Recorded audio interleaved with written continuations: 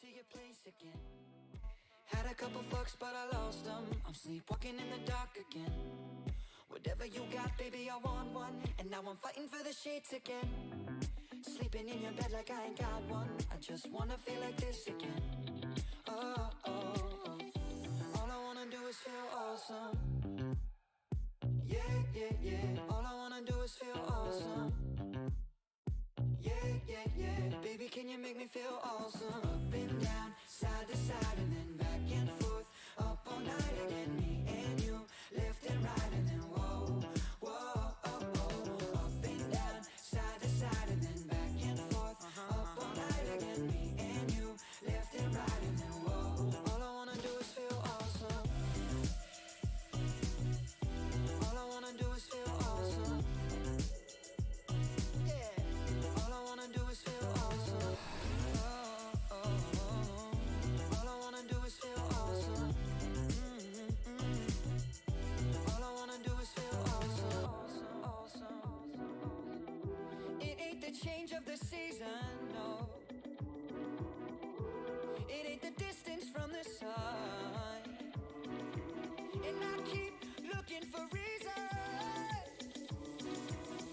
It's you're the only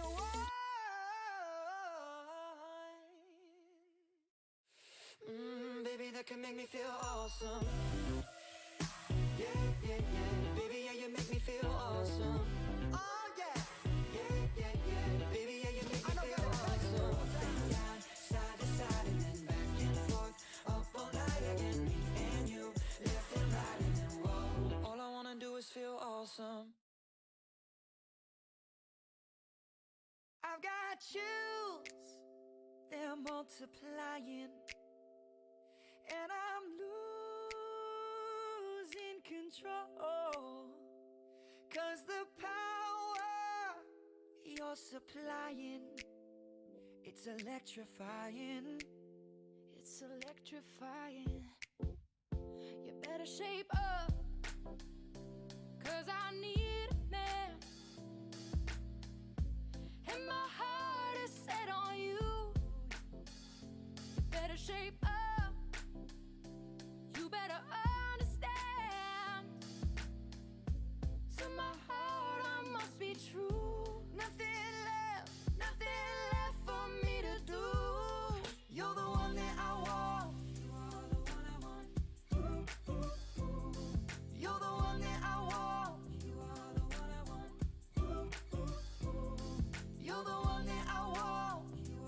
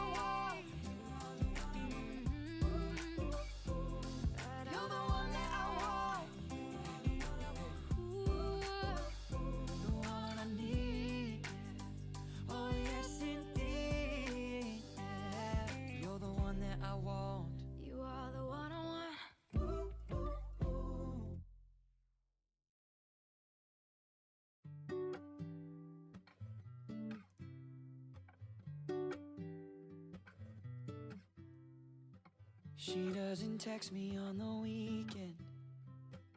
Don't wanna know what she's up to. Calm down. If I close my eyes and focus on my own mind for a while, then it doesn't matter. This love's all I remember. And if it's only for the night, then that would be alright, yeah. And when you're laying there beside him, I hope you crack a smile and think he's no competition. He's no competition when you're with him. His touch, his kiss, your name on his lips. He's no competition. I'm the one you're missing. Oh, I'm the one you're missing. Oh, I'm the one. I always knew that we were different, but I never thought that we'd survive this distance. If I close my eyes and think about all of the times that we said, now that I found it, I just can't live without it.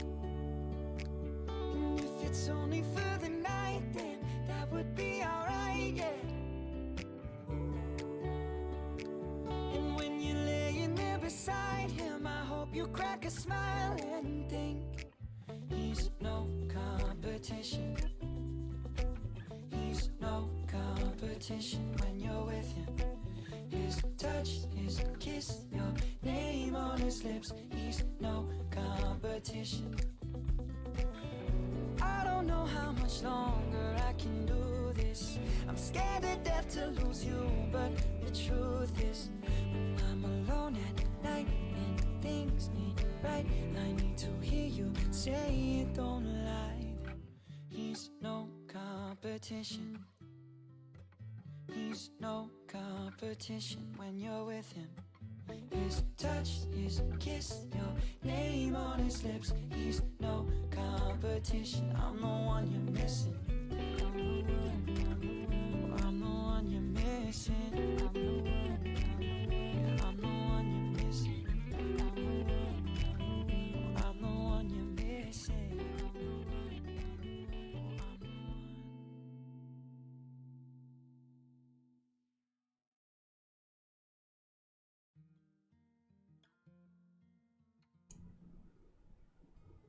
Hey, what's up with it, guys?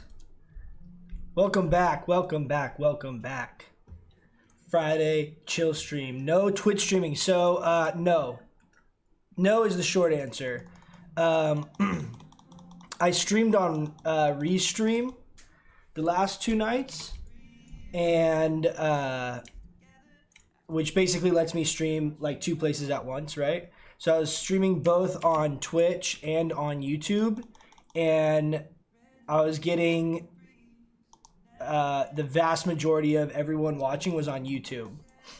So I thought, just as far as like quality of being able to like interact with chat and do that kind of stuff, it would be just easier for me to be on one platform, at least for now. But it was literally like last night, there's 15 people on YouTube and 1 person on Twitch.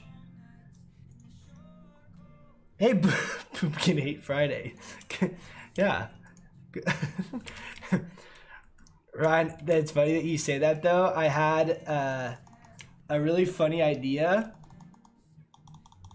I can hop in disc with you here in a little bit if you're not running stuff with everyone, but I had a really funny idea while I was driving today about coming up with nicknames, or a nickname to call all the Moonkin haters.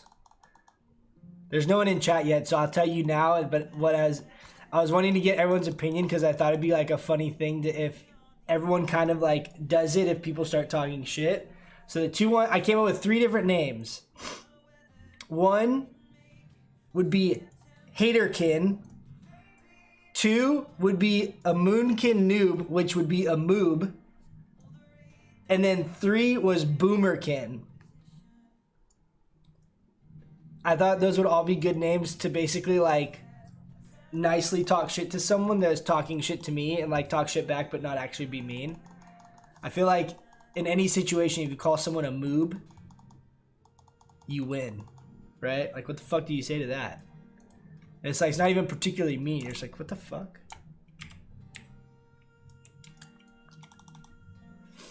But we'll see, dude. I've gotten a couple people in like chat or in YouTube comments, and they like come in just super tilted. I'm like, dude, I don't know why you're so angry. Super tilted. I know I'm so dumb, dude, but it's I think it's funny. This guy came in. Did I tell you this guy came in last night and came in a chat last night. Oh, I need to turn my fucking AC on. It's hot as fucking here.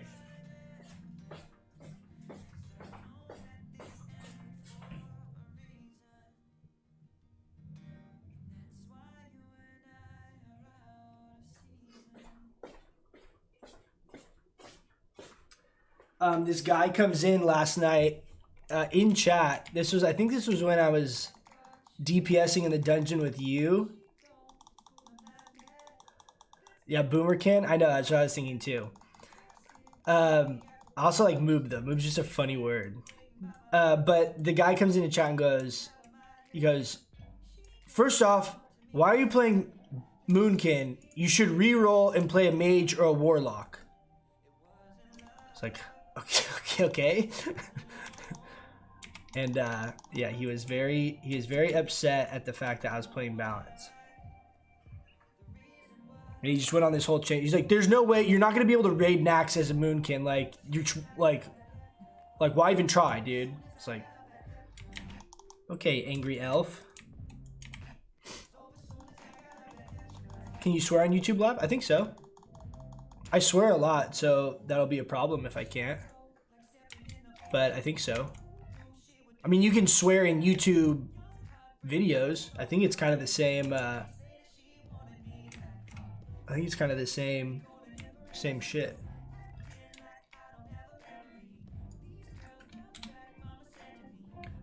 Kyrios is Seattle, right? That's you, Andrew, isn't it?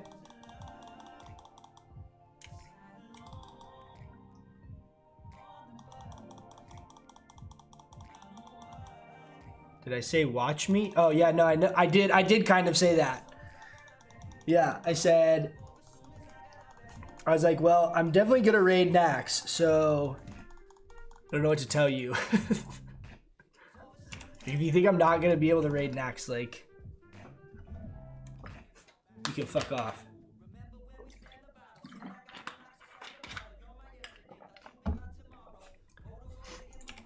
We'll see. We're trying to get as many demonic runes. We'll put these right in the middle of my bag so I can see I have 7.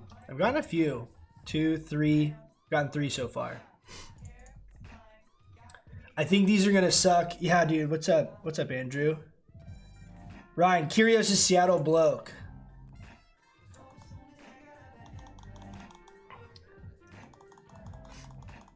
But I'm trying to farm these demonic runes, like start working on farming a bunch of them now before BWL, because I think as we get closer to BWL, there's going to be a shitload of people out here farming them. And there's almost always, every single time I've been out here, there's a bunch of world PvP kind of going on. So I thought it'd be kind of fun to like kill 2 birds with 1 stone a little bit.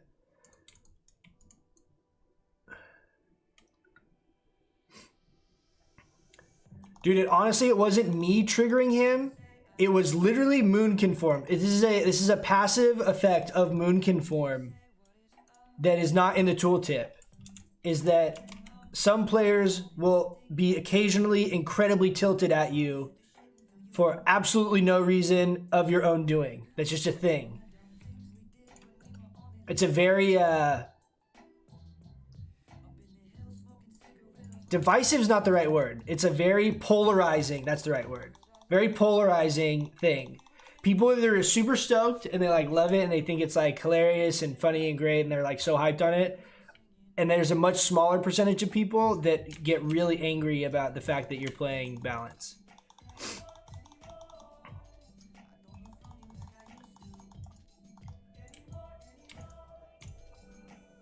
Dude, let's go, baby. 4 of these things already? Oh. Let's go. Are we ready?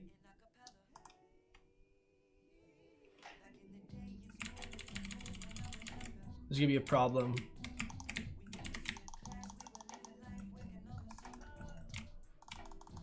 I need to outrange fear. Fuck. Trinket. Kick that one, bitch. I almost have spell reflect up. Shit.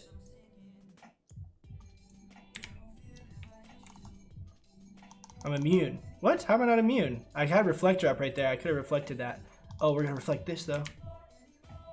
Watch. I'm immune. Idiot. Idiot, what are you doing? Literally just standing here. What's he doing? See ya.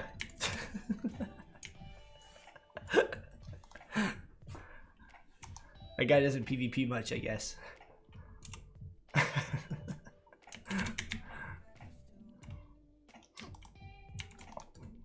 He's gonna come and get me though. He's gonna wait till I'm like half health and I have 3 mobs, and then he's gonna come and jump me.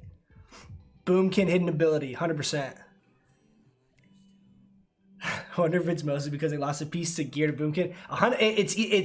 It's some kind of PTSD with some really shitty experience. It could be lost a piece. It could be his guild won't let him raid his Boomkin. It could be that he's had to deal with a really shitty Boomkin. A few hundred more, what, demonic runes? Yeah, I gonna have to farm a lot of these. What's up, Shaggy? You're gonna transfer to Herod? Do it, dude. We don't have raid spots, but you can come and kick it with World Star.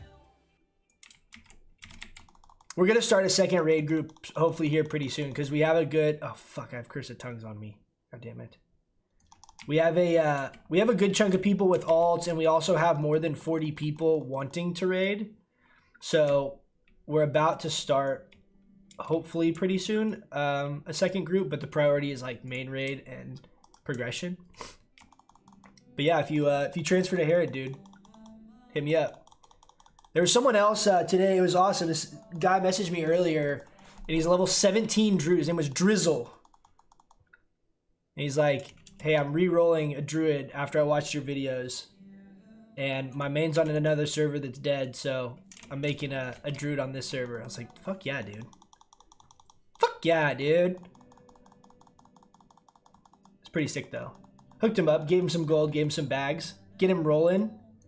It's amazing how much, literally, I remember I leveled once I got a couple of my characters like leveled up and I made a new alt. I sent him 1 gold.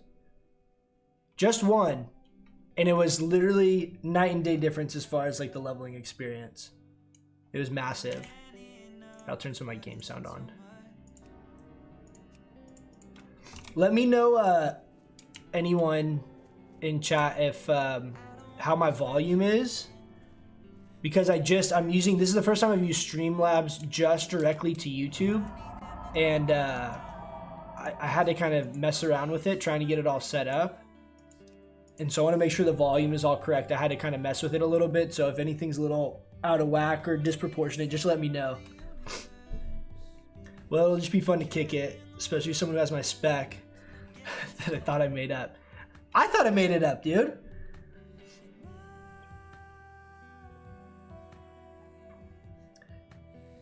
You're an HOH? What's HOH? I'm an HOH. Should I know what that acronym means?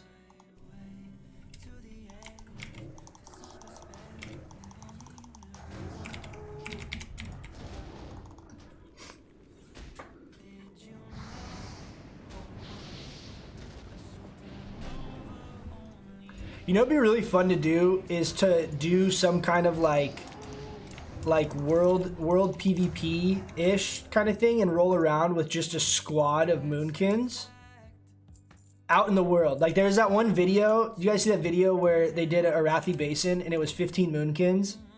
And it's just like this clip of literally just 15 Moonkins just coming up over the hill like in slow motion. It was hilarious. But it'd be great to do that, like be in here and you literally just a mob of 15 Moonkins just running through the forest and just everyone starfires the first person you see. Look at this guy, dude. This guy's got 2 mobs and he tries to sit there and snag it with a wand. Get out of here. Now we're gonna snipe this guy's shit. Watch, he's gonna try and get this. Watch this, bitch. Get out of here. Try and out tag me. I'm the tag lord. Don't be trying to convert a bunch of Moonkin tanks, dude. It's gonna happen. The Moonkin tank army is assembling as we speak. See, I have no sympathy for this guy now because he tried to fuck with me. See, now he's mad. You started it.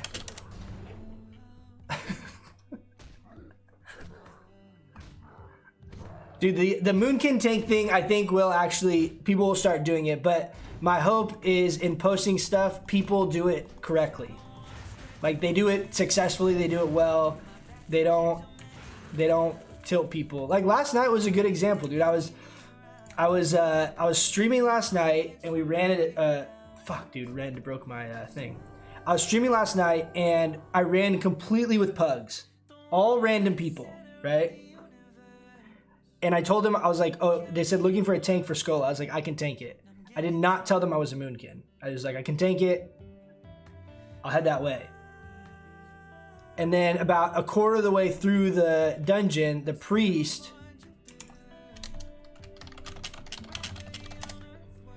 the priest he types in chat, he's like, I think I really like the Moonkin tank. Like, he was stoked on it. So it's like, you have those interactions 50, 60 times, then the community starts having a little bit of a different opinion about the more unorthodox specs. But everyone's gotta, you know, do their own homework, get your gear and stuff before. Don't be, oh shit. There's a guy, Shadow Priest. I just literally took off the Shadow Trinket. Let's put that shit back on now. Is he gonna jump me?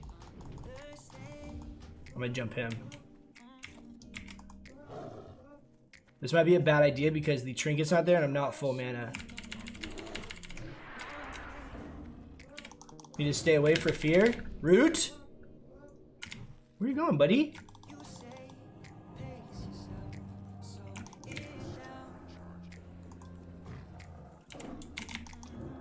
I think I can outrange him, yeah.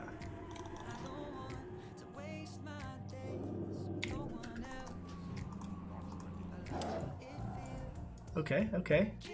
Okay, come on. Mom blast me.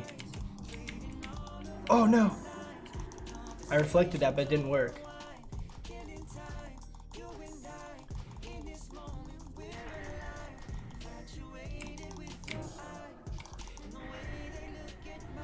Holy shit, dude, I hit the wrong button on my reflector. Oh, that feels so bad. I hit one button too far on my mouse. I didn't hit my trinket button. I would have reflected that Mind Blast. That would have been GG. Fucking misclicks, dude.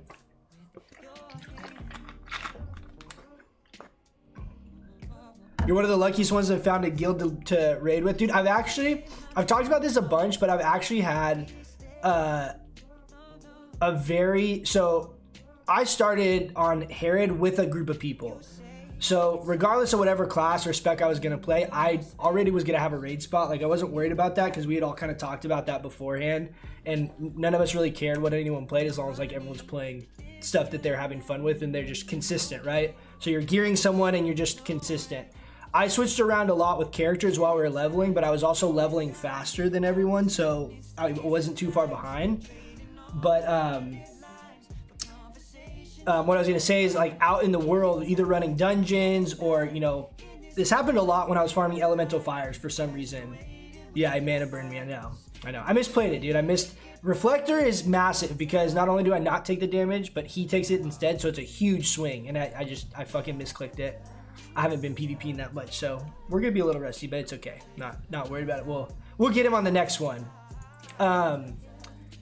But what I was gonna say is, out in the world, I was farming elemental fires, and people would, you know, hit me up and say, like, "Hey, you're a Moonkin," because I'd be out there, like, obviously in Moonkin form, and they're like, "Hey, do you have a raiding guild? We're looking for a balanced druid for our core raid."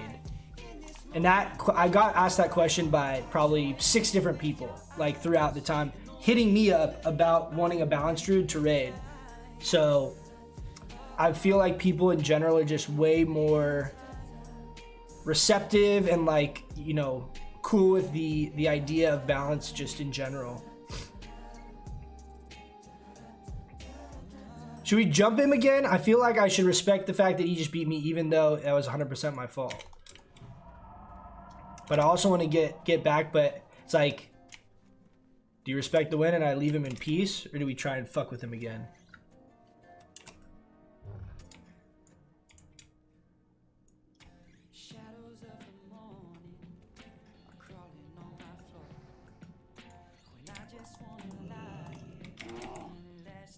I think we had some world buffs there too. That might have been an unfortunate death. They're kind of close to being up, I think, though. I think I'll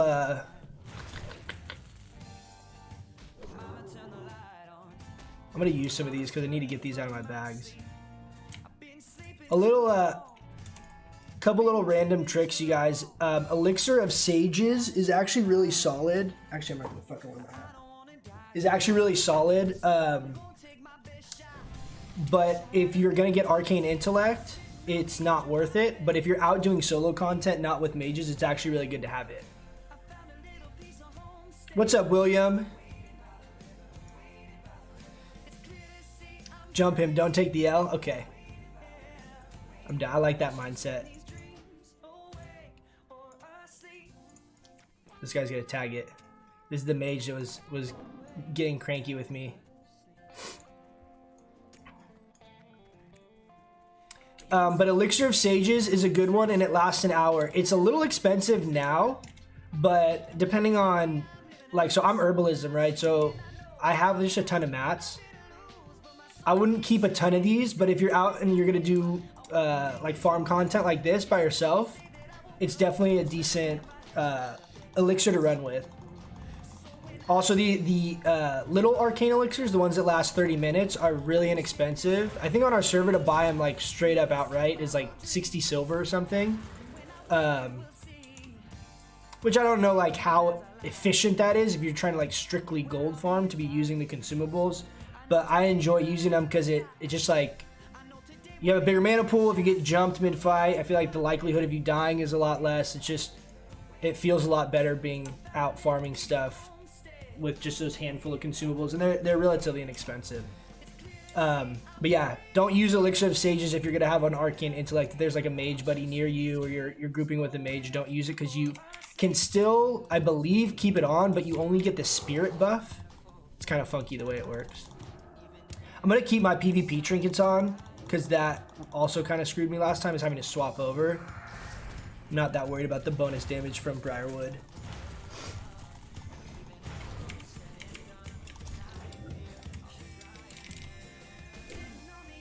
But we'll see, man. Yeah, trying to get ready for BWL. Try to be a little preemptive. Do this for a little bit. Maybe we'll run some dungeons, do some other stuff. But I want to start trying to farm up demonic runes more consistently, so I'm not having to do it for some long stint of time in preparation for raid.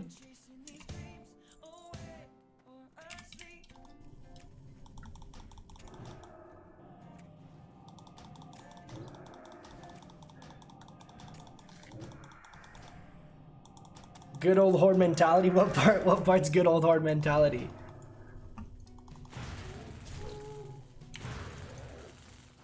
Dude, we are killing it. What is that, 5 so far? 4 so far?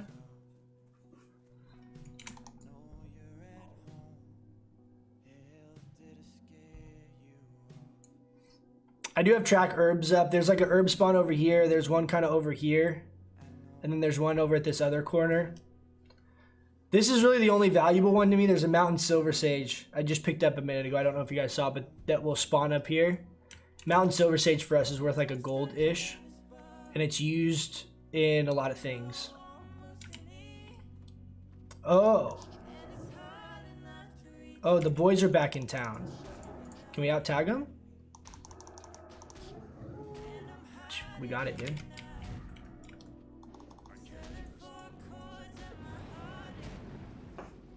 Getting beat that not give respect to your opponent. I did respect him. What do you mean? I left him alone. I could have cat form jumped him, which gives me a massive upper hand compared to trying to feral charge him and root him while he's mounted. It's not a very efficient opener for me. Oh, there he is, dude.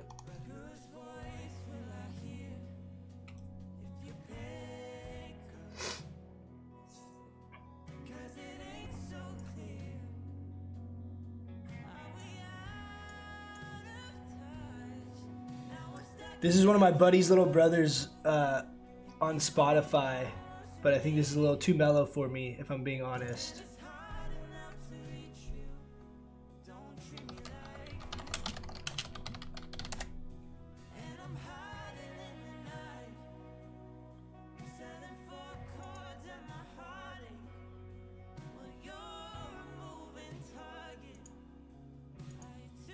Let's try this.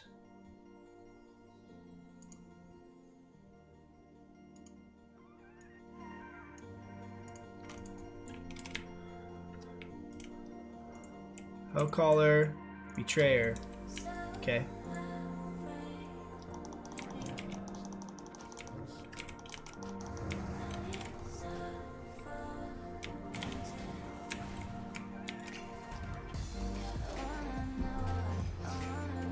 Talking about Curios. Yo, he's just trying to get that PvP content. I get it, I get it.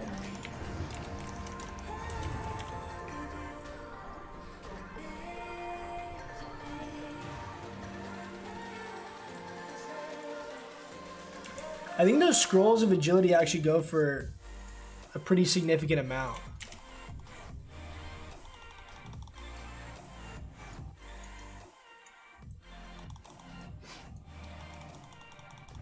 How's that volume, guys? Does everything sound okay proportionately?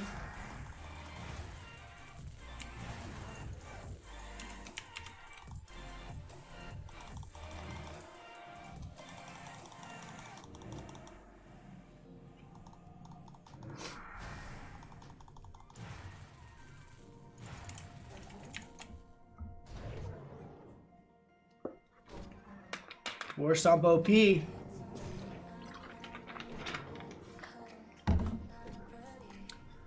War Stomp is OP, actually. Not gonna lie. War Stomp is very, very, very strong. I think about that a lot because I use, especially in PvP, I use War Stomp a lot. And I think about like because we had really considered, our whole like group had considered going Alliance. At one point, it was a big discussion back and forth. And I was thinking like, if I ended up playing a Night Elf Druid in PvP, I think I'd be really tilted that I didn't have War Stomp. Volume's fine, cool. Okay, thank you.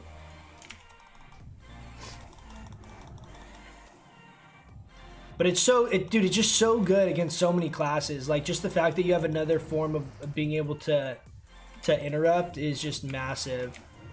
Rank 1 Moonfire.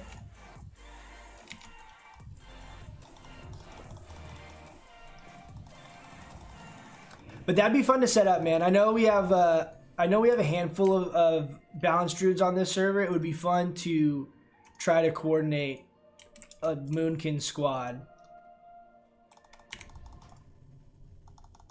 You know what we could call it? Moon Clan. Dude. Moon Clan. And just roll around.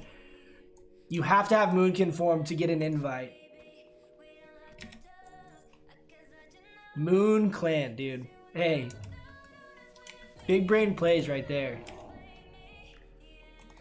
It's gonna happen. Eventually when I find a squad of druids that's willing to play Moonkin and go roam around the world, moon firing everything, we'll make it work. Oh, there's our friend, dude. There he is. Okay. Okay, I see you.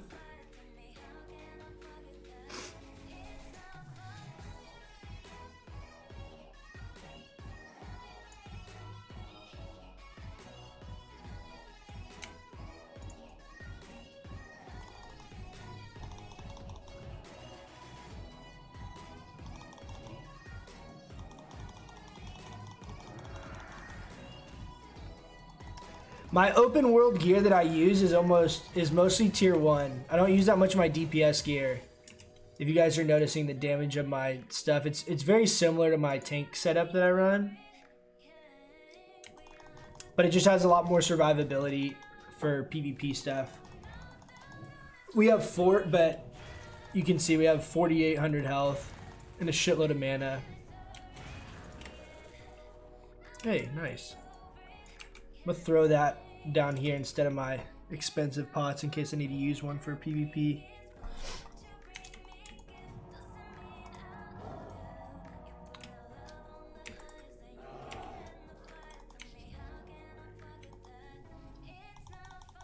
This is surprisingly uncontested from both like Horde and Alliance. Not a lot of Friday night demonic rune farming, I guess.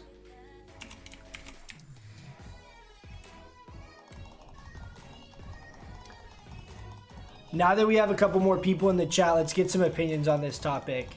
What I was saying right at the beginning of stream is there's always people either coming in a chat or coming in like commenting on a video, super negative, like really pissed off responses to whatever's going on. You can tell they just are adamant on hating on Balanced Druid. Like, your performance is irrelevant, everything is irrelevant. You're playing the wrong spec. You need to re-roll to another character, right? And so I was wanting to, all those people in my mind kind of all like in the same category, if you will. And so I came up, there's 3 names that I want to hear what people will think is the best one. 3 names to call those people to basically nicely tell them to fuck off. One is, what was the first one? Is Haterkin. Haterkin's number 1.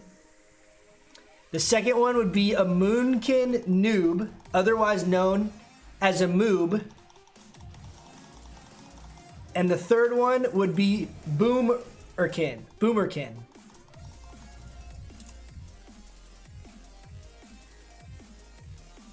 Haterkin, moob, or Boomerkin.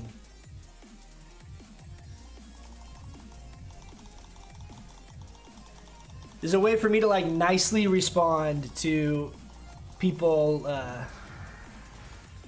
talking shit. Because I'm not trying to be mean.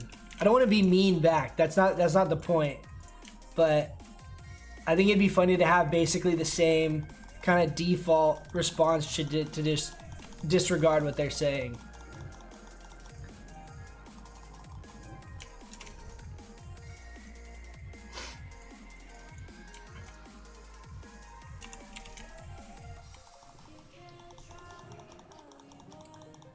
You vote Boomerkin too? That was what Sabbath said. Boomerkin. That was my dude. Okay, Moob was literally like what I was thinking in my head. Like, all right, Moob.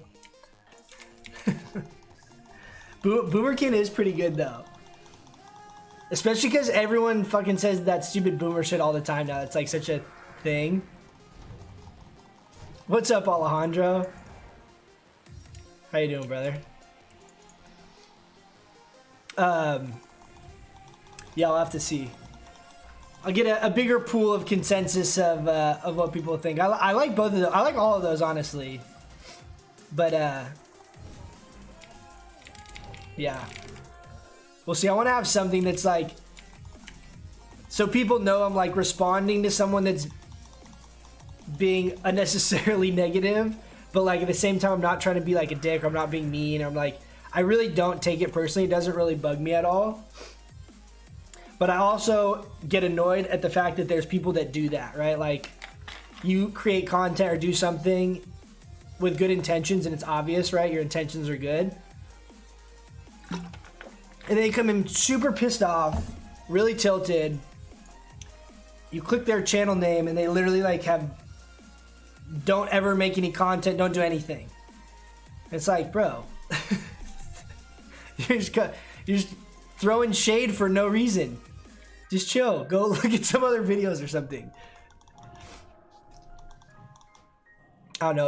It bugs me as someone that's like made content for a long time when people do that. It's like I never go to someone's page and just start talking shit on what they're doing. It's like, just go to a different video. Like what? Go to a different stream. Go somewhere else. It's like if you don't enjoy it, that's totally fine. To each their own, but unnecessary negativity. Just another night. I feel ya. I'm just feeling better. I was feeling really shitty the last few days, to be honest. I've had really bad headaches. You know, like the kind of headache that's like in the back of your eye, like behind your eyeball. I've had those kind of headaches, and I've had like this really weird ache in the middle of my back, like where my spine is, right in the middle, which I've never had that before. And I literally just woke up one morning and my eyes were aching and my middle of my back was aching. It's like, dude, I'm getting fucking old. What the fuck's going on? I've gotten 2 of those, dude. But yeah, I was feeling pretty rough for a couple days there, but I feel a lot better today. Just chilling. I think maybe we'll run some dungeons here in a little bit. I know a couple of our guys in our guild are trying to finish farming up some of their pre-raid bisque type stuff. Ooh. Okay. He's drinking. This is what we're going to do. I'm going to drink. We're going in prepared. 1v1. He's full health. I'm full health. Battle to the death. Well, he's starting to fight something, but it's okay. I'll wait till he finishes. Let's go ahead and sprint up.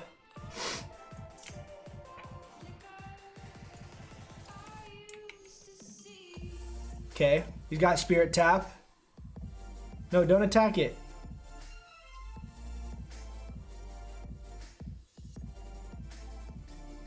God damn it. I want to be fair, dude.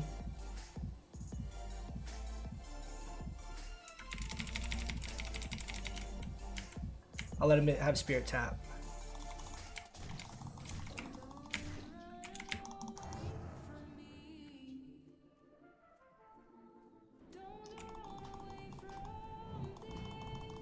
Oh no, dude.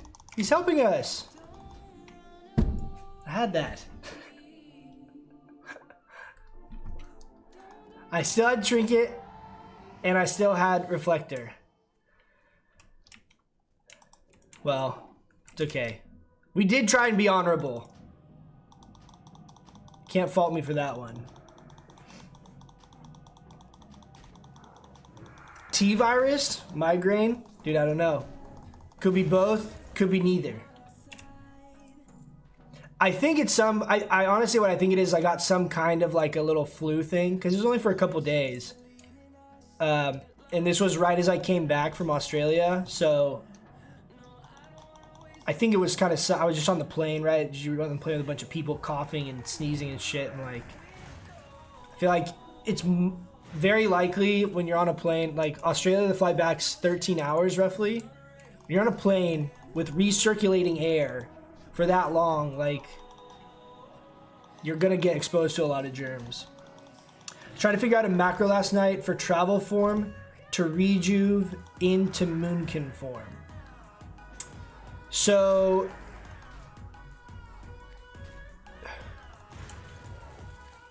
there wouldn't be a macro to do all of that with one button unless you did a cast sequence.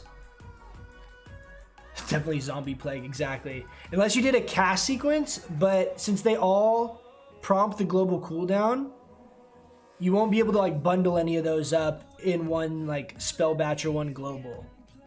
Right, because if I cast travel form, I have the GCD. You could have a cancel macro, or sorry, cancel form rejuve. So you're not having to click.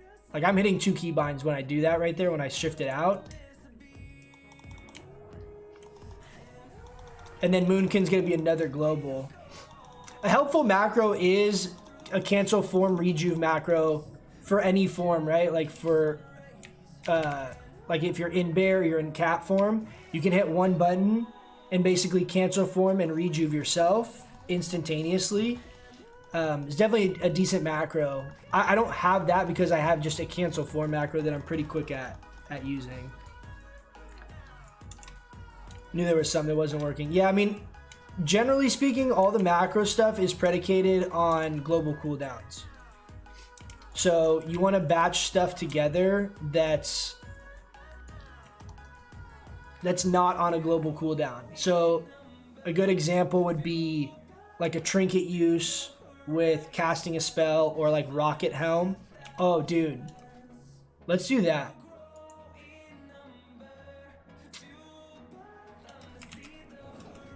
Let's I only have one charge of Goblin Mortar here, okay?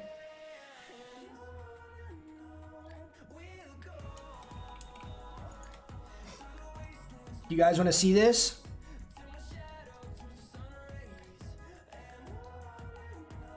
I'm trying to think in my head of how to pull this off. We're going to try to 100 to 0 this priest.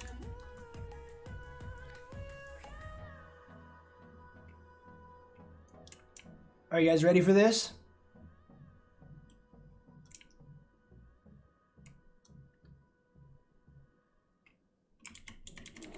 Here we go. He's gonna fear me, I think.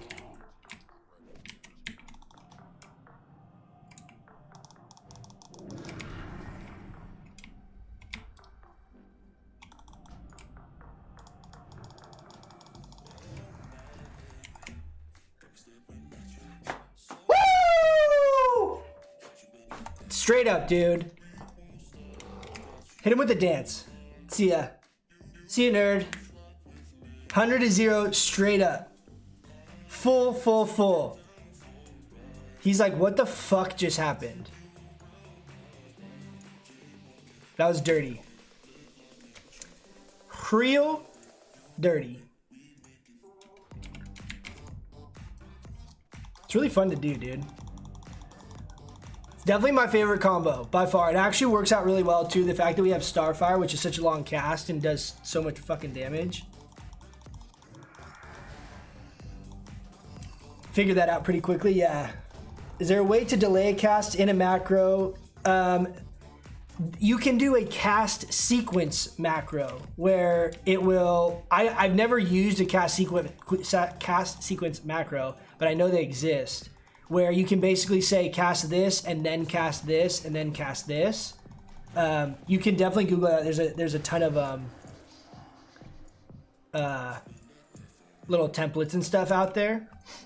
I'm assuming they work in Classic, since basically the macro system in Classic is almost identical to retail.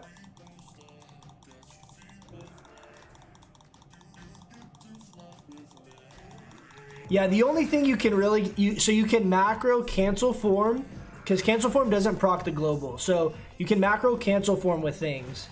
So think of it as if you want to go... Say, so you cast travel form, right? Because you have travel form on a keybind anyway, right? You're casting travel form normally. Then you can have either just a cancel form macro, which is how I do it, but you can also have cancel form into some form of a self cast. So you could have cancel form into like abolish poison, for example. Like I have cancel form in front of this. So for example, if I'm here, I can cast it on myself. Oh, sorry, it's wheel up. It cancels form and casts abolish poison. Abolish poison. So cancel form you can macro into stuff. So for that, what you were talking about, travel form into rejuve into Moonkin form, the only part of that you could really macro together is the cancel form rejuve, which would happen instantaneously. And I don't know, like if you did cast travel form / cast cancel form / cast rejuve, I think it would kind of be a little screwy. Like if you spammed it or something, it wouldn't work correctly potentially.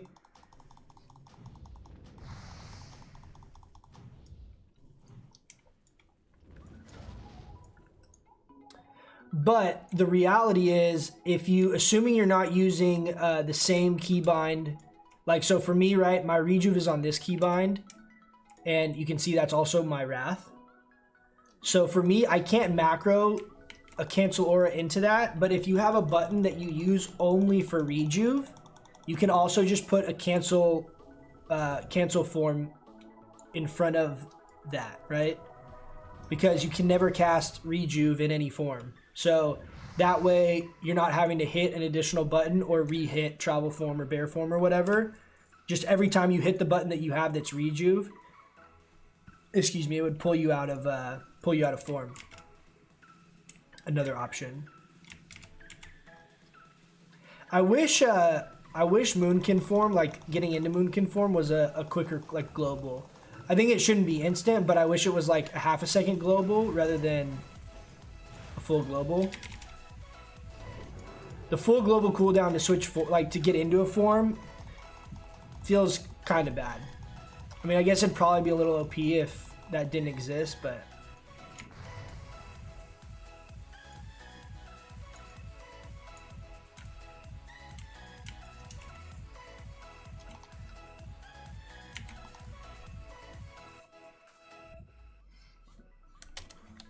let's see, is anyone trying to run anything?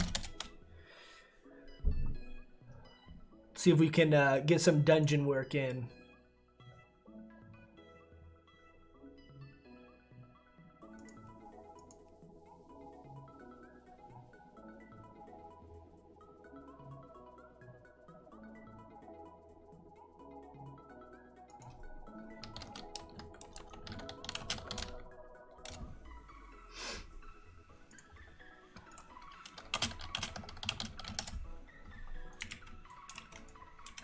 We'll see. There's someone running a Skolo group.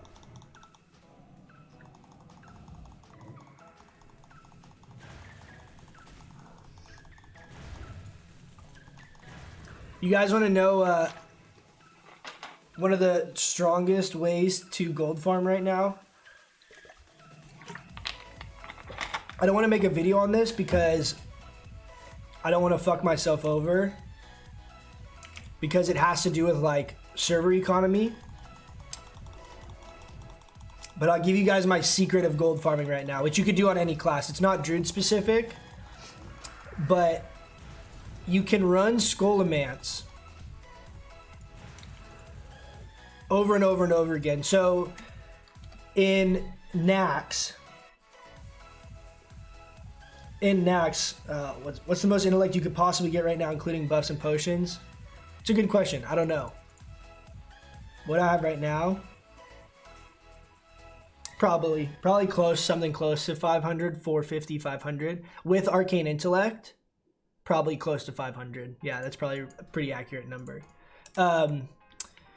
You can run Scholomance, and when Naxxramas comes out, you need to get Exalted with Argent Dawn. Ideally, right? There's a attunement to Nax. I don't know that much about any of this stuff in Classic, by the way, because I played Classic, but I was like 12. And, you know, I was a little 12-year-old dipshit running around, didn't really know what I was doing. And I was like doing probably 8 DPS and being carried through raids that someone would randomly let me come to, rarely. So I didn't get to like raid Nax or do any of that kind of stuff back in the day. So all that stuff for me this time around is going to be all new content. But come Naxxramas, there's an attunement, and if you're exalted with Argent Dawn, it's significantly less expensive as far as what you need to actually do for the attunement.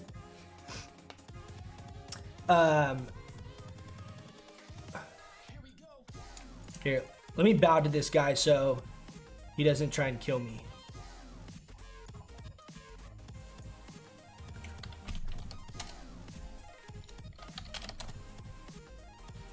He just tried to fear me right there and he fucked up. You see that? Did you guys see him run at me? I just don't want him to jump me in the middle of me not paying attention.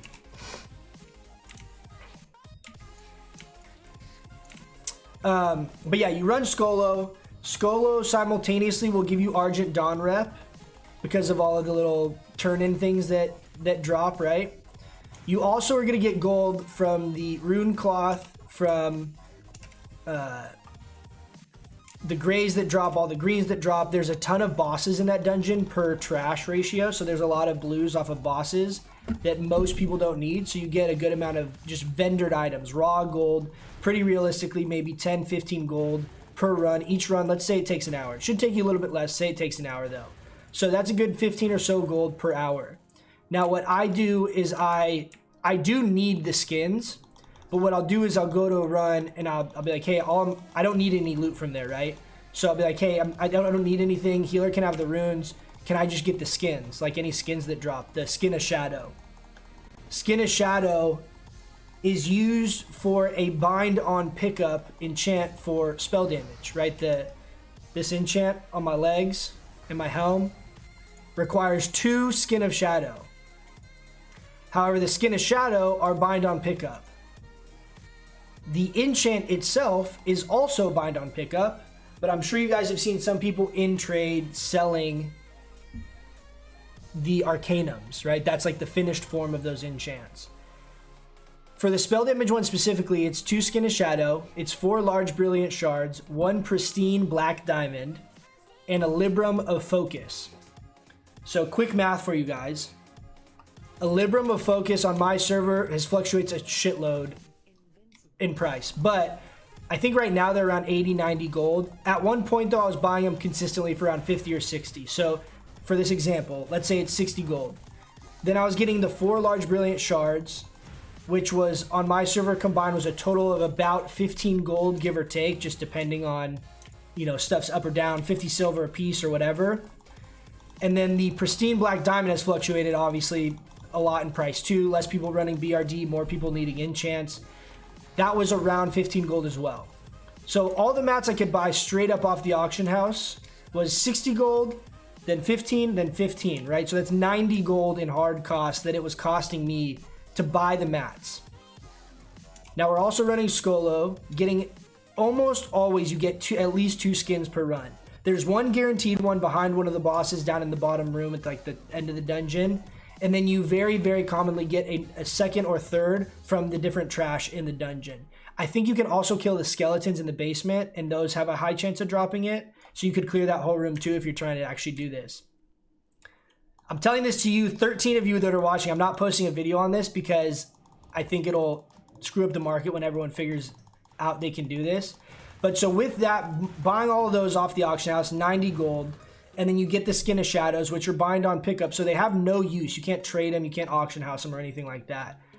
You can then go to Dire Mall North, turn in the quest once you've bought the Librum. You can only carry 1 Librum at a time, but you can turn in this quest, and then you get the Arcanum, which is another little, you know, it's a little item in your bag, right? And then you can, you know, right-click it and cast it on your helm or your legs to enchant it. Now, you can cast this on someone's item that they open trade and put it in the do not trade window, the same as enchanters can enchant items, right? What ends up happening is you can sell the completed enchant. I was selling them pretty easily. It was maybe taking me 10, 15 minutes of spamming. I was just kind of doing it when I was AFK in Ogremar. And you can sell the completed enchant for around 150 gold, which is 60 gold profit on top of the hard cost of what we paid off of the ship for the auction house, right? So you're making, what that equates to is that each Skin of Shadow has a value of approximately 30 gold, right? A lot of people don't know that. People don't think about that. They don't understand that because they don't know what the Arcanum can sell for. They don't realize what it goes to. People don't know what it's used for. There's all kinds of things. People just don't really understand what it is. It requires a little bit of effort. It's kind of a pain in the ass because you got to run to Dire Mall North. You can only have one of the Librums at a time on you because they're unique. You can have them in your mail, but on your bags, you can only have one, right? So you can like mail them to your alts and mail them to yourself and like run back and forth from, you know, whatever, Feralis. There's a bunch of ways you can do it if you're trying to really optimize it. Point being is it takes like, you know, 10, 15 minutes to go turn in the Librum and get the enchant, which is not that bad. All the while, for you to get those skins, you spend an hour in Skolo where you're already getting gold. So you're getting in the ballpark. I haven't done like specific math on this, but just based off the 1,000 runs I did trying to get the stupid burial shawl shoulders, you're getting around 15-ish gold per run in raw gold. You're getting the rep stuff for Argent Dawn, which is valuable. You don't want to wait and have to grind out 1,000 runs in Strat or Skolo, before Nax. So there's some kind of inherent value to that that's not really quantifiable via gold.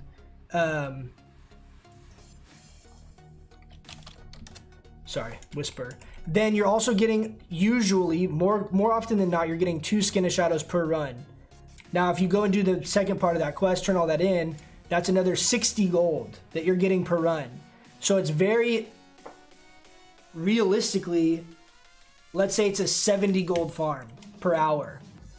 That one is not really like farming. You're running a dungeon, right? So this is a great way if you're helping people. Say you're helping, a hunter friend gear up or a warrior or whatever. It's a great way for you to basically get items that no one needs. So you're not hindering any loot from anyone else. You go and do a little bit of extra work outside of finishing the dungeon, finish the Arcanums, and then you can sell the completed enchant in Orgrimmar. Now, the books have gone up a lot on our server, which makes me hesitant to actually try and do this right now because some random person put one up for like 500 gold. Just, what is that? It's a shitty leather head, whatever. Got excited. I thought I got something cool for a second. But it's a great farm, in my opinion, because that's a really efficient gold per hour.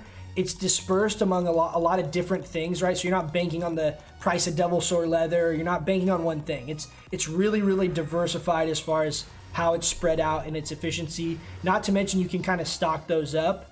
And, if there's a dip in the Librams, you can buy a bunch of them out kind of to forecast making money on them. Because there's always value, dude. Everyone gets their tier 2 helmet. All the mages, all the warlocks, they're buying it. If they don't have it, they're buying it. So there's always a market for it prior to Phase 4.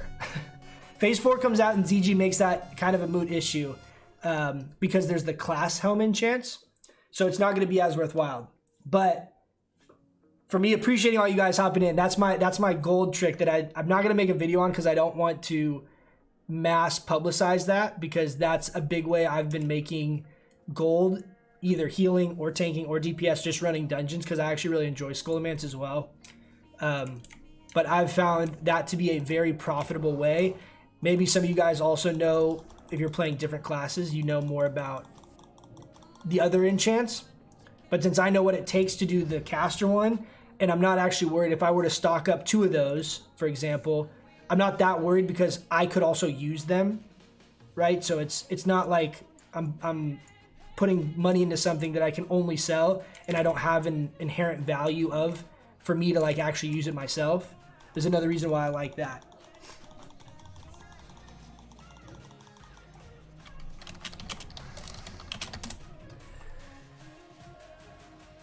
Why do I not open with Starfire? So the reason you can open with Starfire, but what I'm trying to get in the habit of is for Moonkin tanking, when I've been running the dungeons, if you've seen any of that content, I do this. I go Wrath into Starfire, and then we go into Moonfire, because you can see Starfire gets about halfway through its cast before the mob actually aggroes. So what it does is it lets all 3, both your Wrath, Starfire, and Moonfire, hit within like a 1 to 1.5 second window, which allows you to get a really big initial kind of burst spike damage. So I'm used to just opening with Starfire, but this is a more effective way on gaining a good amount of threat in the dungeons, and so I'm trying to kind of train myself to use this a little more. It's also really effective in raid. Squeezing in that extra Wrath before you cast Starfire does 2 things. 1, it lets you kind of front load your initial burst on the boss. 2, it allows you a chance on your first Starfire to get a Nature Grace proc. So if you open on a fight and you go Wrath into Moonfire, you have a really high chance of getting a Nature's Grace proc, getting a crit off of one of those 2 spells, making your first Starfire cast reduced by half a second. So it's actually a really efficient opener as far as DPS. But you don't want to Wrath Moonfire if you're tanking, because you'll initiate the mob running at you, which you're trying to hold that off as long as possible. Are twink items going for a lot on your server? In general, yes, they are. That's another good example of what I said about the Arcanum right there. It's the same thing. I had one warlock buy 2 of them from me. A twink warlock, he was level 18 at the time. So I think that the health one is better, but for twinking, but the health one is more expensive. And depending on what the class is, some people are trying to maximize the spell damage. So that's another market that gold making method I've been using is kind of relevant. So I think there's always going to be some kind of market for it. It might be less profitable, but basically in turn, what that means is that Skin of Shadows are worth 20 gold a piece instead of 30, or 18 gold a piece instead of 30, or whatever. But it could also work the other way too, man. You could get to where there's no Librams on the auction house. No one can get. They need the enchant. No one can get the stuff for it, and people are paying you 60 gold per skin. Basically, they're buying it for 200 gold or 220 gold. I mean, you don't know. A lot less people are running DM, so I can see those enchants going up in price just because of the book cost. Can I mouse over my gear real quick? Yeah, sure thing, man. So this is what, let me kill this mob real quick first. This is what I run in open world content when I'm out in the world and there's a risk of either getting ganked or I think there's a chance PvP might break out. But we're rocking 5-piece of the tier 1. So I got my tier 1 chest, my helm, my bracers, gloves, and legs. Then we got Cyclone Spalders. We got Star of Mystaria as our neck piece. I got Saffron Drape, Banthok Sash, and then we got Boots of the Shrieker, which I like these because I do have my tier boots as well, but these have a little bit of spell damage on them, and they have shadow resistance. So it helps, these are good, like just really well-rounded boots. So I really like these. I use these all the time. Dragon Slayer Signet, which is off the Ani Head Turn-In, Cyclopean Band, and then my trinkets I mess around with just depending.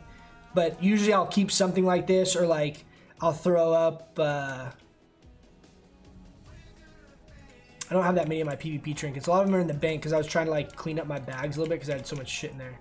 But I do this, and then I use Therazane's Touch in my offhand because out in open world you're using Wrath, so you don't necessarily want to use Tome of Arcane Domination. You want to use Therazane's Touch. This also increases your heals, right? Whereas this is just arcane damage. So this is significantly better for open world content where you're going to use Wrath at all and or heal yourself. And then we got our stupid Time Worn Mace with 30 spell damage on it.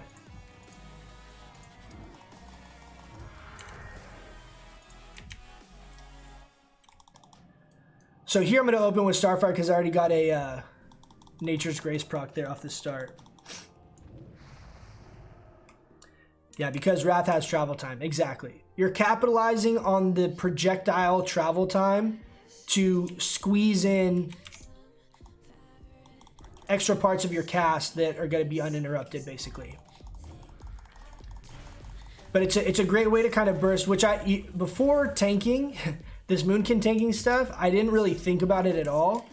And then I started messing with it with Moonkin tanking, and it made me think about doing it in PvP, because even if something's rooted, like, it's going to break right before the Wrath hit. I mean, right before the Starfire. So it's still a really high burst. If you get all 3 of those to crit, it's a massive amount of damage, dude.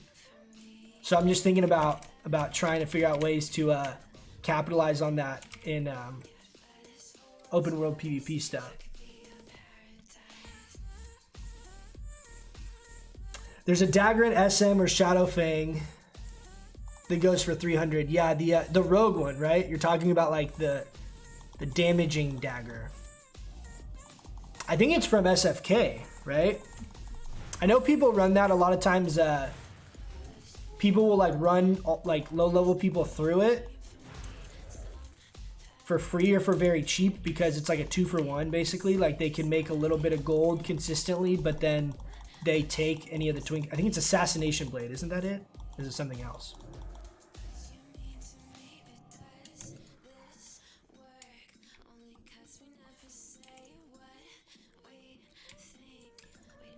Someone in my guild just hit me up. No, actually, I'm gonna wait.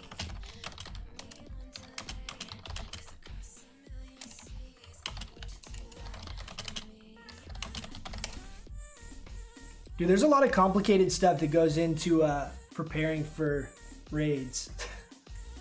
The next tier, like, we're trying to run So what I want to do is run 2 separate Onyxia groups with our guild, even if we have to pug a handful of people, and get 2 skinners in each group to make sure that we're able to skin Onyxia each week twice, or each reset, because the reset's what, 5 days?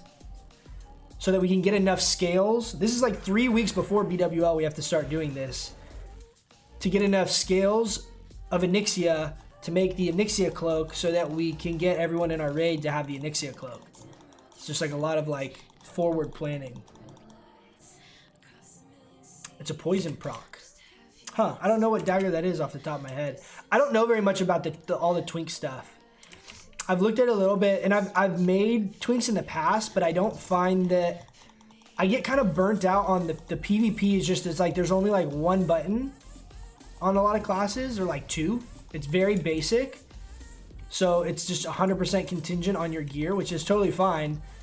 But if you don't spend like a lot of gold on your gear and getting really optimized stuff, you just lose to the people that are like diehard twink players. But I've thought about messing with it as just kind of like a time filler. Finally, dude, that was such a long period of time since the last one we got. Holy shit. Yeah, we've only gotten like 2. I jinxed myself, man. I was all hyping up how many we've gotten, and then we only got 2 in the last like 40 minutes, 30 minutes.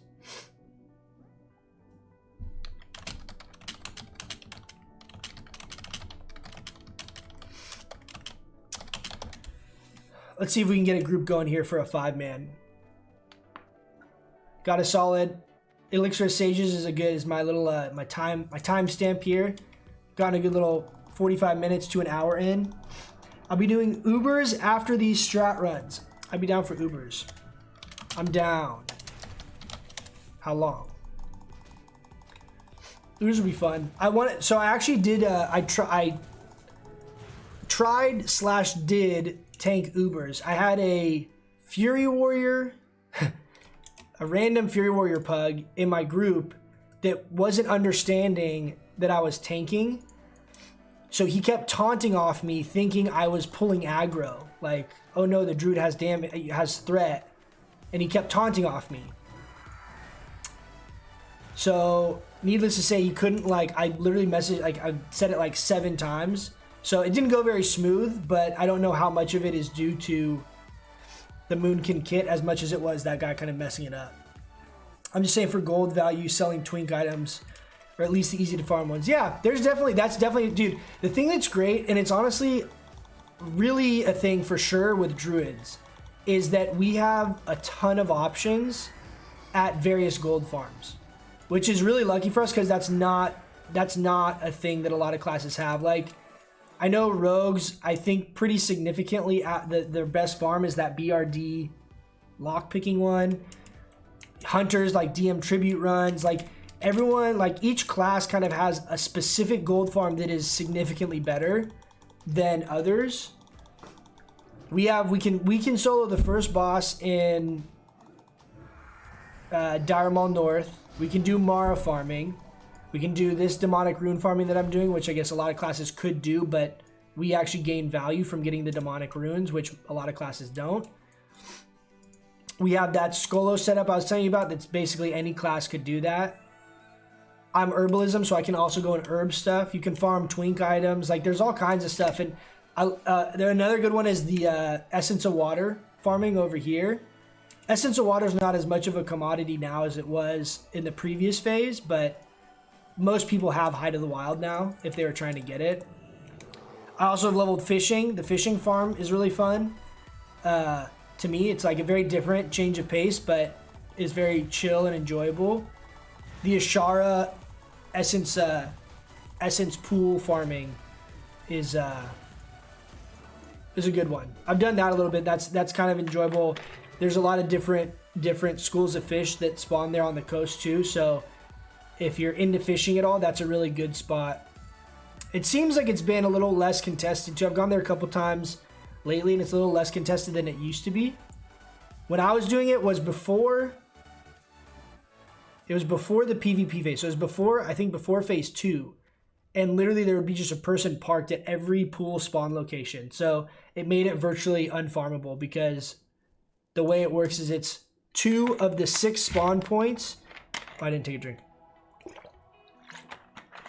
2 of the 6 spawn points spawn once every hour. So if there's a bunch of people camping there, they're gonna fish the pool before you can get there. So it's one of those things, if it's being camped, it's not very effective at all. So it's kind of contingent on who else is out there.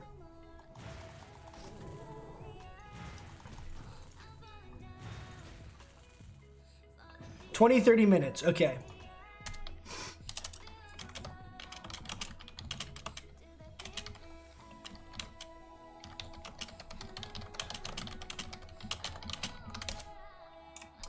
We're gonna do a mostly guild Ubers run. We'll see. We'll try and convince Sabbath to let me tank instead of him. I don't think he'll let me do it, but we can try and Moonkin tank Ubers, or at least part of it. Oh, what I was gonna mention on that earlier too is it's actually kind of problematic for us because on Rend and I think General Dracasash, whatever, however the fuck you say his name. The chromatic dragons have an increased mana resistance, so we do significantly less damage to them. So that is kind of problematic for Moonkin tanking that if you're the only tank, but it's easily fixable by like those handful of mobs that's relevant to. You can just have like a Fury Warrior tank them or whatever because they're not particularly hard hitting. My endgame goal, I know Cargos has talked a couple times about trying to tank Ubers and like that's his goal. My actual goal is to tank Molten Core, not in its entirety, but a handful of different bosses, any of the single target bosses. Like potentially I could see maybe Golemag, but Golemag does like a ton of damage, maybe Magmadar, things like that. But it would be contingent on needing more hit gear. That's a really big problem for us because, dude, wow, there's so many of these guys. Okay, let's do a big pull. So you can't pull these Hellcallers are the casters. So like if I pull these two guys, they're both just gonna fuck me up. But we can do this. Here, let's do another little trick we got going here. So this is the Ramstein's Lightning Bolts. I mentioned this in a video. This is actually a really good trinket, especially for Moonkin tanking. This is massive on AoE pulls. Really undervalued. I know a lot of people initially when the first time it dropped were like, oh, that thing sucks. Okay, I'm going to actually switch this pull the other way since that other Hellcaller spawned.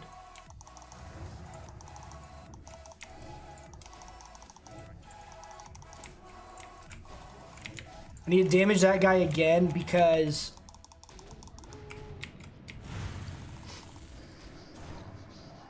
there's like it's like a 10-second reset timer or something where if you don't attack the mob, it'll reset.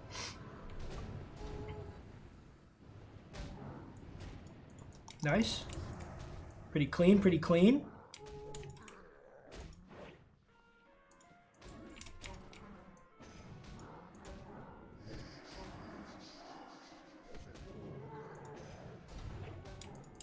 And we had another one spawn.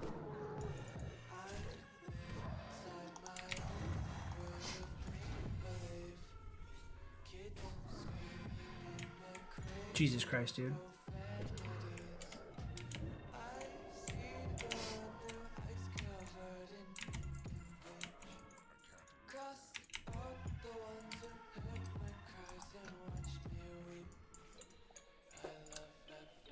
Trayer, Trickster.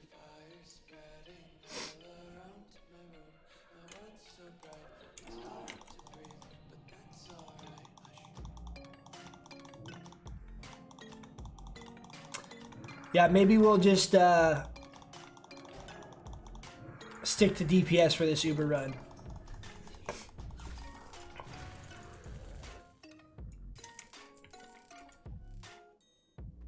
Oh, nice. We got some herbs over here. Nice. Plague Bloom and Dream Foil. Both good. Dream Foil. So Dream Foil is a big one. Dream Foil, Mountain Silver Sage are, for me at least, what I am always after. Dream Foil is used for our arcane elixirs, as well as I think Mountain Silver Sage, and then I believe it's Mountain Silver Sage and Ice Cap. Is that right? Or is it Dream Foil and Ice Cap for the mana potions? I think it's Dream Foil and Ice Cap. But Mountain Silver Sage is about a gold a piece. Dream Foil go for like 60 silver a piece, 80 silver a piece, something like that.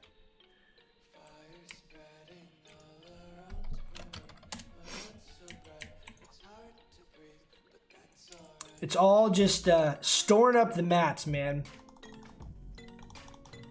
Storing up the mats. We're pretty ready though. I have a decent amount of gold going into BWL. Even if I get no more gold from now until then. So I'm sitting okay as far as gold. I have a few Black Lotus for flasks. But I really want to wait to use those until I get a weapon and that trinket. If I can. Because no matter what, I'm super gimped. Super gimped without those items.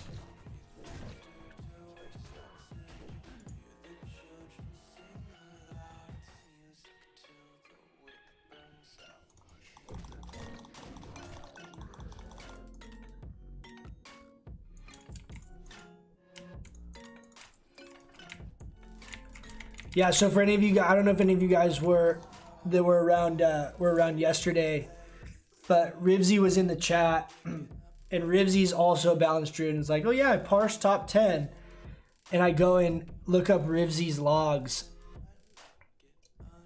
The dude's decked out.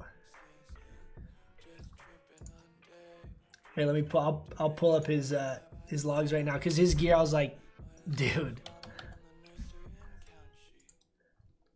He is dialed in, man. I was very envious of his gear.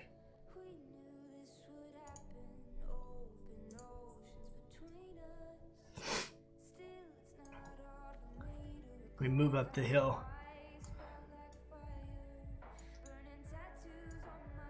So, this is his gear setup right here.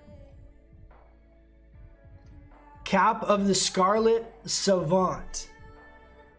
This is a helm that is a total pain in the ass to make. It is very expensive. It costs probably $5. There's a reason why you don't see people running this. But the 2% spell crit is super good for us, and it has a lot of raw stats on it. Very good helm. Choker of the Fire Lord off of Rag.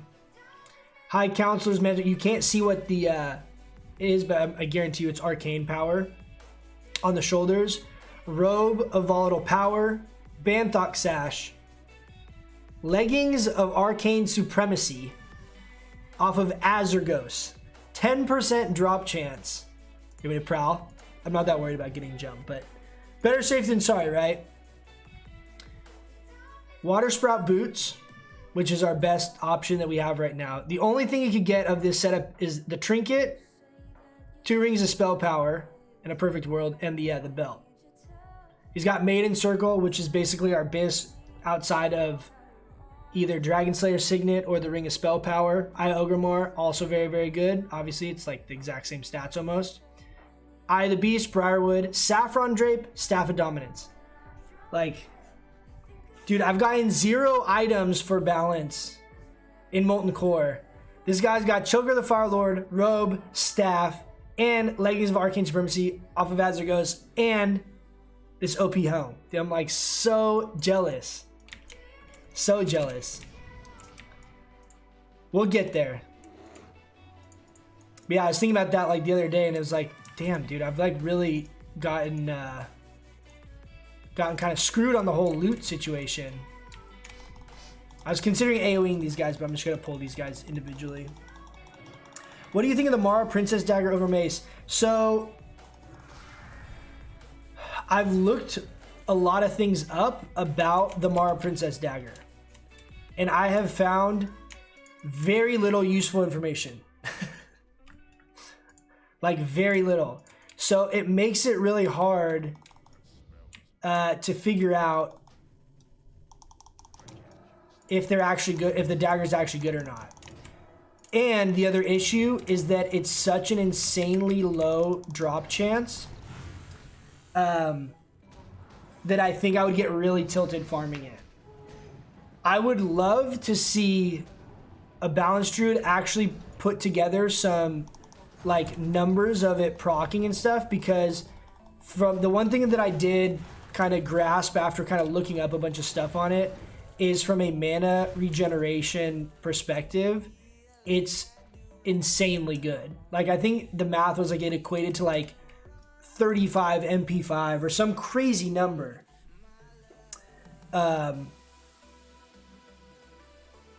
You tanked Garmobs as Boomy? Dude, are you for real? Did you film it at all? I'd love to see that. That's actually a really fucking good idea. We were talking about that. We did a new strat like that kind of for Gar. That would actually be kind of interesting to do. You just Moonfire everything and just Hurricane, right? And you just kind of sit there and hold aggro. The tanks can come and pull off you. You kill them one by one there at the end. But back to the Mara Dagger, what I was saying is I would love to see someone actually do real like math on that as far as how it actually works. I think it's kind of a sleeper OP weapon a little bit for us. Yeah, dude, I'm super. Post the video in chat. That's awesome. Dude, I obviously I have to support the fellow Moonkin tank. Let's be real. Come on now. Yeah, post in the chat. I don't know if it'll give me like a prompt to like approve it or whatever, but yeah, man, I'd love to see that. Let me see. I'll pull up the video or the stream on YouTube too and see if it prompts me with something. But I think that dagger is a little bit kind of under the radar strong for us with everything that I've read on it, because our biggest downfall is our mana efficiency, right? How do I watch my own stream? How do I pull this up? Guys, I'm new to this whole stream thing, okay? Bear with me. I'm on the wrong tab. But I think that's going to be very, very strong for Boomkin if you can get it, because our biggest downfall, what I was saying, I got distracted, is our mana regeneration. And from what I understand, it has a really decent proc rate, and the mana...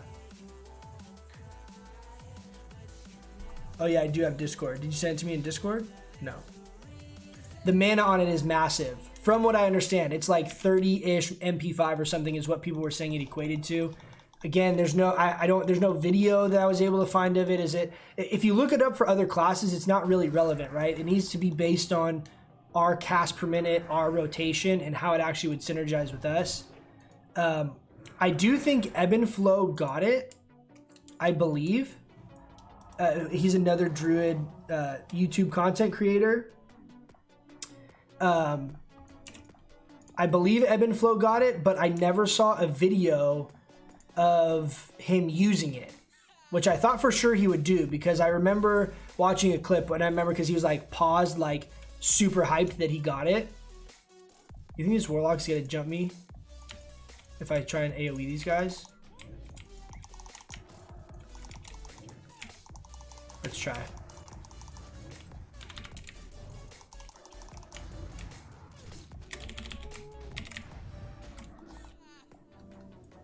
We're like, no mana. My Discord, you know what? I actually have a Discord that I made for this YouTube channel for people to join in. That way it's like a way for people to hit me up if they had questions, like outside of a video or something. Let me, once I kill this pack, I'll post a link in chat right now.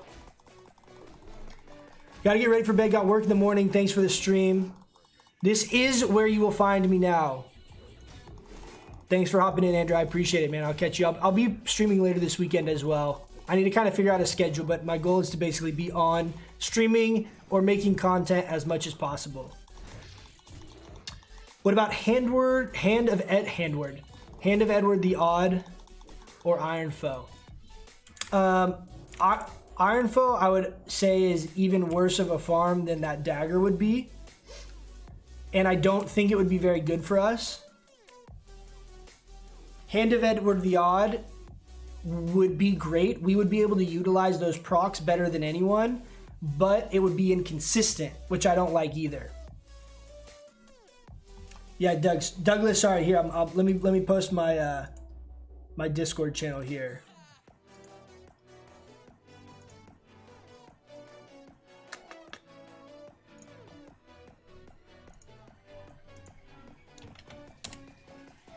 Can you guys see that? That's my Wooey Discord that I created specifically like to go with this channel, so that any of you guys are able to join that if there's like specific questions or, you know, video stuff or whatever, anything you guys are interested in, you guys can post it there. And reach me there or message me via Discord. My Discord's in there. But Hand of Edward the Odd would be very good for us, but the problem, it's kind of in the same vein of thought, right, as why I like Moonkin over the Nature Swiftness, is I like the consistency, right? I don't like having a big 3-minute cooldown, and my success or like likelihood of being able to kill someone is based on a longer cooldown like that. I'm not a fan of that. So with that being said, you could make a really fun montage video with Hand of Edward the Odd and maybe even Omen of Clarity, and you could even run like a, I'll let this guy have those since I got this other pack. You could even run like a Omen of Clarity type build and maybe even use like Feral type gear and prioritize like the melee DPS component. There's a lot of ways you could really try and do it. I just have a hard time in my head coming up with a scenario where that's actually like optimal or like more efficient, if that makes sense. I think you could do it. I think you could have a lucky series of procs or something like that and get, you know, 2 Starfires that are instant cast Starfires off for free. I think that scenario could happen and it could be good. It's just not consistent. It's not reliable, which is the only part of it that bugs me.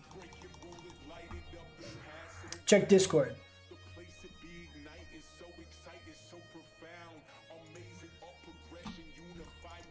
Let's check it out. I'm opening it in a new tab.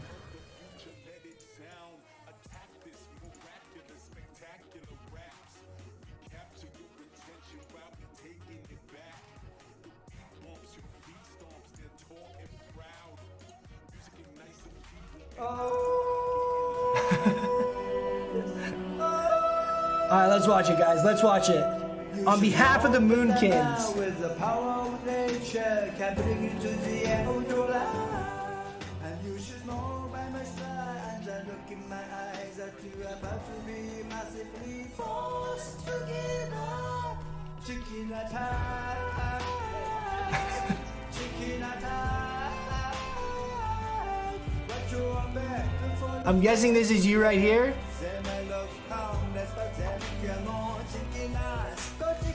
you're off taking X. Music's rough, dude. I love that song. That's great. Moonkin off tanking Molten Core, dude. It's a thing. It's a thing. Yeah, that is great, man. I mean, I don't know if you guys remember in TBC on shit, what is it? The Gruul, right? Is it Gruul? Is that right? There's like you want to have a Moonkin tank, you need like a range tank for one of the ads, the like Hunter ad or whatever. Moonkin tanking like became a thing that was feasible in situations in TBC.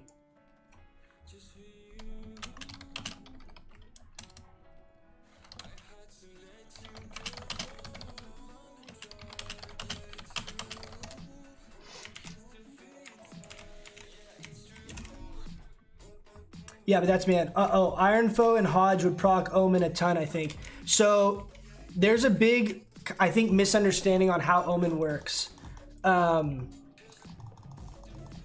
from what I could tell, like, this is another thing that's kind of hard to find info on because a lot of people kind of dispute it. So what I did at one point, this was like 2 months ago. This was a while ago, but I had the idea of running a build with Omen of Clarity and healing, right? So basically getting improved healing touch and then getting down into Moon Glow and then having Omen of Clarity in that build. And the idea was like you hot up the targets and then you auto attack to proc Omen, and then you give yourself free regrowth so that you can cast on, you know, tanks or whatever. So it's kind of like an off healing type build.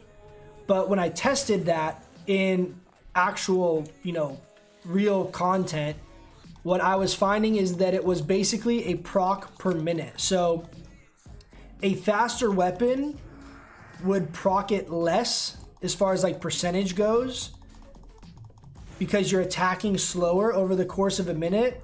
But if you're auto attacking throughout a 5-minute fight, say it's 1 time per minute, whether you're stabbing it 100 times or you're hitting it 50 times with a slow two-hander, it was only getting 5 procs on average over the course of that 5 minutes. So the weapon speed, how many times you attack, aren't relevant. I don't know that it has an internal cooldown, but I think you get less and less, I think it's less and less likely that it's gonna proc, if that makes sense. Which is why when I was in Cargo's chat, when he was initially kind of talking about the Moonkin stuff, right? And like all of that, and he was considering taking Omen of Clarity, and I commented back and basically was like, hey, I've tried it. It sucks. Like I tried to let him know like it wasn't very efficient, but I know the appealing part of what he was saying, which is definitely a valid point, is the Moonkin form is the only one you can melee in. However, I think if you're gonna do that, I'm gonna drop my desk down. I'm overstanding. If you're gonna do that, I think what would be kind of fun is to do a like a melee-kin type setup. So you basically go a setup where you get like improved entangling roots. You basically would get, this is another meme thing, right? So we're all about trying to play the weird specs that don't really exist and try and see if we can figure out a way to make them work. But you basically go Nature's Grasp. You could go improved entangling roots, improved thorns. You could get nature's weapons would be relevant. The range is also relevant. Shape-shifting, you really want to, this is like a PvP setup, right? And then you get improved Moonfire and Vengeance. You would get Nature's Grace. I don't know how many points that leaves you.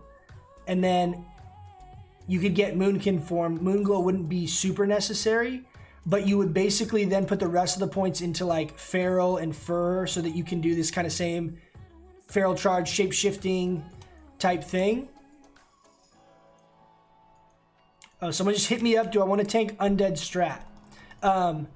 But I think that was off the page. But you still have this Feral Charge and then you still have Fur, right? And then you basically reshuffle these where you're not prioritizing Starfires or Wrath, but the other elements of the balance tree. You get 5 points in natural weapons, you get Omen of Clarity, and then you run around with like a two-handed mace, like Unstoppable Force would be a good example, and like full DPS feral gear, right? Stuff with strength, stuff with agility on it. And you basically can melee, and you have this high armor form. You can still Moonfire. Moonfire's base damage is still going to be high based off of the talents that you took. You would get Omen of Clarity procs, so you could get mana-free heals or Moonfires, depending on what you're doing. And since you're not spamming abilities that would consume that, you'd be able to bait it out, right? Think through this with me a little bit. I don't know how viable it would be. The issue you would have is mobility a little bit. I think getting kited might be a problem. But like right now, you can still power shift. So you can power shift slows. The main value being is like, if you're running a full leather, it's not like there's cloth DPS gear you're going to be using, right? You're going to be using full leather in that setup. So you're going to have around 6,000-7,000 armor with that setup. And assuming you have full stats, you'd be able to utilize a good two-hander weapon. Not to mention, you could do something like Enchant Crusader on it. I don't know if we're getting a little memey with that idea.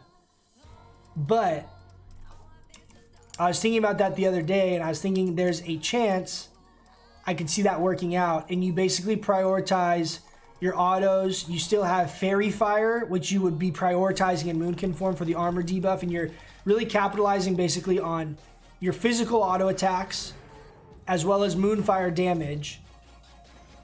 But prioritizing the autos and the utility, you have Bark Skin. So you could get to where you're like this really tanky melee-kin kind of build. Eventually we'll test that. Eventually we will test that. But who knows? Who knows? I think in theory, if you had good gear, I could see it being okay. You only have to get 9% hit for a two-hander. Right? That's right, I think. I haven't played melee endgame in Classic at all, but I believe it's 9%, which you could get. You run another helm. This is another added value, is you don't have to run the Wolf's Head helm, right? So you can run a decent, like, DPS helm that's like a feral DPS helm and still utilize it. I don't know how it would be raid DPS-wise. I don't think it'd be very good. But for PvP, it'd be interesting, man. I asked about the dagger because I read a post that the shadow damage can crit and was wondering if it would proc our Nature's Grace. That's a great question. I would guess no.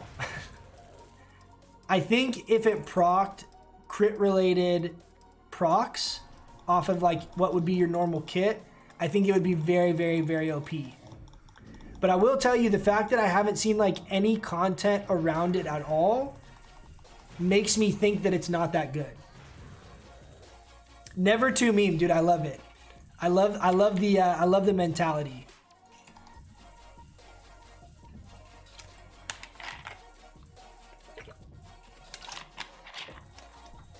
Well, see, man, I would actually, I mean, let's watch. Let's cheer these guys on. Dude, World Star them. World Star.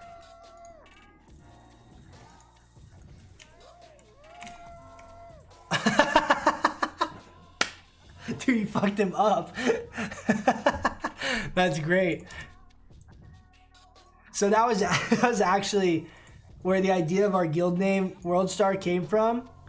Was that we were going to run around in a mob and we're going to, you know, go out in world PvP or gank people where we would significantly outnumber someone, right? It'd be like one person by himself and there's 10 of us.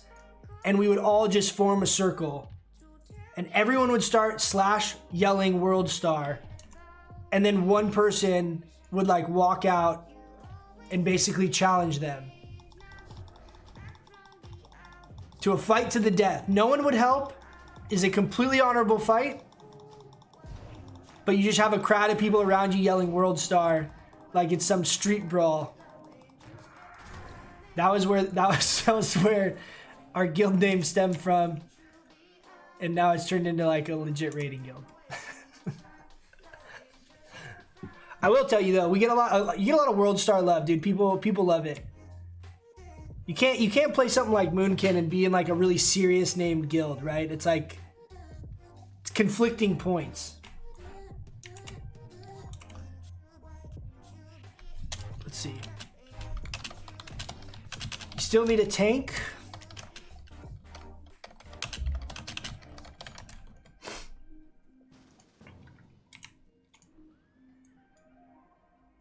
Sorry, guy.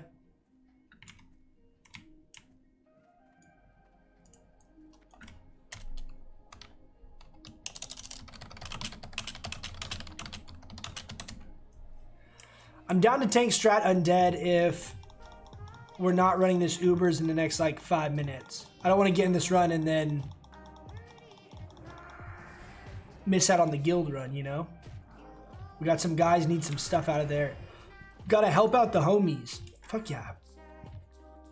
14, dude. We've gotten like, what is that, 8, I think, so far? It's really solid, dude. All you guys, I really recommend any of you Moonkins start farming up your demonic runes for BWL, because you're going to need them, man. We're going to need them if we're going to compete at all. And this farm is only going to get more contested as we get closer. They said 5 minutes. So 5 minutes we'll do Ubers.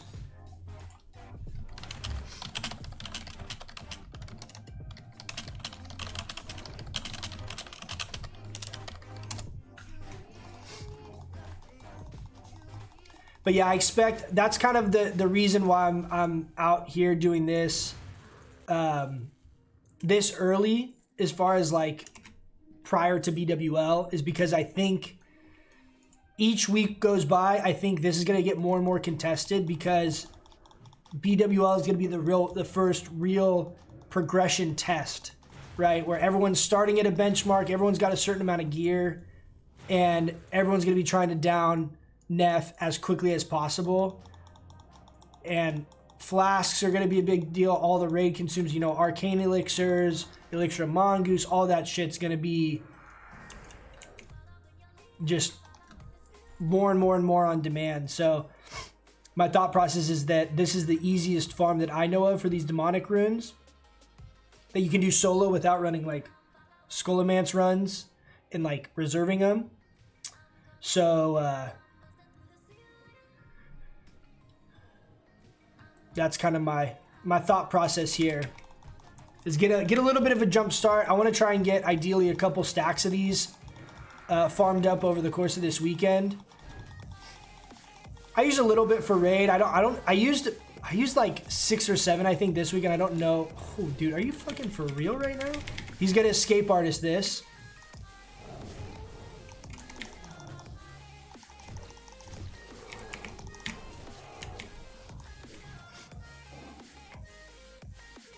He trinketed that. He has no intercept though. Will this mob untether from me?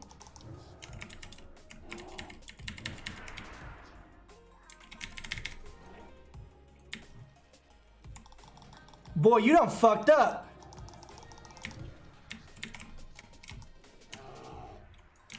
Psych. Alright, let's dance with him a little bit.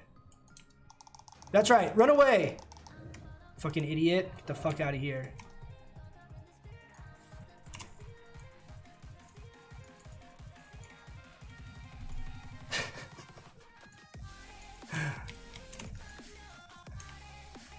Please tell me you guys saw me not fuck with him as he ran by me.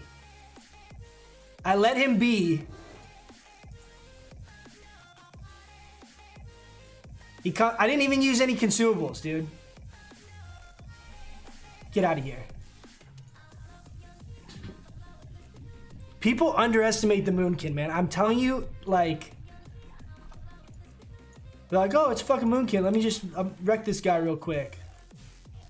But he feels real stupid now.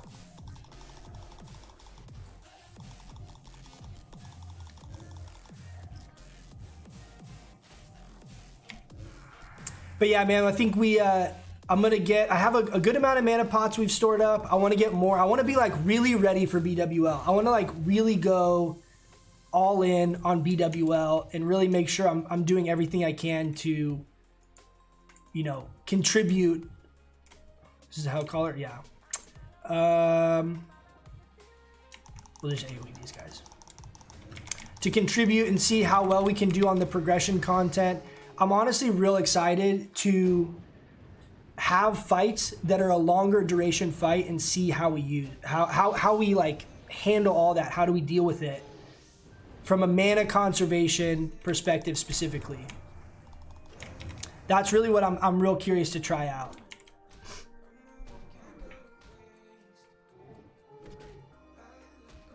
Man, I can't wait to use Hand of Edward the Odd. Dude, if you're going to use Hand of Edward the Odd, please, like, post some content of it. Like, you don't even have to talk or anything. Just post what your findings are. Like, give us some Boomkin info on stuff like that. Because that stuff is really interesting to me because when you actually can figure out what the real numbers are on things like that, like the proc rate and all that kind of fun stuff, it opens up a whole nother level of theory crafting opportunities. It's just hard on stuff like that that's so expensive and rare. You don't want to just, like right now, I'm not going to spend 600 gold just to wing it and try something. I just am, you know, in preparation, like I said, for BWL, stuff like that's like, I'm trying to be a little, you know, conservative with my gold here right now, but I'd love to get some info on that, how often it's procking, see what kind, if you're able to get double procs, how consistently, things like that. The reliability, like I said, is a big one. You can get handed Edward the Odd and like get it actually working, dude. I would rock that thing all day long, no question. If I could do some kind of weird hybrid build where you can get that to proc. I know it's really good on shamans.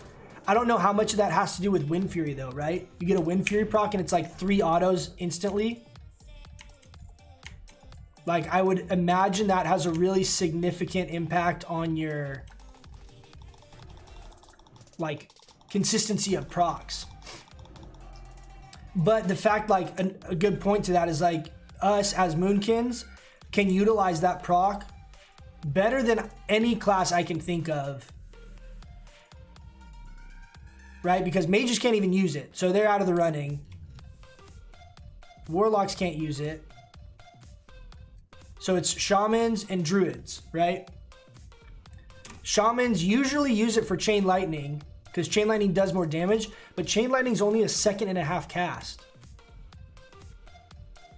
Like imagine getting a proc and having like the trinket out of Molten Core. And then I know I see this Arthas tier over here. I don't really give a shit about Arthas tier right now, is why I don't know if any of you OCD guys, if that yellow dot's bugging you. I don't need those really for anything, and I have a bunch of those stored up. But think about that. You could basically play really passive, bait out that proc from Hand of Edward the Odd, and then like proc the MC trinket, instant cast Starfire, followed up with a Moonfire, and then like War Stomp Wrath, downrank Moonfire. You would throw someone off so fast, dude, they'd be like, what the hell just happened? A lot of ways you could play it. It just, again, comes down to the proc chance. I could see getting it and trying to utilize that in a 1v1 and just getting no procs and then like kind of fucking myself by trying to play around it. I think that's the more realistic outcome of the scenario, which is why I'm not that inclined to try it. Prop pallies can insta Holy Wrath. Dude, yeah, massive. If I was a prop pally, 100%. Prop pally, I would do it because you're autoing all the time, right?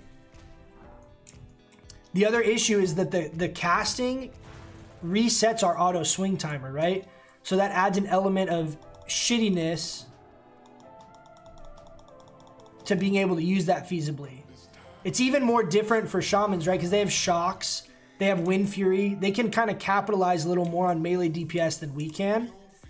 And it doesn't really screw their rotation as bad. Grom's Blood? Nah. Think of it with Wind Fury and Raid could be good. It could be, man. It could. Dude, I'm all about it. If you have Hannah Edward the Odd and you're down to try it, dude, do it. Do it for all the fellow Moonkins out there that are really curious to see. I mean, I know that's a question I've gotten asked a good amount too by other druids being like, hey, have you tried Hand of Edward the Odd at all? Like, is that decent for us or what? Like, I literally have no idea. In the vast majority of any content you look up or things you find as it relates to elemental shamans, and like you had mentioned prop pallies, which not super relevant for me horde side, but yeah, I'd love to see some info on that. Moonfire doesn't mess with auto. So Alejandro, it does, but if you're using a weapon that's faster attack speed than the global cooldown, it doesn't matter, right? Because you're able to basically auto in between global cooldowns.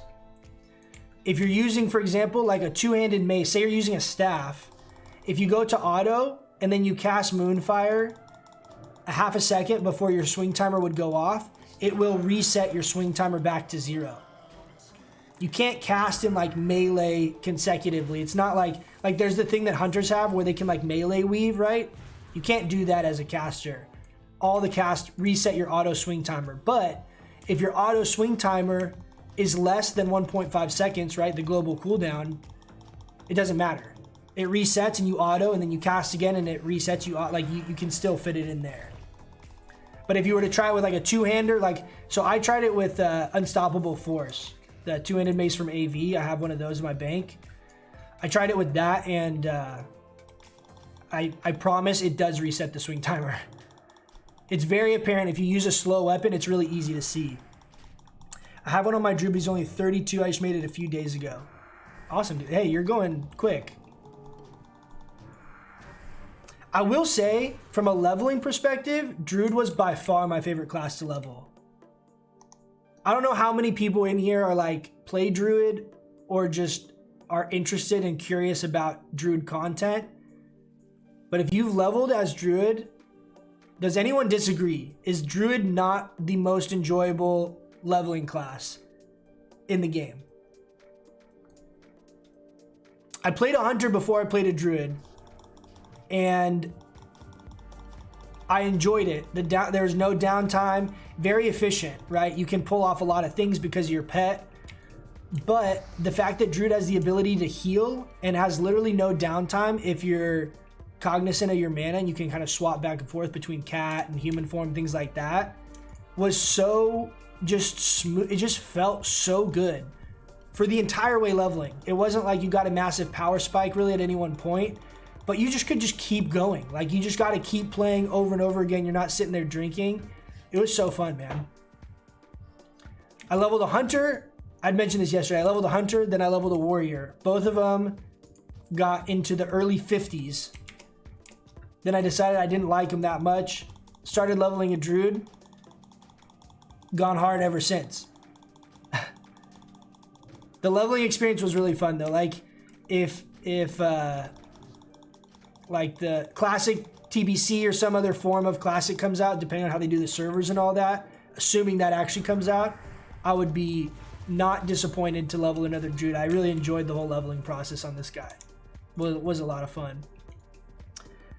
Oh, I see. I started his balance died very little. Did you level his balance? I feel like you should get a title.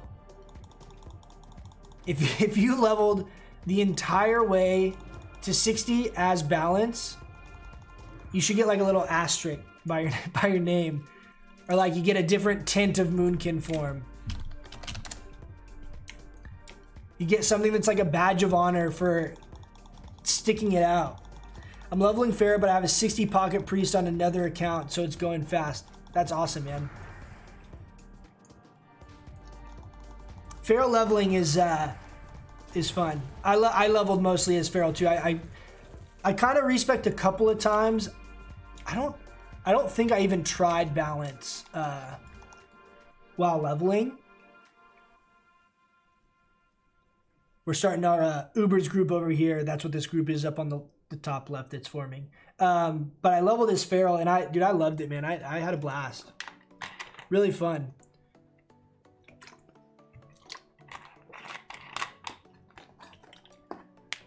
So Koala, you're leveling as balanced, dude. Dude, there's been like 4 or 5 people in the last like day that have told me they're leveling as balance. I am very impressed. My hat goes off to you guys. That's really sick. I wish I would have done something like that. The problem was, like I said, this was my 3rd character I made. I got my Hunter to 51, my Warrior to 53. Then I made this character, and simultaneously, like, the rest of our friends are all leveling up, you know? So my concern, which I did miss a little bit, is I didn't level. They beat me to 60, so they got like an extra week of MC in and stuff like that. So I had to really, like, I leveled this guy fast. I think I had like 7 days played or something. Like, I was really efficient. And I loved it. I had a blast, but I wish I could have, in hindsight. We might do it. I've considered making, I have some friends playing Alliance. I've considered making another Druid on Alliance side because I feel like from a content perspective, it would be helpful for some of you guys, because I don't really have any idea how stuff is different, especially in PvP for Night Elves, not having War Stump and having Shadow Meld. I feel like there'd be some cool synergies, I'm sure, with Shadow Meld that I'm unaware of, but if I did level a second Druid, I would level as Balance, even if it took me 50% longer. All day long. It'd be so fun, man. Once you get 35 points in Balance, it's fun. I can see that. That's how it's also just like that once you get level 60. Once you get 35 points in Balance, it's fine. Obviously, Feral's really limited when leveling, but Balance... when leveling Balance, but Feral is pretty useful. Yeah. I wish I could have done it. If I had found that I was gonna enjoy Balance the way that I do, and Druid in general, and I'd picked it first and just gone with it.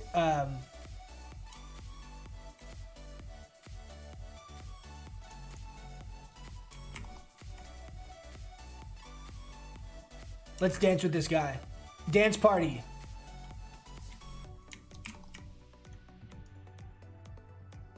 Just a couple guys hanging out, dude. First off, it's a human priest. All right, so let's just think about that for a second. But I guess you could also go, first off, it's a Moonkin.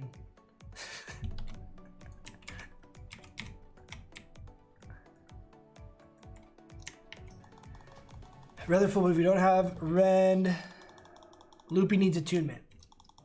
I don't know. Whatever we are doing in Ubers, it'll be fun. You plan on switching at 46-ish. Yeah, that's a good. I mean, it's a good call. That's. Oh wait.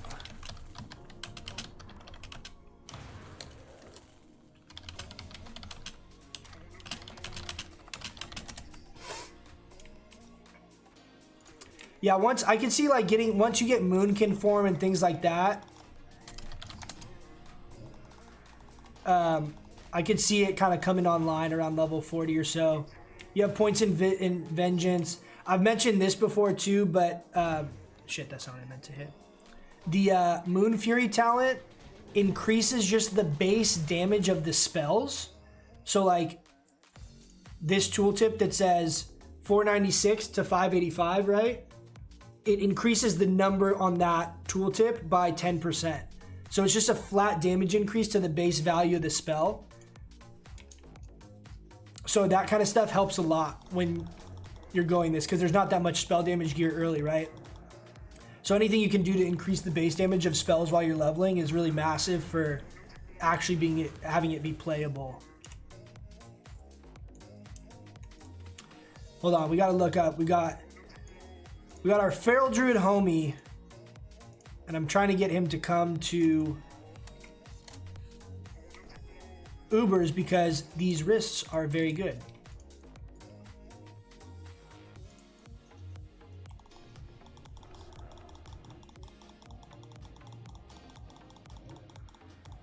What's going on, dude? Why do we form a group and then everyone left?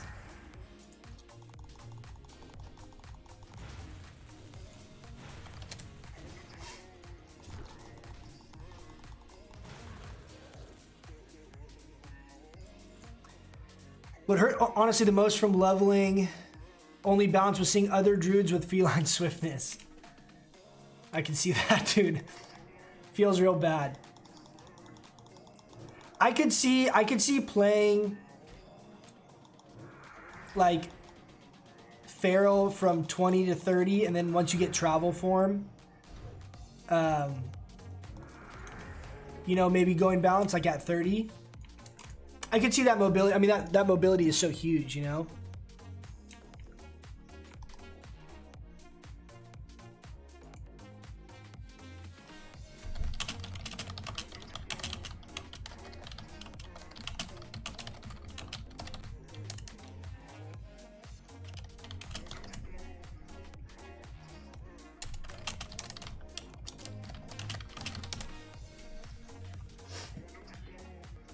Yeah, the plan goes away after hitting 30.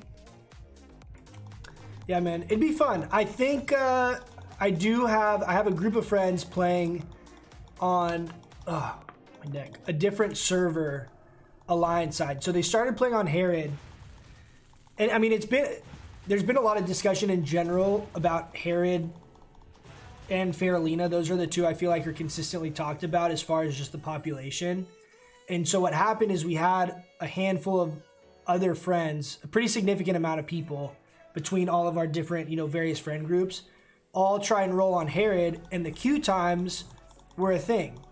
So for me, fortunately, I could remote log in. I was able to avoid a vast majority of the queue times via remote login, or I could like log in on an alt and just be AFK at my office and then, like log on when I got home kind of a thing. But for the people that weren't able to do that, it's obviously really brutal. You come home, you're wanting to play for 2 hours, and there's a 3-hour queue, right? It's like, shit.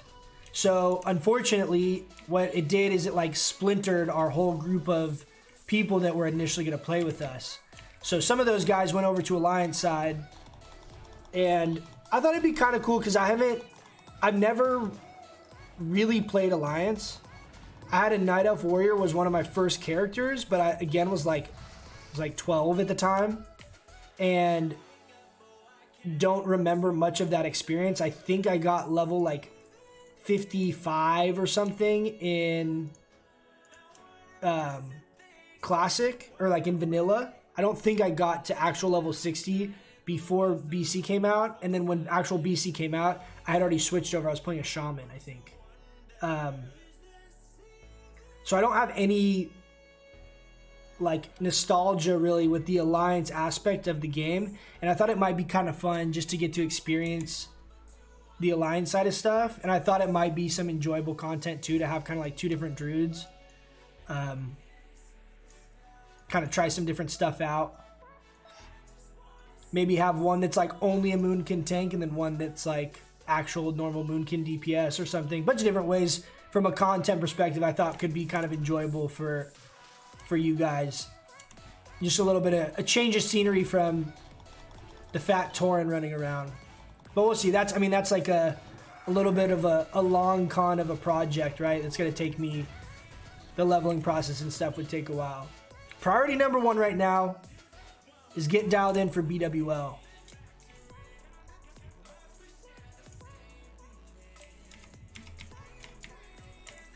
I swear I just saw a guy over here. No?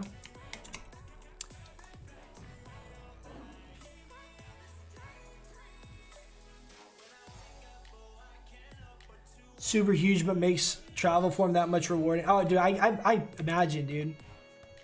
I remember when I was leveling like my first shaman, you get Ghost Wolf. Like you're like a legitimate noob at the game. This is in vanilla, the first time like the game's out. No one knows really that much. You don't know that much. There's thought bot and shit. You have to go look up shit on other websites, and you get Ghost Wolf, and you're like, dude, this is sick. You're like so hyped. You get to run around as a fucking dog with 40% bonus movement speed. It was massive. Okay, guys. Okay.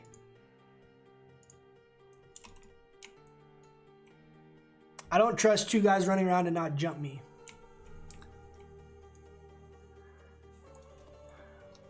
We're going to switch to our Frost Reflector just in case.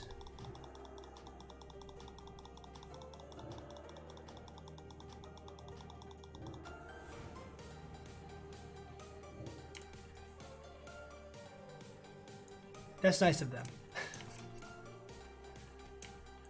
Hey, respect.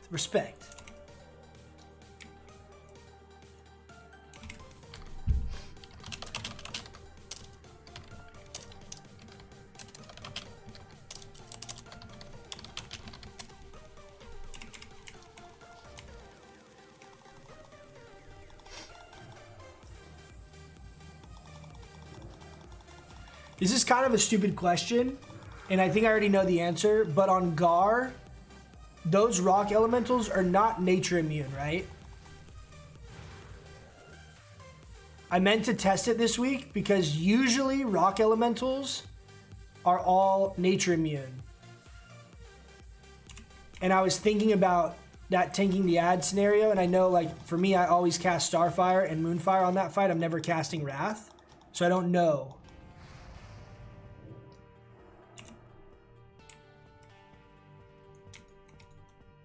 Heavy thinking about it. Heavy thinking about what my melee Moonkin build. The melee kin. Is that the next? Is that my next meme series? The melee kin. I mean, we could try it. I'm down to try it after this Ubers. For me to do it, I'm gonna have to pull all my gear out of my bags and shit and mess with my gear. But I'm down to try it after this Ubers because I can throw on all that gear. Like I won't have the exact optimal talent build that I'm thinking in my head, but we'll be able to get an idea as far as like the DPS output potential of your melees in that build, in that setup.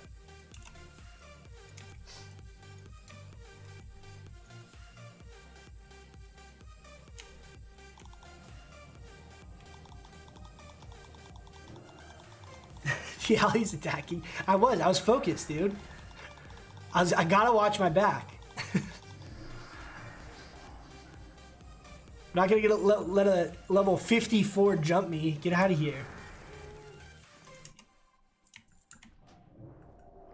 Dude, that play on that warrior was pretty satisfying. Not gonna lie. That has happened. So that's a perfect example when I like in the PvP, all the PvP content when I'm talking about it, and I basically in my mind, you're picking Moonkin form for the consistency and trading it for the cooldown and nature swiftness, right? Because you can get to a similar DPS output either way, and you're trading the consistency and the reliability of always having Moonkin form available to not needing a 3-minute cooldown to bank off of in most matchups. And that's a perfect example. Because if I was in human form and he intercept stuns me and I'm half health and I have a quarter mana, like you're in a real bad spot if you're sitting there just soaking that in human form. You know what I mean? And I've had so many times like that where I've had warriors jump me or rogues jump me and they don't at all, they're not thinking I have 7,000 armor right now. They're not at all, that's not running through their head at all. They're like, oh dude, I got this.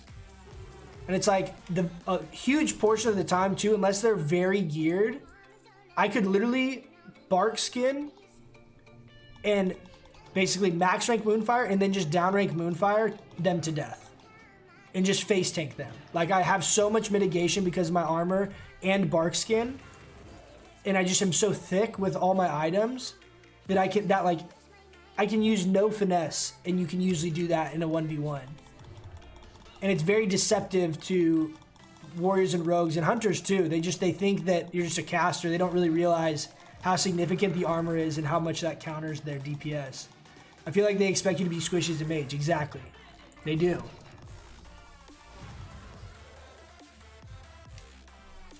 And I think people like, so I was looking to now like on retail, right? Retail, Moonkin form is like 125% armor. You get bonus. It exists, but it's not 400% almost of your armor, right? It's not the same as dire bear form. Like people aren't thinking it's that significant, which really works to our advantage in a lot of matchups because people underestimate it.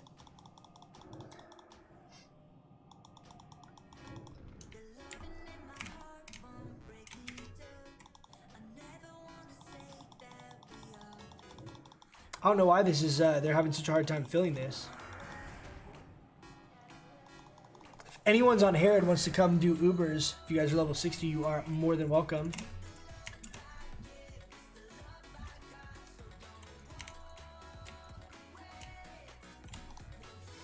Herod has that same badge of honor aspect to me that leveling as Moonkin does. Like the fact that I dealt with the queue times. We came out the other end. all that stuff, and like being able to raid, and like now the server's fine, it's good, it's healthy, there's a good amount of people, queue times are pretty non-existent for the most part, with the exception of like patch day, which I think is expected. And I'd be curious to know, dude, we're getting it right now. We got luck on our side.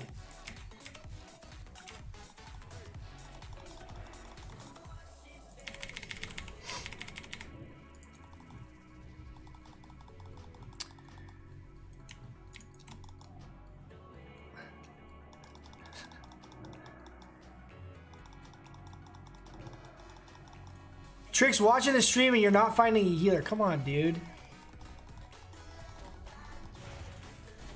I can help you spam. Are you spamming, looking for group? Dude, another one. And another, it's DJ Khaled over here.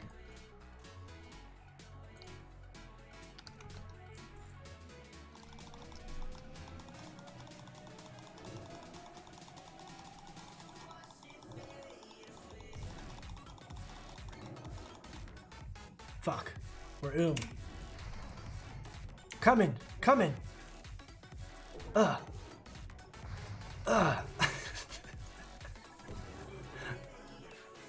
Looking for group. Okay, I'll spam I'll spam world chat.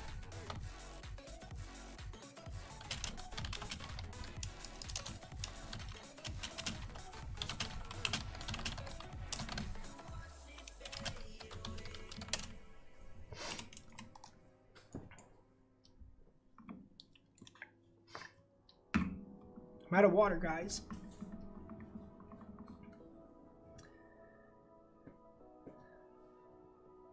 That means a lot of free time? What means a lot of free time?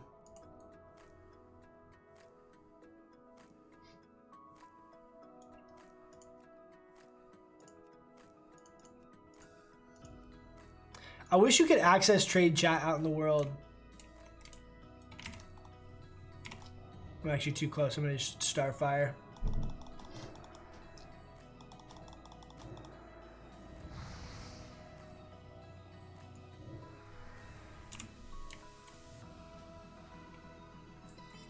Dude, I need to get a DJ Khaled soundbite of him saying, and another one.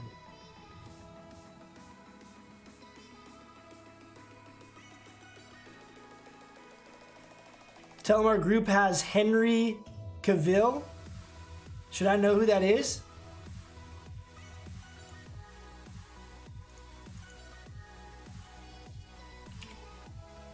We rolled a 1. 1.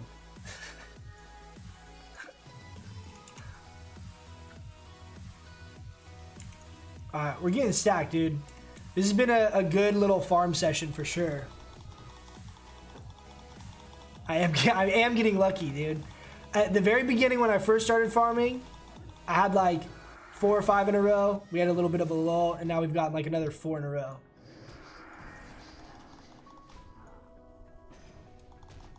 I really do enjoy this farm though. These mobs are all relatively easy to kill. I like Felwood a lot. It's really like kind of chill, casual farm. I enjoy this a lot. Which I guess is good, right? Because I'm gonna have to basically be doing it for the remainder of this fucking game. Oh, Superman?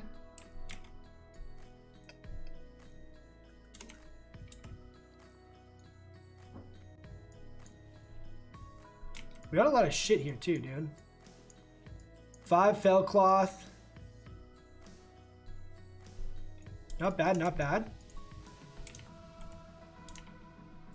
What do we think the odds are this guy will dance back with us?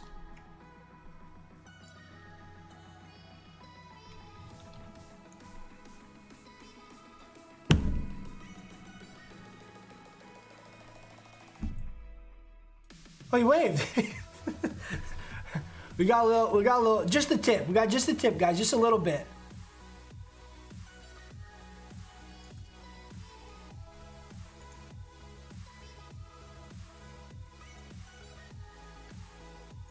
Ignore. I'll have to reload my UI. Let's do it now. Sometimes add-ons bug out. I don't know what it is. I've had that issue before. Like, people get added to the group and then you click them and then it's like, oh, disable all your add-ons. I'm like, what the fuck?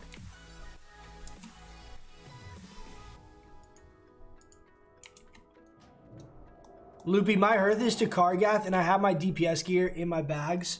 So once people get a little closer, I'll hearth down there.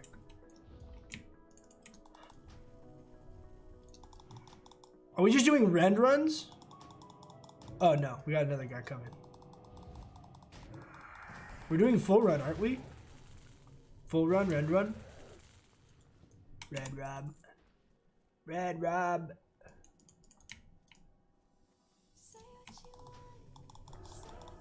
By the way, Moonkin rule and Boo Shamans. They're a cringe meme class. You know how many people would get so upset with that sentence by itself? Boomkins are sick, shamans are memes.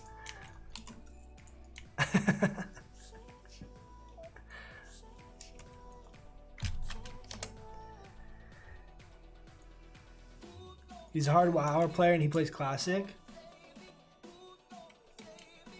I will have to look him up. I don't know that name off the top of my head, Alejandro, but I'll have to check him out.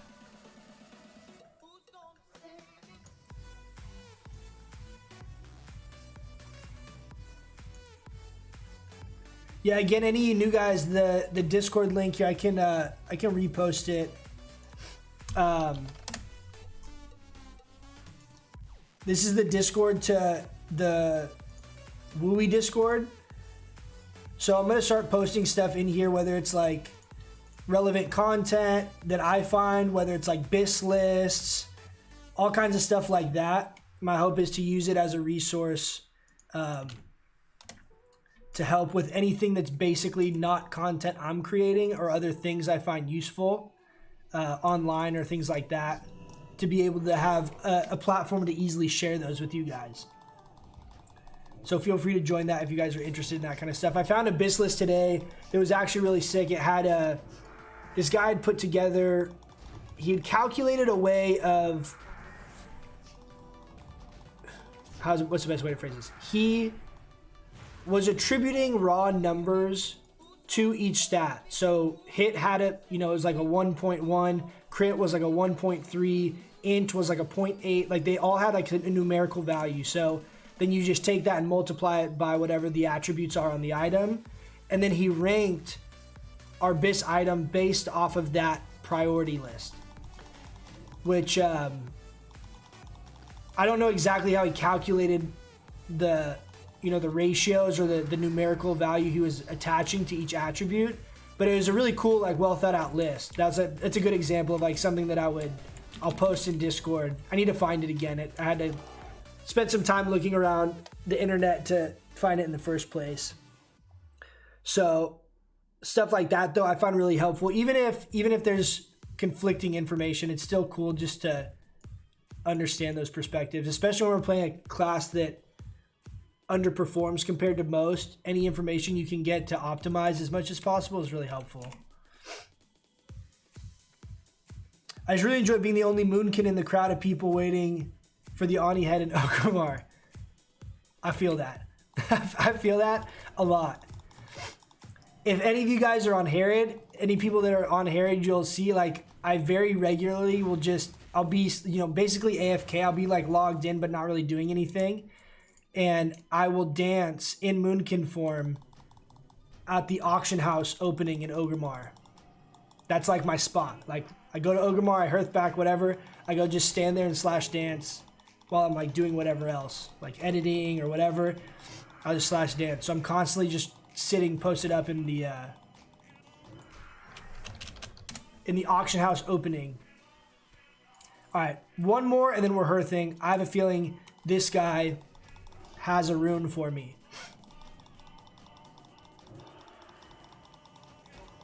Cool, awesome, thanks. Let's revive the class. Let's do it, man. I would argue we are partway there, homie. We are partway there. Oh fuck! I forgot I changed my map.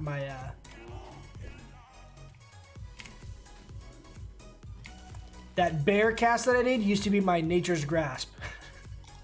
I changed my keybinds around. Yeah, I will say between Cargo streaming it and me initially making the content that I've made, I feel like a lot of people have a much more positive perception of Balanced Druid. I would say it's helping revive the spec. Hopefully, we'll see. It'd be sick for it to become like a normal mainstream thing. I'm really curious to see how I compete with like actual gear. Because right now, like I was looking through the loot list today. I was missing 6 pieces I still need for Molten Core, which is a shitload. So if I get to a point where I get that gear, like if I have everything out of Molten Core, or 4 of the 6 pieces or whatever, I'm curious to see how I'll compete damage-wise with the other guys. I'm just gonna sell this shit. I don't want to worry about it. 49 strength and stamina. I feel like that could be good for twinking. Thoughts? Do we agree?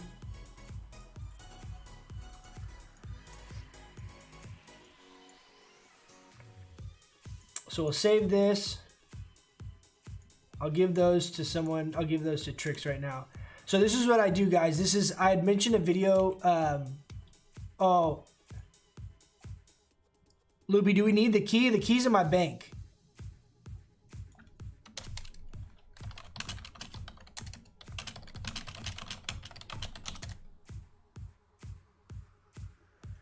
The key's in my bank because it's not like a key. It's like a ring.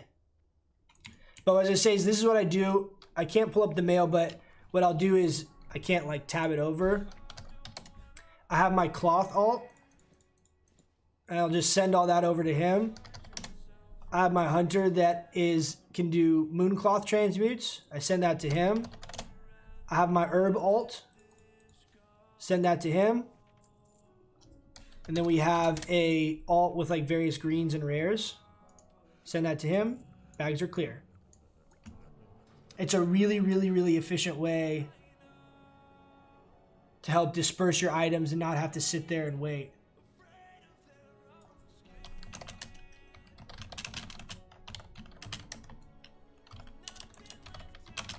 Okay, we got to grab our key. No worries, Loopy. It's not a big deal.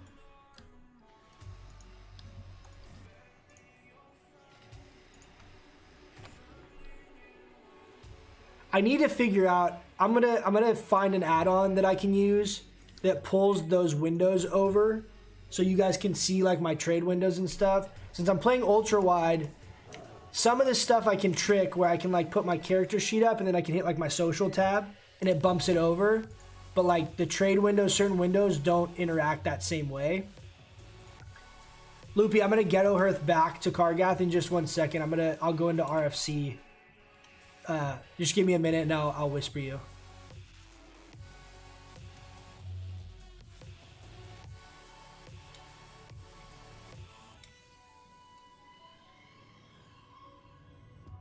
No way, dude.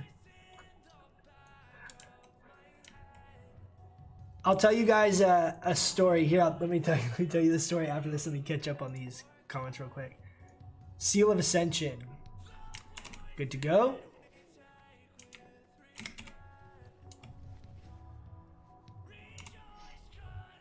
We're gonna run back to RFC. We're gonna ghetto Hearth. Being in Moonkin form is like being on a rare mount that no one wants, but you think is cool. Good comparison. There definitely is like a rarity that comes with being like out in the world in Moonkin form. People get real hyped. I mean, I've talked about this a few times and I haven't had that much like confirmation that people had a similar experience. I get the vast majority of the time, I would say 98% of the time, I get very positive immediate reactions off the whole Moonkin thing. Like, people want to like it. Like, it does not hinder me in any way as far as like groups or rating or anything. People are like, initially, the vast majority of people are very positive about it. You guys get that same reaction, those of you that are playing it? Like, do people innately want to like it, right? Like, you don't have... people are worried, like, oh, you're never going to be able to find a group, all this stuff. I have not had that problem in the slightest at all. Not a single time. No one's been like, oh, you're a Moonkin, and, like, kick me from the group. It's never happened.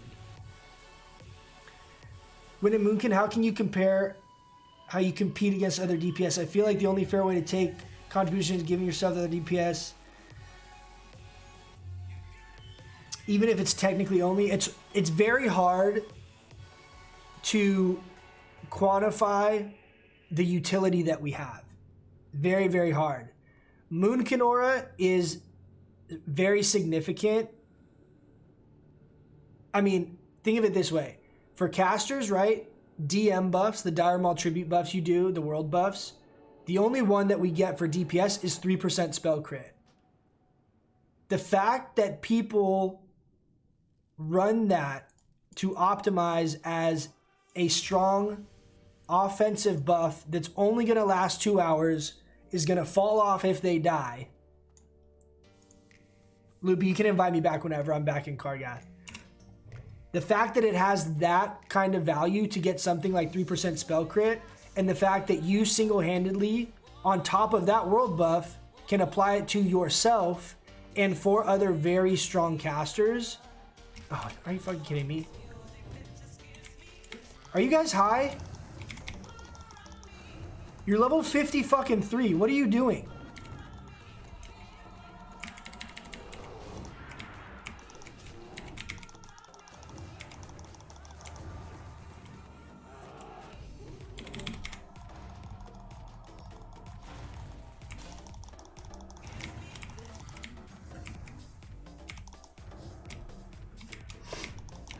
Homeboy's here.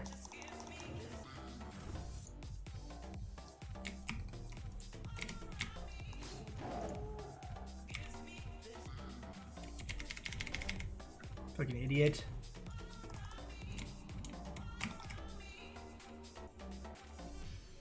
Like, you really think you're gonna jump me at level 53 and you're gonna, like, what are you doing, dude?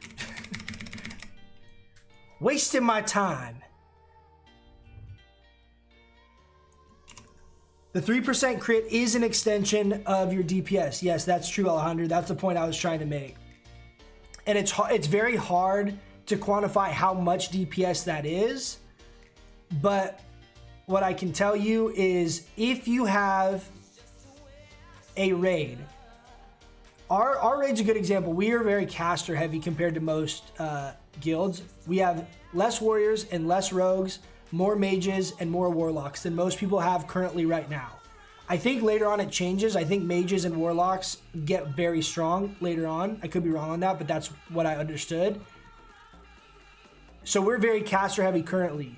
We have 4 or 5 casters that are very, very, very good. So in our specific, this is an anecdotal situation, my situation, there's a lot of value on that 3% crit because I have 4 other people that are very good and geared and can really, really utilize that buff. So in my situation, it has a lot more value in a raid, in our raid, than it might for you if you're playing and you have either undergeared or not very, competitive, skilled, whatever you want to call it, casters, or you're a melee heavy group and just you're stuck in a group with healers and things like that. There's some value for healers getting the crit, but it's definitely way better on like warlocks, for example.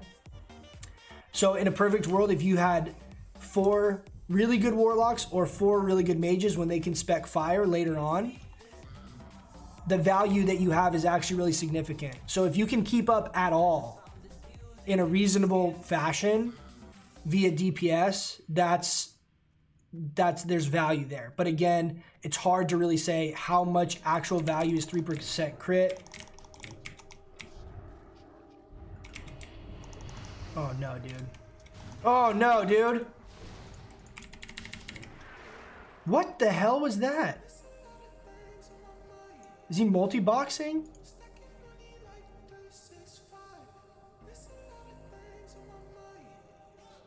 Dude, he is. 3 arcane explosions all hit me at the same time. 3. He's got 3 mages. Oh shit, what did I do here? What did I do here?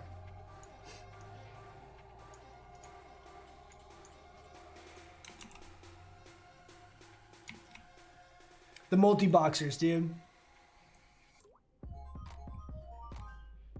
Cargo's doing Moonkin tanking and he's loving it. No, I know, man. He actually, it was so sick. I was legit had a hard time sleeping last night because he came into the chat when I was streaming and was like, yo, dude, I really love your stuff. Like, let's collab on something. I was so hyped, man. Super stoked. So I think I'm going to try, me and him are going to try and either stream or do something, get together, do something collaborative next week, potentially. Super stoked on that, man. I'm glad he's liking it. Looks like he, I tuned in. Unfortunately, he, at the evening when I've been streaming, he's also been streaming at the same time. I've been watching him the last few days when I'm at my office during the day at work. I have him up on another monitor, so I can kind of watch it while I'm working. But obviously, I can't watch him while I'm streaming. But it's really sick that he's able to pull it off at lower levels, basically doing the exact same strategy. So it's really cool. I think the fact that he's doing that stuff from a leveling perspective, I'm pushing out content in the same kind of, arena as at level 60, like end game content. I think there's going to hopefully be a good amount of stuff out there and resources for people to be able to effectively do this and have just another option of playing Druid. That's the hope, right? That's the hope. It's all about having fun with it, and just, you want to have fun, but not at the expense of being really heavy and brutal for everyone else to deal with. Yeah, 3% crit for 4 mages is nice.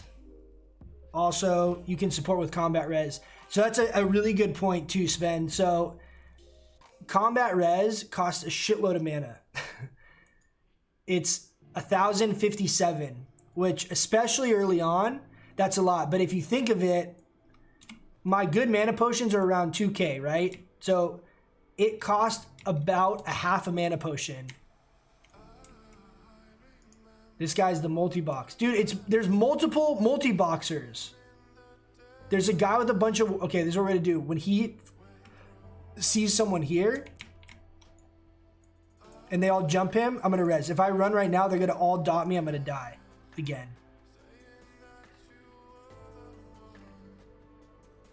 This guy was multi-boxing, and then there's the arcane mage.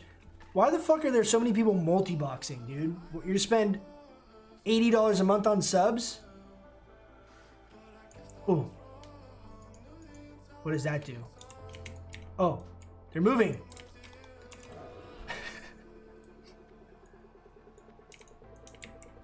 That's so fucked. Look at that. Oh my god, dude, that's literally the most brutal thing ever.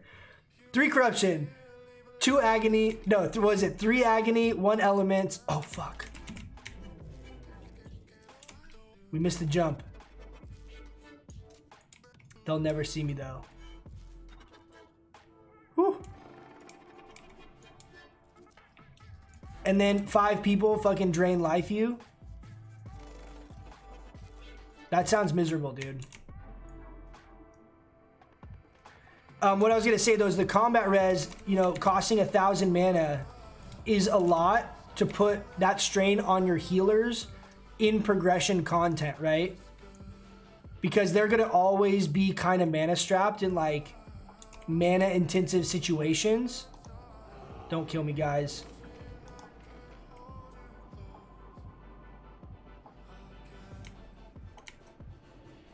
Let me go. Let me go. Nice.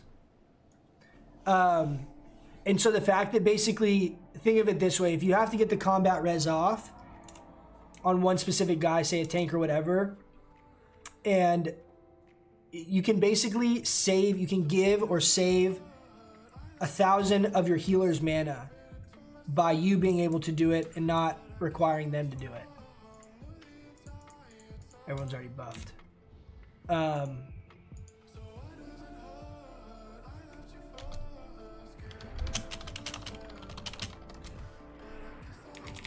I tanking it all? I want to make sure I throw on the right gear.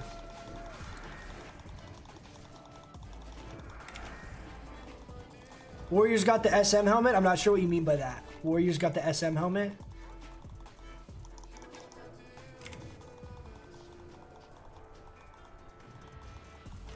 If you do mediocre DPS, you're absolutely fine. I do agree with that. I do agree with that. And the bigger point to my argument is, let's get some water. Is how big of a variance are we actually talking about, right? Boy, Rancid, hook it up, 120.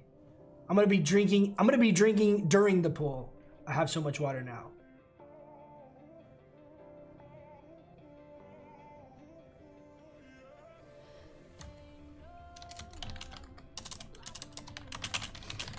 Okay, we're going DPS for now at least. Let's get all of it. Let's get it going. Get it going. Get it going. Get it going. Get it going. Oh, we forgot one. Get it going. But what I was gonna say is that what's the variance, right? So like, are you coming to the raid and you're comparing yourself and a mage and a warlock, right?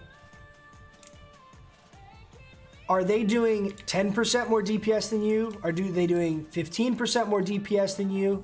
Like what's the actual variance of DPS that you're missing out on at the expense of having that 3% crit applied to everyone, having the ability to innervate healers if you need to on progression, having an extra rebirth in the raid, having the ability to off-tank off-tank mobs as a DPS, right? Even if you go bear and taunt, whatever, there's all kinds of utility that you bring, right? And it's hard to say because I don't know the BWL fights very well. I haven't really looked any of that stuff up yet. But again, all of those are definitely things to not really overlook. There's some value to that. It's just not quantifiable in just raw DPS. But I would say we have, arguably, I think, the other thing that's not 100% worth mentioning is that we have Fairy Fire, which takes that pressure off of the healers, allowing them to not waste it. If you have a Feral Druid, obviously they also can do it, but if they miss because they don't have spell hit, it's going to be off the target for what is the cooldowns, like 6 seconds or something. So that's also the value. Moonkin has spell hit, and you can spam your Fairy Fire. So you can ensure it gets up on the target immediately, right? Value in that as well.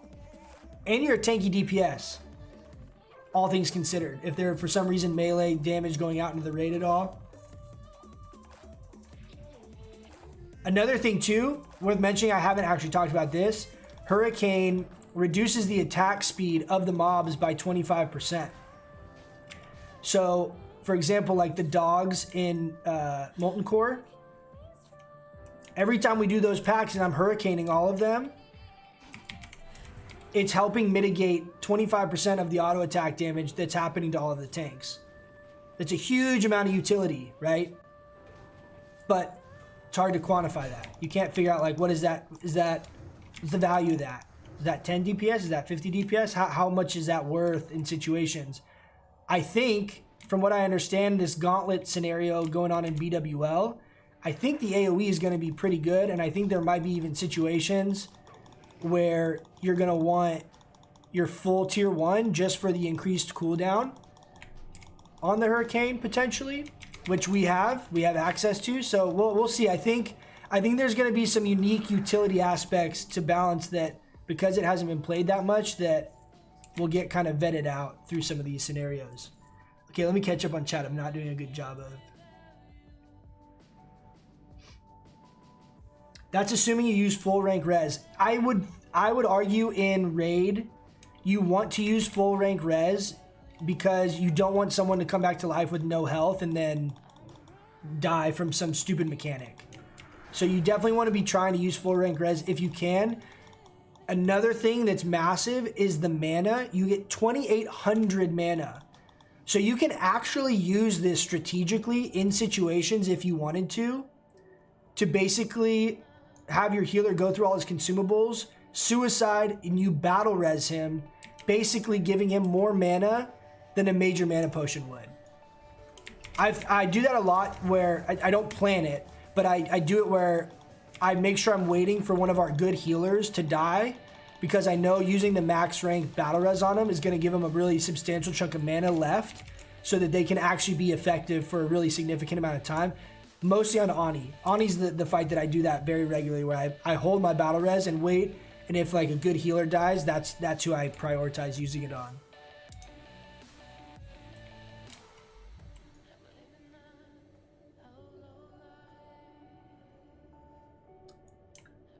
Blizz is corrupt as fuck.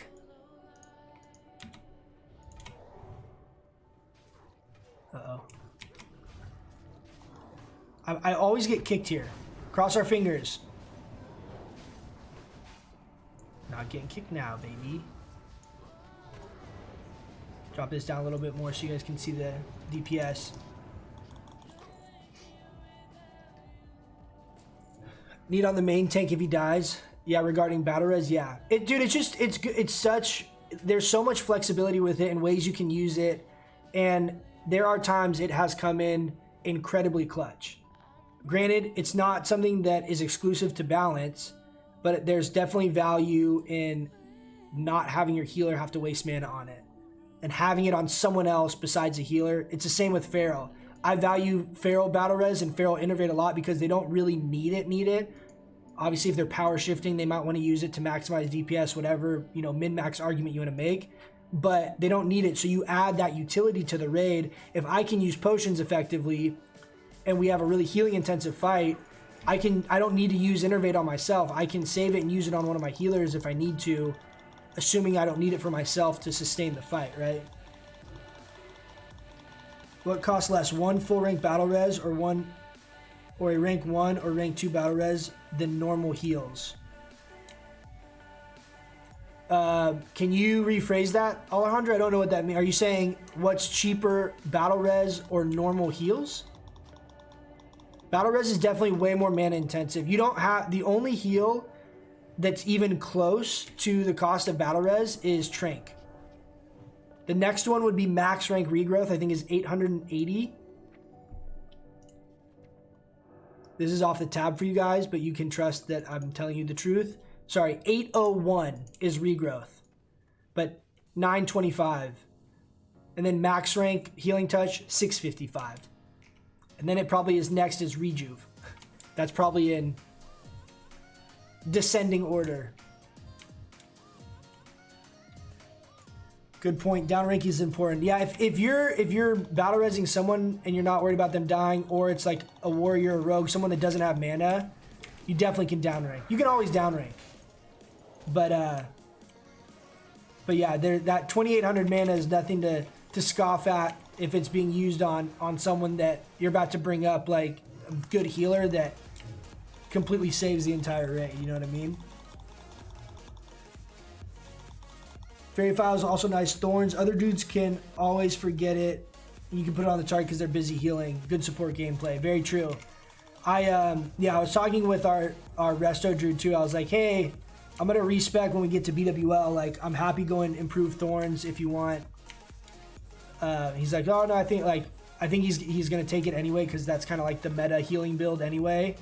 But if for some reason your druid can't take it, whatever, it's definitely nice to have someone else to help maintain it, especially because it's a shorter buff, right? You want to make sure it's always up.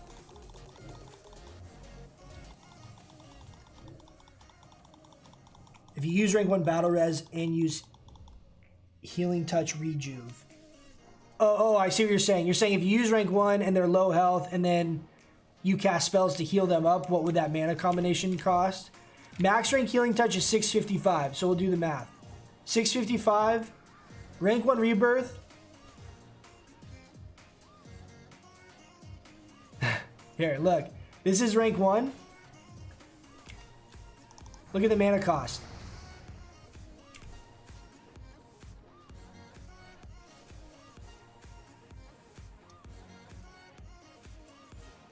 Don't downrank it. Use max rank. There's no benefit. I remember that now. There's a point where I had looked at that and I had multiple battle reses like on my bar. That was a long time ago. It was probably like 3 or 4 months ago. Like at the beginning of this. And I was like, it's the same mana. Both of them cost 1,000 mana. Don't downrank. Splurge.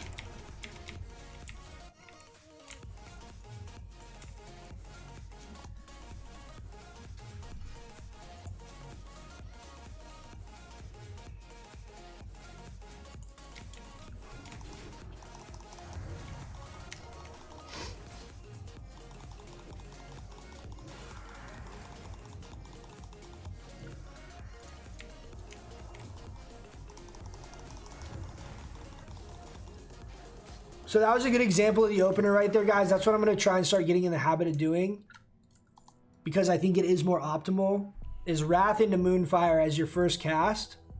You saw there, I got crits on both of them. So in that situation, not only do I get my Moonfire dot applied right away, I also have a reduced cast time on my opening Starfire right after that.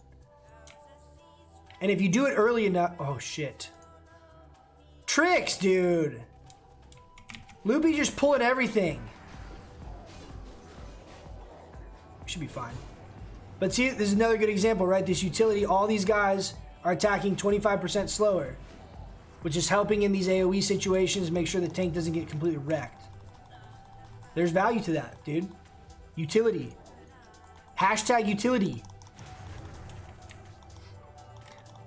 Okay, let's do our survey again. And I apologize for those of you that are already in here. I want to come up with a phrase that we all start using to address the Moonkin haters with. Because we all know it's inevitable. There are people that are going to talk shit no matter what. All those people need to have a category that they fit in. Here are the 3 options we've come up with. Haterkin, Moonkin Noob, also known as Moob, or Boomerkin. Haterkin, Moob, or Boomerkin. Of you new people in the chat, who thinks which is the best? I won't tell you what's in the lead currently. Which of those is the funniest, most subtly mean, but not too mean of those options? Hey, can someone heal me? Thank you. This hunter pulled this mob. Oh no! Loopy, did you not dismiss your pet?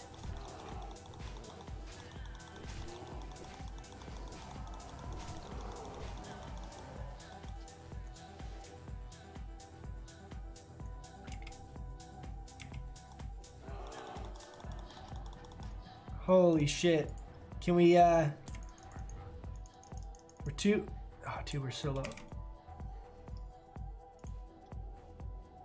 I think we got this. No, we don't. Fuck. Loopy, I think we legit have to reset the raid. It fucks up the gauntlet now. We literally have to reset the raid. Call them Strigs. Like the fear of owls.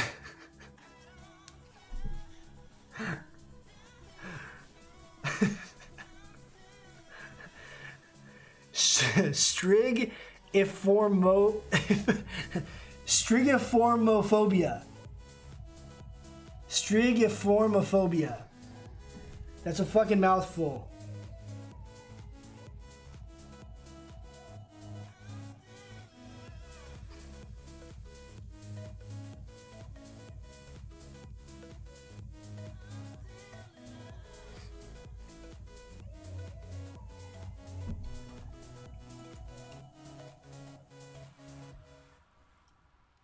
I like that though. That's creative.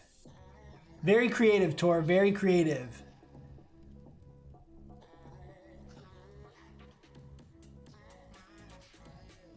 Too intensive. Right, but so you wouldn't be saying it for them to know? What's going on here? You wouldn't be saying it for them to know. The point is like an example is if I post a video, right, and someone yeah, okay, Strig. That's pretty funny, dude. I like that, Tor. I like that. If the point is if someone comes in, right, and comments some bullshit on a video, I'm not gonna delete the comment, right? I don't do that unless they say stuff that's like offensive or something like that. Just because they disagree with me or they talk shit or whatever, I'm not gonna delete the comment for that, right?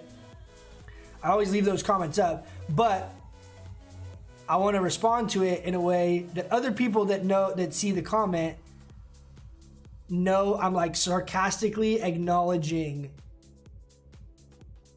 the comment and throwing shade at them a little bit without them really knowing, right? So like you guys would know. People would like go on and they'd see it and like whatever. Someone comes into chat and starts like yesterday, dude. Comes into chat, like, yo, go re-roll a mage. You're never going to get into Nax. It's like, okay, Strig. Right? And it's like, it doesn't matter if they know or they get it. That's irrelevant, right? It's just, I think it'd be funny like to have a response for all those cubes.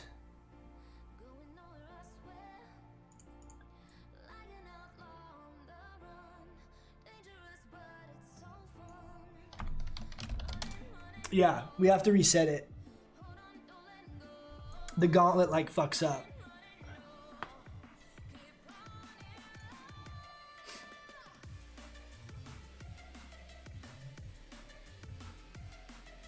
Boomerkin. I like both of those though. Strig's good. Did you know Rudekin? I mean, we could just use all of these. Like, we could just bombard them with, we have like, there's 6 different funny Moonkin insult references that we just always use. It'd be pretty entertaining, honestly. You just like brush it off. You just fucking laugh it off. It's like some angry elf going off in the comments.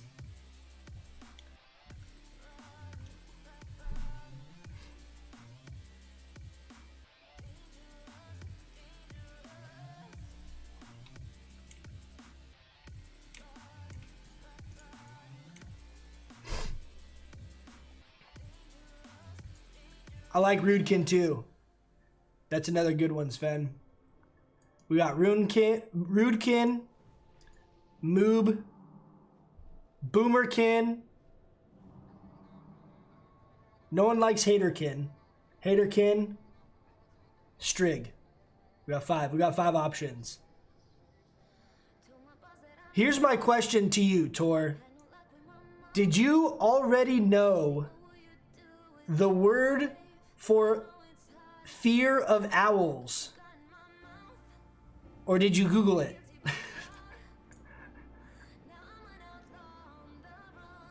I'm gonna be very impressed if you just know what the phobia of owls is. Even after reading that 3 times, I don't think I'll remember that. Strigiformophobia. Strigiformophobia. Maybe you're like an owl veterinarian or something.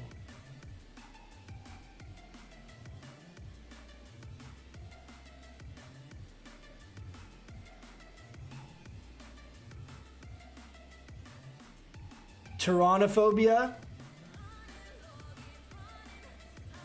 I don't know if I want to Google any of these because I feel like it might be a phobia of something that's not owls. I Googled it. Okay. Hey, at least you're honest. I was gonna be real surprised if you just like, oh, let me pull this one out of my back pocket. I called people strings for a while. I'm Moonkin on Incendious named CJ. Nice. I dig it, dude. That's pretty funny.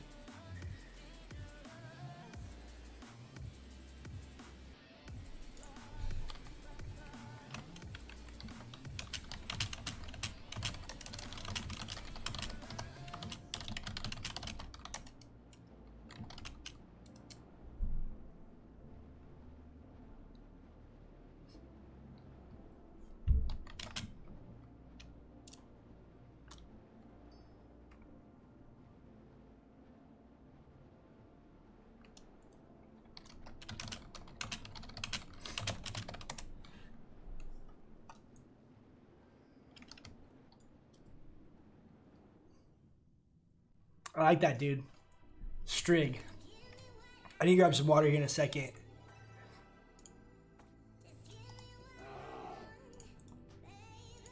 Loopy, you're on follow. Don't do anything stupid that's gonna like kill me or some shit. I'll be right back. Let me get some water, guys. I'll be right back real quick.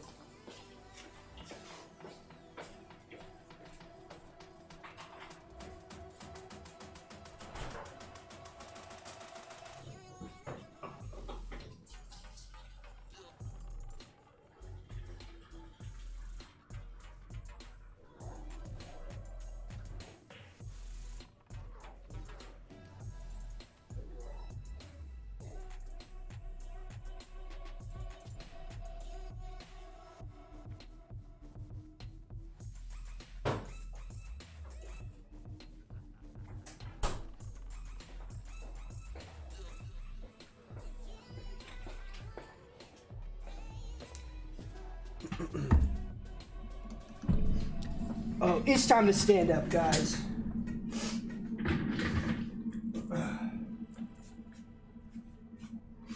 I will tell you, the best investment I've made on my whole gaming setup in the last 3 years since I upgraded my computer is the sit-stand desk. By far.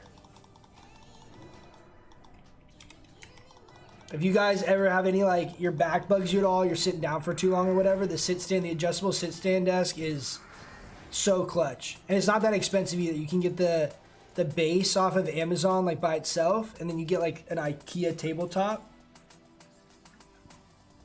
Super inexpensive.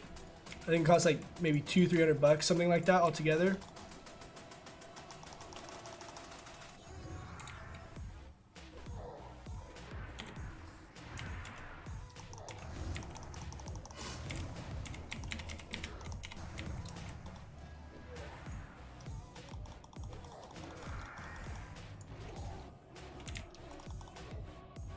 I named my druid Big Sip after the bird meme and because it's Moonkin, but I'm too lazy to level an alt. Big Sip. I dig it, I dig it.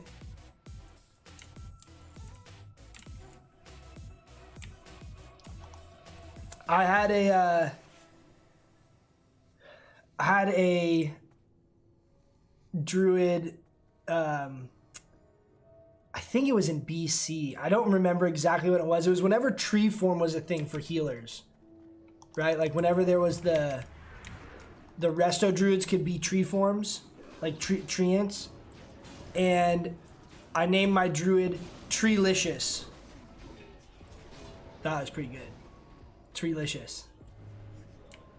That was a good one. You could also have that as a balanced druid in TBC, right? Because you have treants.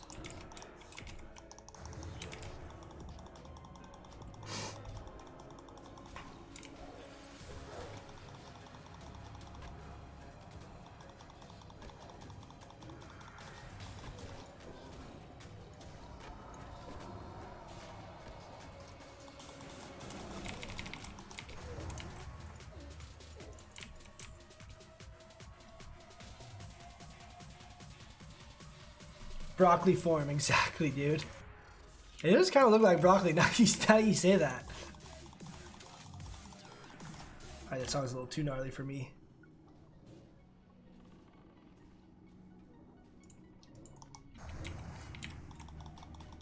I'm gonna make a, oh, just kidding.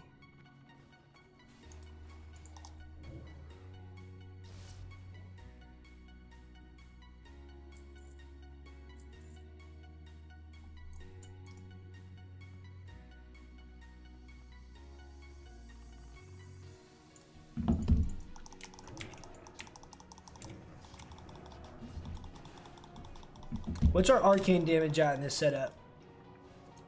317, dude. We're getting up there. I get another 20 or so if I can get a weapon.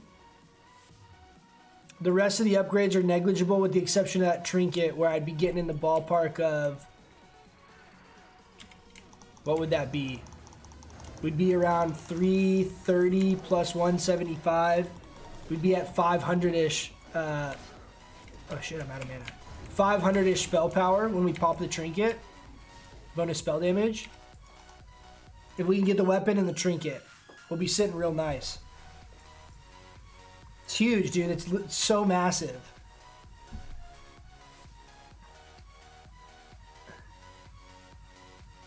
Bird body is the peak form. Or is it the beak form? Just sit here and making just bird jokes all night.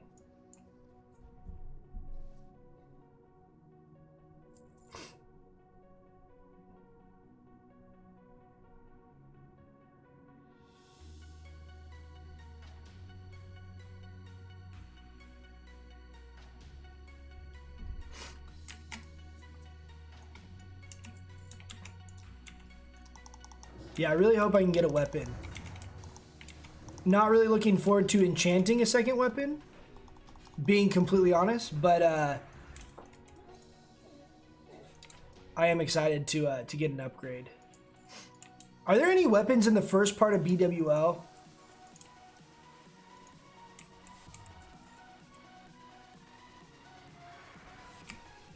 Tank mace.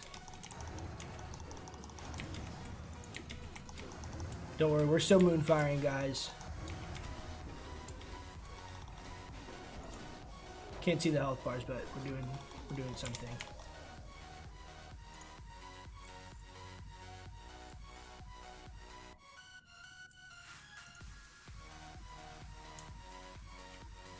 So there's nothing until Ebon Rock.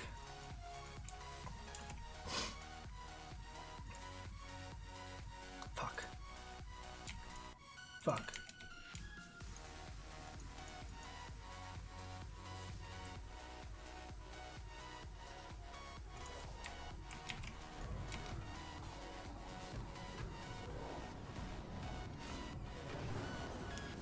Hurricane does great DPS, dude. Sitting around 500. Till we got kicked.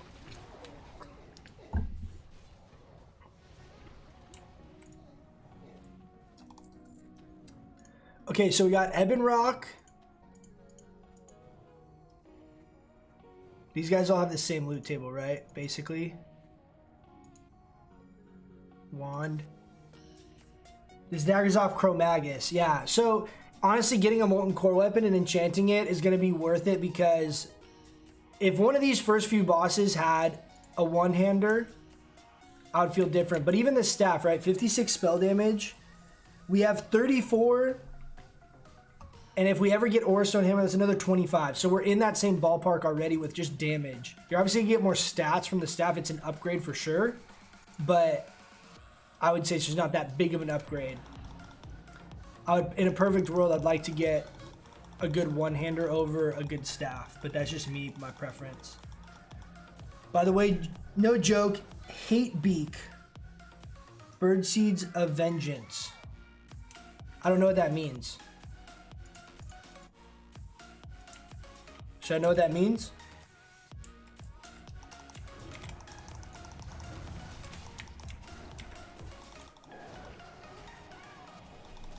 Hate Beak.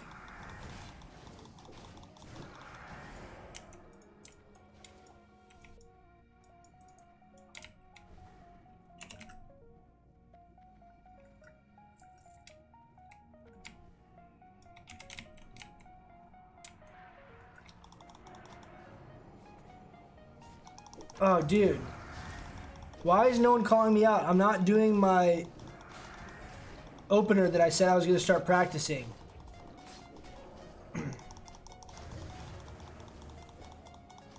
Counting on you guys to tell me when I'm doing something stupid. It's metal. I don't really listen to metal. Guys, I'm gonna hop off Discord here, or I mean off voice just for 1 second. I'll keep keep the music on in the background.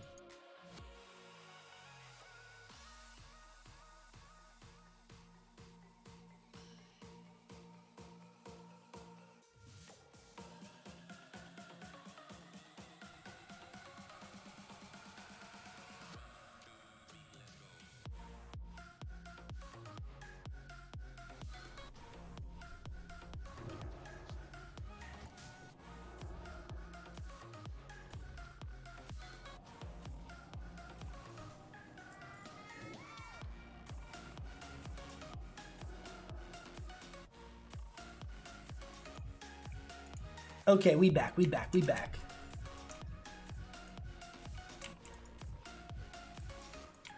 Oh, shit. Of course. Why do people keep pulling a bunch of stuff? Why are we pulling like 2 packs, 3 packs? I have no mana. Okay, we're gonna downrank Moonfire and save Innervate potentially for this Druid. Yeah, I'm gonna do it.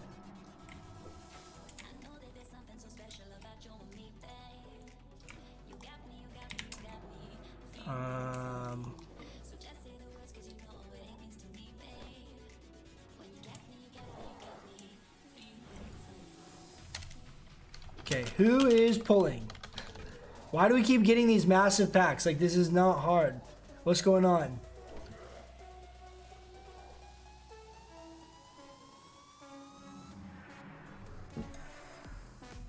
No mana, tanks are dead.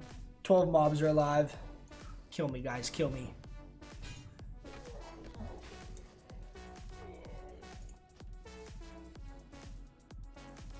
I wasn't paying close enough attention to know what happened. Someone accidentally pulled a second mob for sure.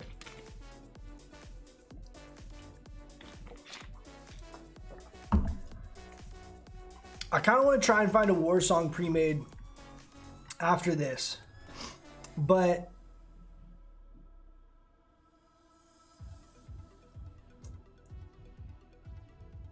how long are those queues though? I think war song queues for us are around like 15 minutes right now. The queues are rough, man. That really changed ranking for me. Like Alliance is instant and ours is like 30 minutes.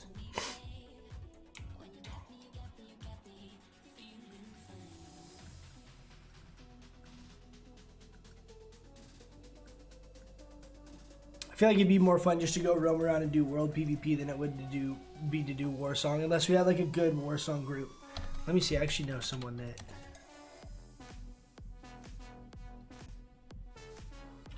He's not on.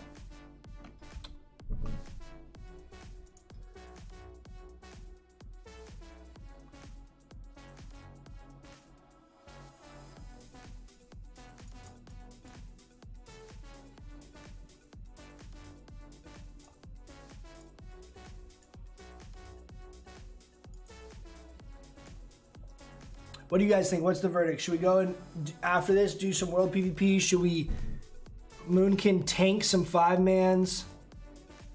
What's our options? World PvP, Moonkin tank 5-mans, or BGs?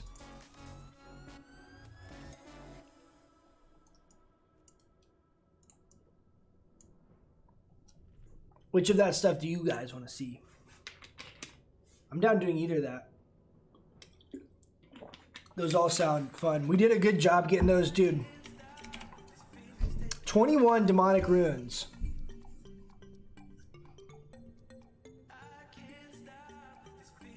Trying to think how many demonic runes do I actually need for progression.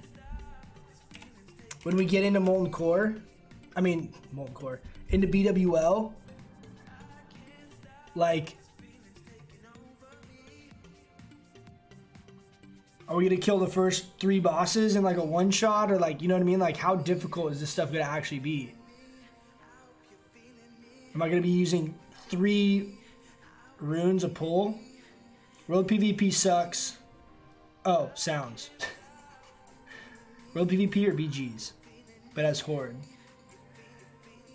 Yeah, BGs as Horde take ages. And another good example of why having an Alliance Druid wouldn't be that bad from a content perspective.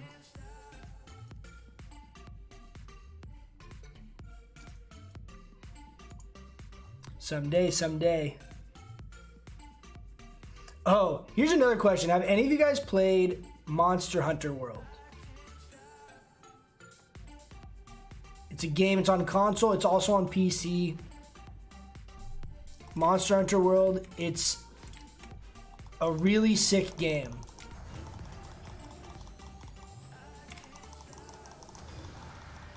We're focusing now on the DPS, guys. I've been kind of not paying close enough attention. We've wiped the stupid shit twice. We're on point now. We're playing for keeps. No more stupid shit.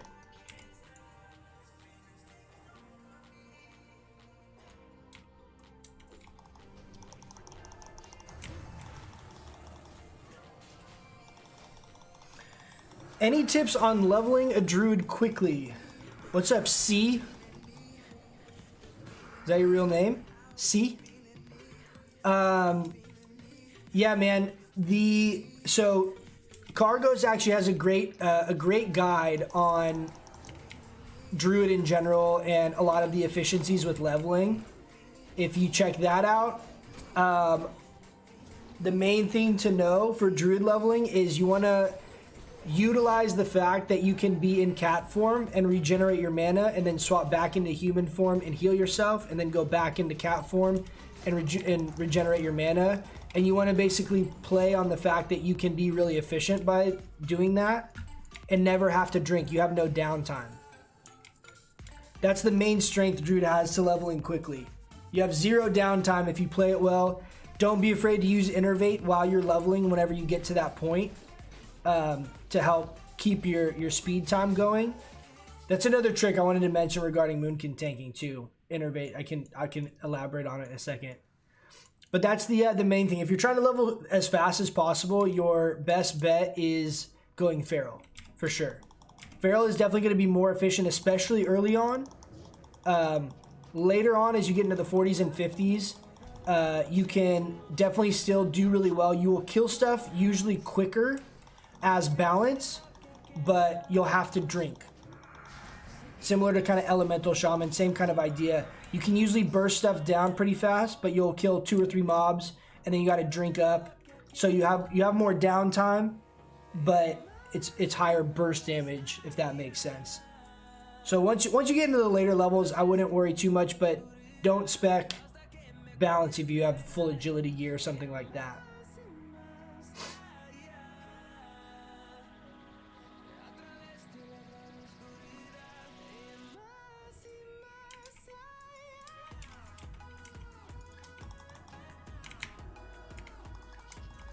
This guy okay, we'll take it.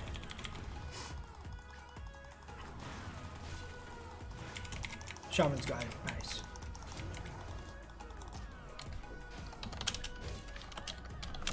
Don't jump down into the pit.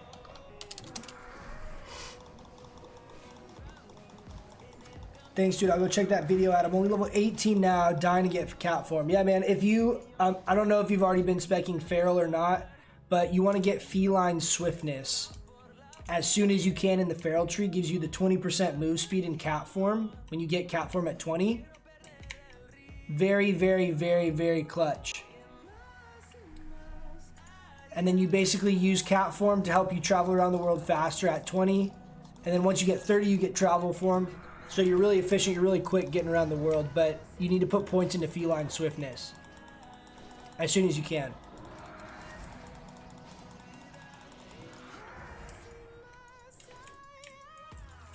But welcome to the Druid family, bud.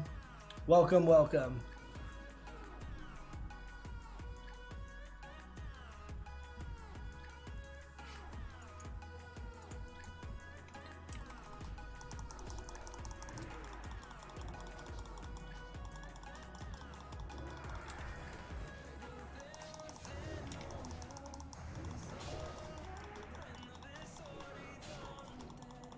I'm really puzzled how people are pulling a bunch of random stuff. Like, stand here. Like, come to where I am. Stay right here. Nothing will happen. Like, I'm not getting it. How are we pulling so many extra things?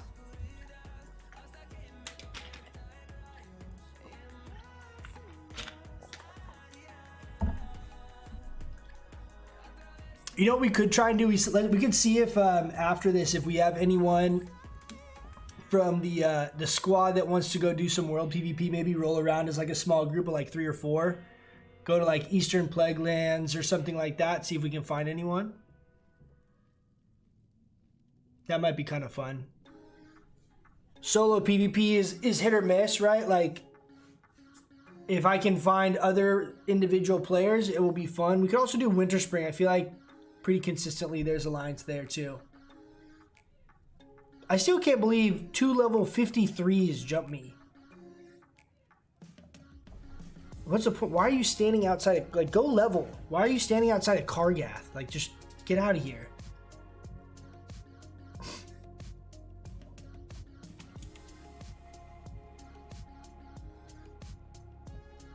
I wonder if this is actually worth anything. I feel like it's got to be worth a couple gold, right? There's always like 49 brackets exist. I do wonder how common that is. I know I was really thinking for a while about a in-hand shaman, like a level 49 in-hand shaman. Twink. I wonder how populated, like I know the low level brackets are relatively populated. I wonder how populated the higher level brackets are.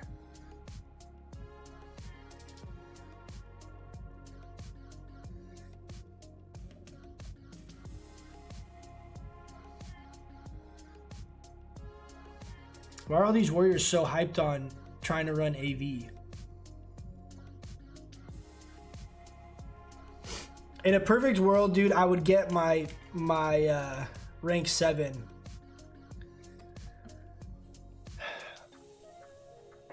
I've like deteriorated a little bit each week.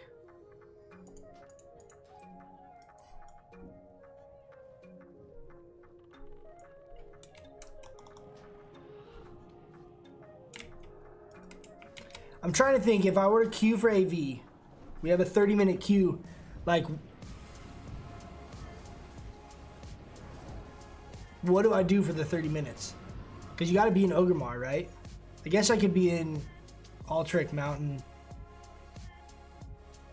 I guess we could do that. We could go to Altric Mountain and queue there, and then try and go through like Western Plaguelands, Eastern Plaguelands, and try and find some world PvP while we wait for the queues. I do need to get some honor. If I could get rank 7, it would be clutch because they're really good boots I could get for PvP. The tier boots. Let's look at them.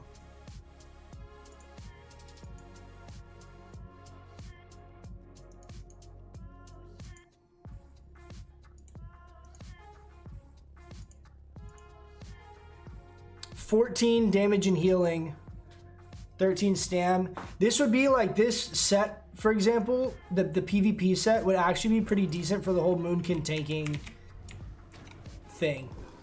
Because you have that strength and agility when you do go into bear, inevitably, like when you have to use taunt and stuff like that. So I wanted to get it. I originally I'd got like almost rank 7, and then I had to go out of town for 2 weeks. So I kind of screwed myself because I just had 2 weeks of just straight decay. It just was a little demoralizing. No pun intended.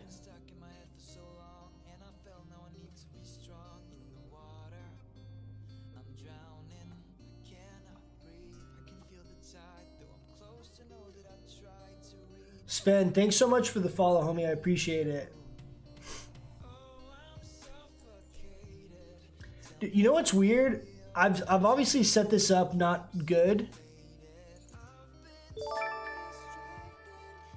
See, like, So that posted up right now when I clicked it, but it hasn't been going off. I haven't set something up correctly with Streamlabs, I don't think. Thank you guys though for the follows. I do appreciate it. Sebastian, Rated Professor, So Koala, Sven, thanks guys. I really do appreciate it. Sorry I didn't shout those out earlier.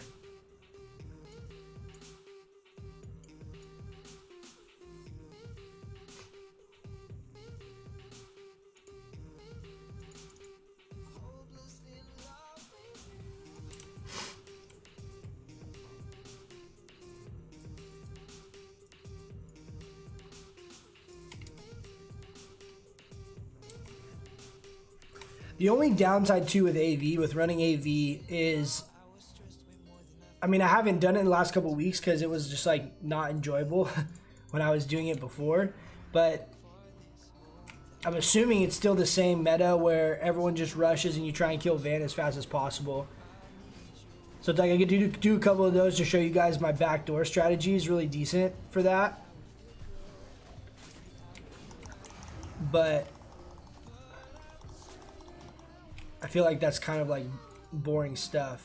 Isn't that what Swifty does basically? Like he just streams him doing AV like all day long.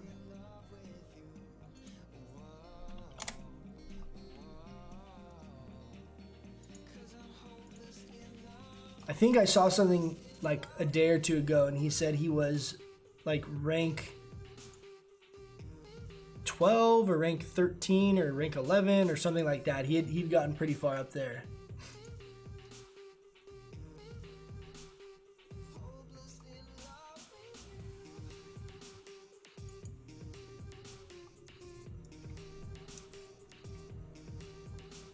I will say these no copyright playlists are actually have been pretty decent. Why do we get two groups?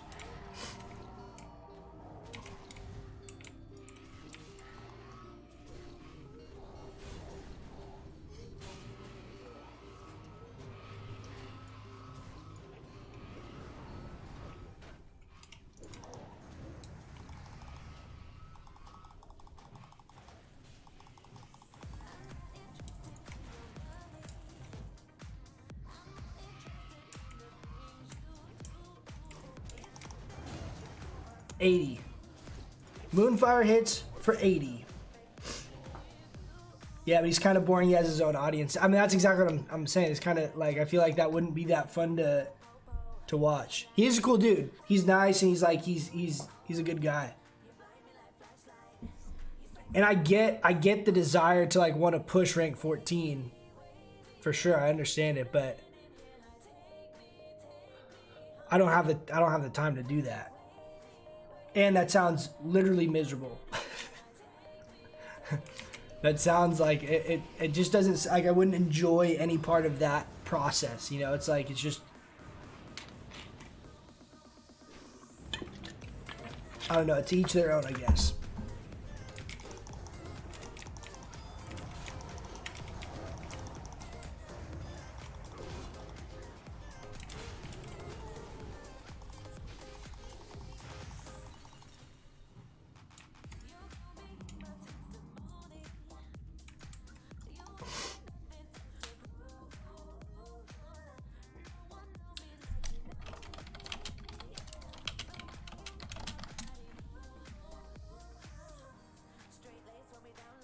But I'm down. It might be fun to throw an AV or two in the mix, but I definitely don't want to spam AVs.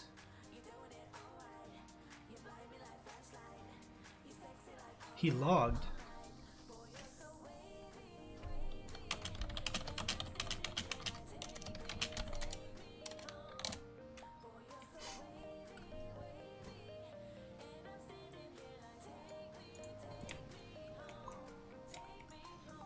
Come on, Nefarious.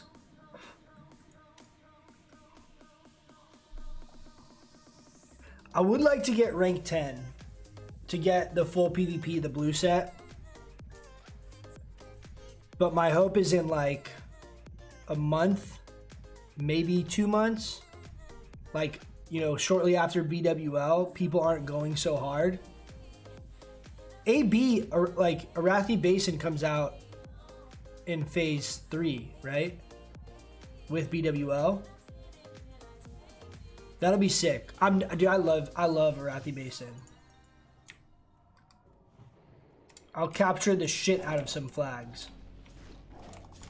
So this guy is like super magic resist.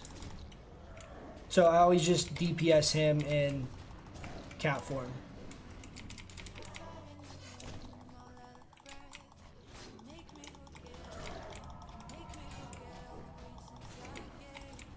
And then when Ren pops out,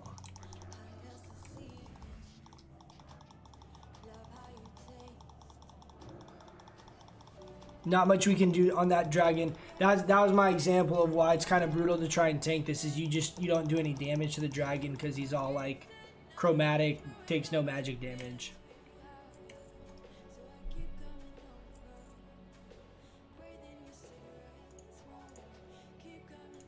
The helm's not bad for you, Loopy.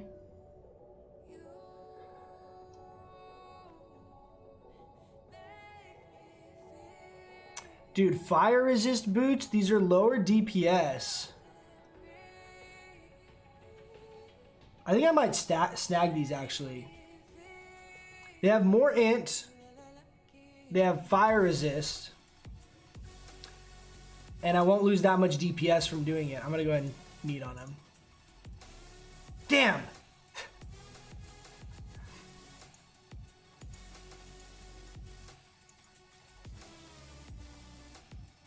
Thunder Bluff. Is he hitting us with the Undercity? Let's see it. Undercity. Rancid the Legend. Hey, there it is, dude.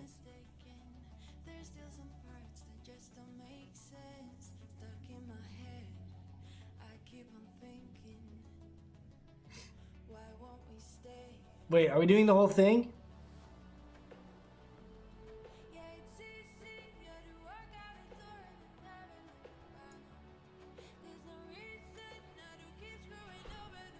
Oh, I guess we're doing the whole thing.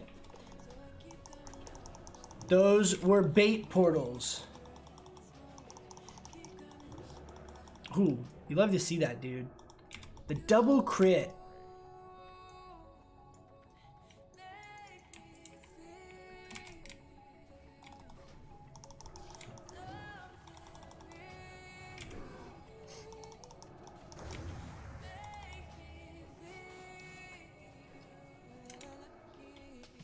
I should cancel my own Starfire right there.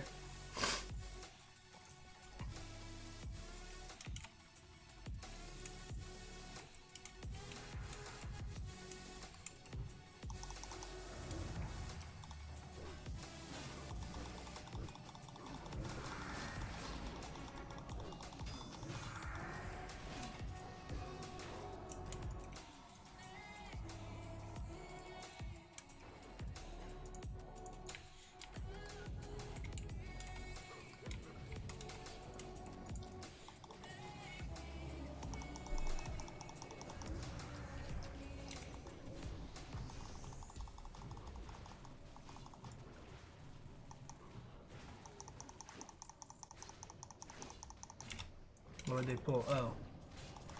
Spamming my drink button.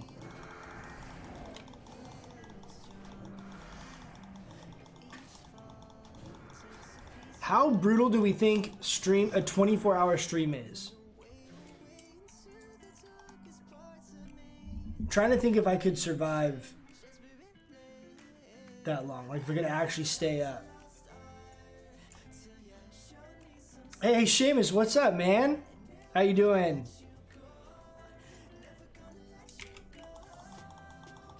Welcome to the stream, brother. Welcome, welcome. Just getting going. This is the my third day back streaming. Super hyped with all the good vibes. Cool people been coming hanging out. It's been a blast. I'm really really stoked on it. Dude, Cargos came into my stream last night. It was so sick. I was so hyped. It was so sick. Very brutal. 24-hour stream would be very brutal. But is it worth it though? That's the question.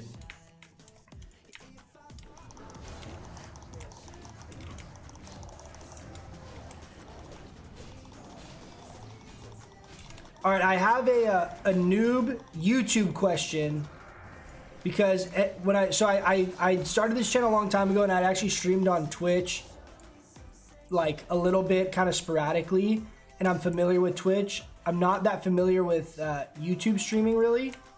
Is there an equivalent? The words are all different of what different things mean. So like, is there an equivalent to, like, I know if you subscribe to a YouTube channel, that's a normal subscription kind of thing, like where you get notified of videos if you hit the bell, all that. Is there a similar function to how Twitch has subs versus how Twitch has follows, right? Because like YouTube subscribe is the equivalent of a Twitch follow. Is there a YouTube version of the Twitch subscribe? Is that making sense the way I'm asking that? I don't know what all the functions are on YouTube streaming stuff. I need to look it up. I'd done Restream and streamed on both and realized obviously it makes sense from posting videos and stuff. Most of the traffic, everyone was coming from YouTube, which is cool. I prefer YouTube, honestly, but everyone's just like, oh no, you have to stream Twitch. You have to stream Twitch, but I'm over it. I'm just gonna stream YouTube. If people want to come and hang out on YouTube, that's sick. If not, no big deal. But I want to better understand the YouTube. Oh, dude, we did it. We're here. He's never gonna see us up here, guys. Max, we are a literal, you guys, we are a literal owl. In this moment, we have never been so Moonkin. OP, dude. I don't want to jump down.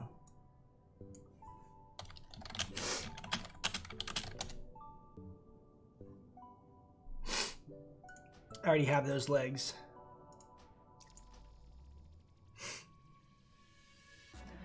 Good man, are you planning a 24-hour stream? I was considering it. I think it's good. I think it's, in my experience, when people do it, it helps a lot with just kind of people getting to know them, like knowing that they're streaming, whatever, because you catch a full 24 hours of when people are logging on and off around the world, right? So like right now, people in Holland could be asleep, right, or whatever. I mean, you just kind of have the ability to kind of at least catch every audience at a certain point. So from my experience watching other people do it, it seems like they're relatively successful in like the amount of growth they get from a 24-hour stream. It's hard because I have a normal job. So I'm worried if I do it, like say I go to sleep tonight and Saturday's a 24-hour stream, then I go to sleep at 8 a.m. on Sunday, I feel like I'm going to completely screw myself for work. It's my only hesitation.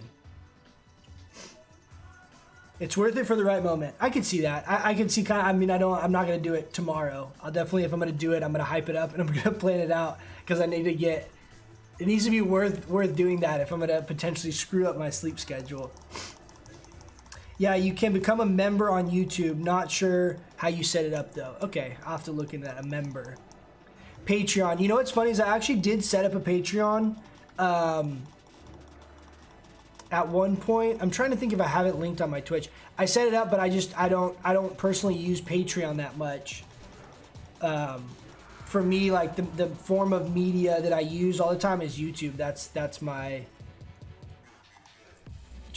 go-to for everything. But I know Patreon's a good way of doing it too. That's definitely one way. I could start going through Patreon too, figure out ways of just trying to monetize just for the amount of effort and time putting in, make it kind of worthwhile.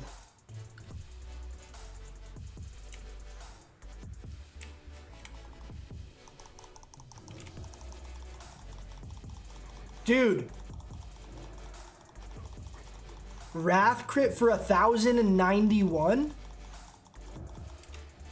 I'm literally wearing arcane gear. What the shit?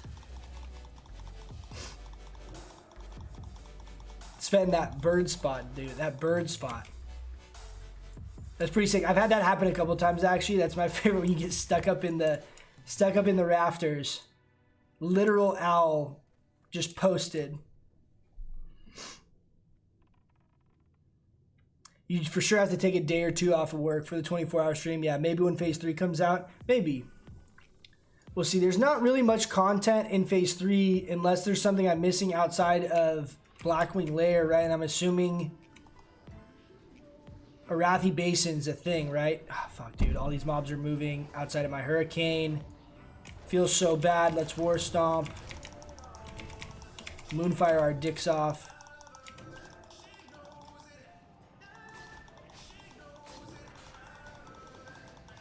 Like a launch of something big or a big in-game event or right after cargoes. Yeah. Yeah, those are all good ideas.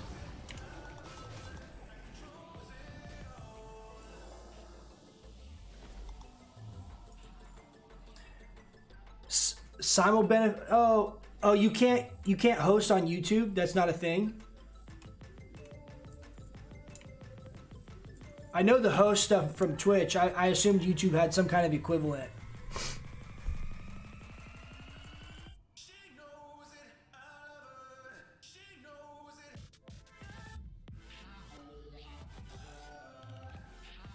Class quests. You're right, Connor. I forgot about class quests.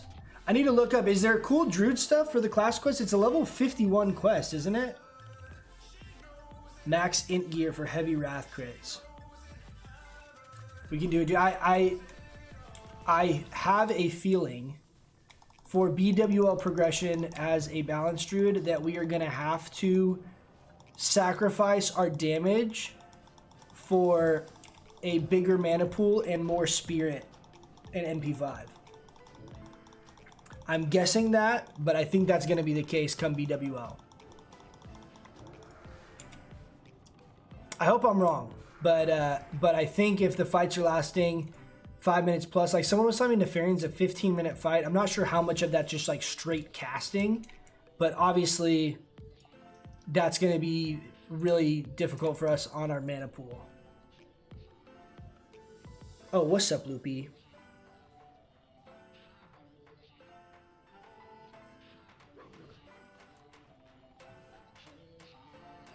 As far as I know, you can't host on YouTube. I mean, now that I think of it, I haven't seen that before, so I don't know why I thought that might be a thing. That's a good point. I was doing Restream, and it looks like Streamlabs now has a, they call it a multi-stream, which I'm assuming, I didn't like click through to read it, but it sounds like it's probably, it just eliminates you having to stream to Restream and then restreaming it, which is cool. So it seems like they're kind of taking the middleman out. So I might do that. It doesn't hurt anything to have it going on Twitch. It's just literally everyone, the last couple times I've been streaming was coming from YouTube. So, but we'll see. I know everyone I've watched on YouTube is like, hey, go follow me on Twitch. The video quality is better. Everyone, I've heard that, like 5 different people have said that. So maybe it's worth it just to go ahead and stream both. But dude, I hope YouTube can come up and really pick up on the stream game, because I feel like so many people watch content on YouTube, and you already have the audience there. You know what I mean? Like, you have the audience that already is down and kind of, you know, down to sit there and watch video content.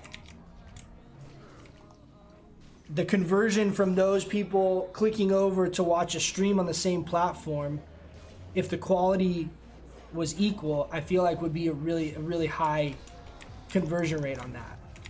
I'm kind of surprised they haven't put a little more energy and effort and focus into that, especially with how big Twitch is. Class gear for Druid is solid.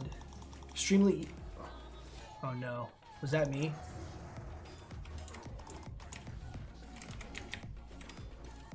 Was that me that just pulled that?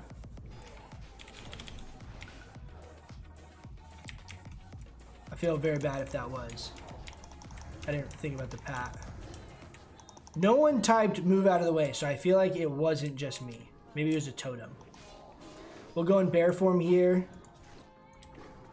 Help peel off of our other DPS. Okay. Feral charge, create some distance. We'll post up over here. If he connects with me again, I'll stun him. Nice. Good recovery. Good innervate. Pro innervate on our OP Druid healer over here. 300 HPS.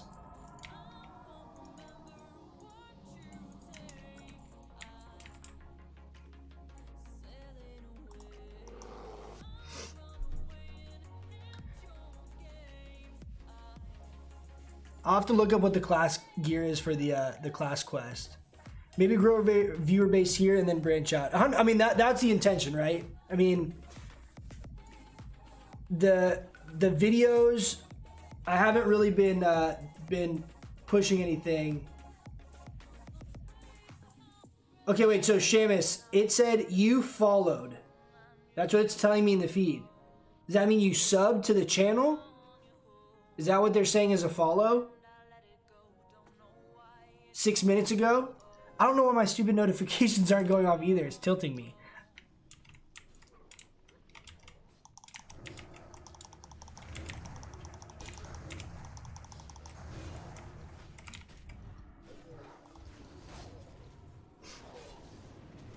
Yeah, I mean, the reality is the biggest issue with Twitch is there's not a good way to organically grow a new channel. Just the way it's set up, right? Because it's all based off of ranking by quantity of viewers. So unless you have viewers, it's very hard for new people to see you. So no matter what, my plan initially wasn't even to, I don't know why Siri turned on there, wasn't even to really start streaming. It was more to start just doing the YouTube stuff, and then once that, you know, community got big enough to start streaming. Yeah, you subscribe. Cool. Awesome. Thanks, man. I appreciate it.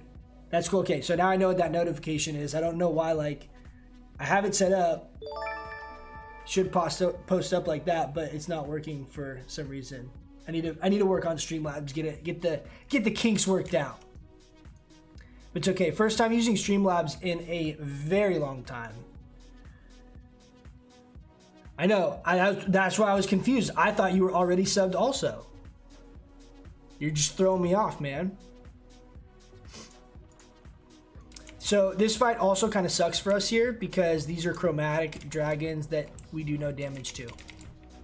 I think it's the same for all the casters. Yeah. Maybe I'm wrong. Why they use separate terms, I know. It's a little confusing. It's really too, it's hard to find, like, if, like, I YouTubed this last night, trying to figure out kind of some more specifics on YouTube streaming because I'm not super familiar with, like, I know at one point, I don't know if it's still a thing, there was like super dollars or super chat or some other name of something that was like a way you could donate, and there's like all these weird things. I'm just not familiar with any of them.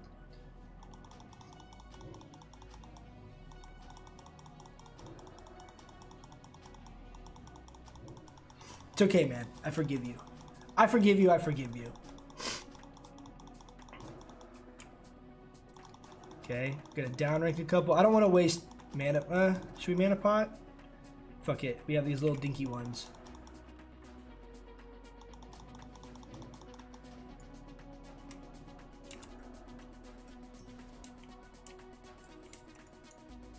Draconian Deflector.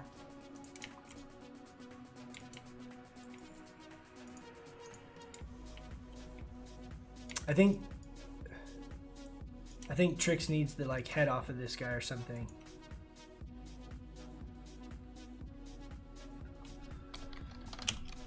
Did you get needed for quest?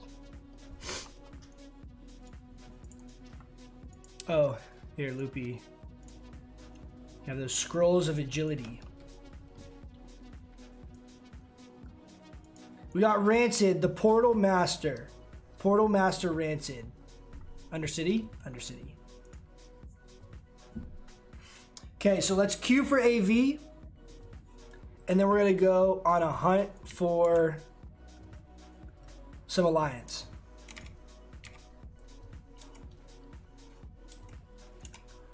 We'll go on a hunt. We'll see what we can find world PvP wise. Maybe grab some herbs if we find some good one. Maybe get super lucky, find a Black Lotus. You can put the Dragonkin to sleep, right? You can, not the ones in Ubers though. I've tried both of them, the little ones, whatever they're called, and the bigger ones. Oh, let's check this real quick. I want to check.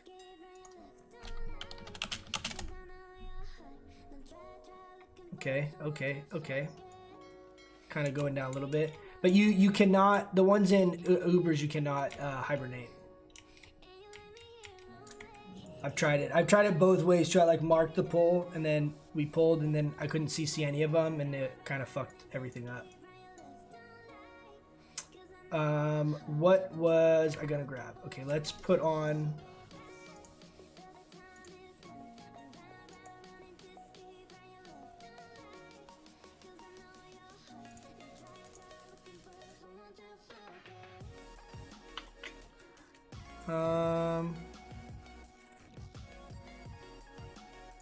Let me go ahead and go with Cenarian Boots here. Let's get a little tanky. We'll go with Heavy Dark Iron Ring. PvP Trinket. What's that? Puts us over 7k armor. 4,300 health. I'm cool. Cool. Good setup. I'm down. Let's see real quick if there's this ring already on the auction house so I can get this out of my bags. And then we'll queue up. Are there any engineering trinkets I'm missing? Oh, you know what? We should grab the laser one. 4 gold, 5 gold. Okay, let's undercut him. 3. See, we're the shot. Worst case, we bender it.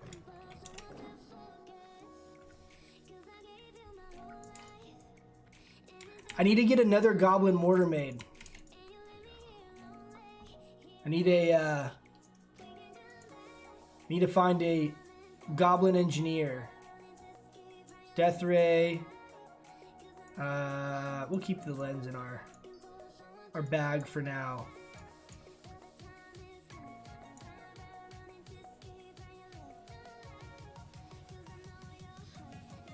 Let's grab servants too.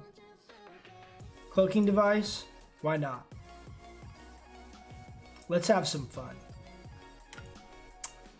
I think that's all of it.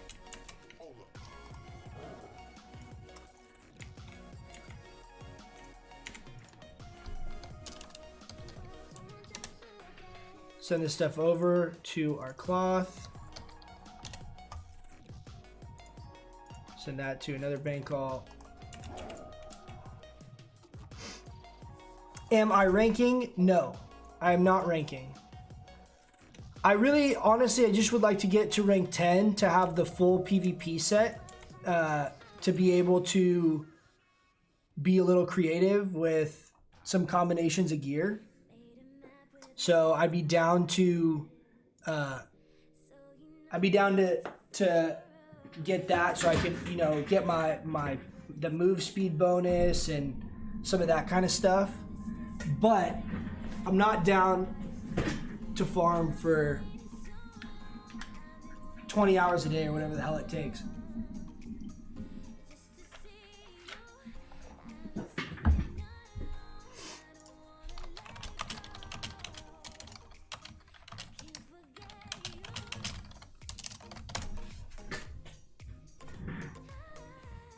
Yeah, but I'm not ranking, but my intention is just at some point, probably after BWL. I mean, so the reality is we got 3 weeks here, right?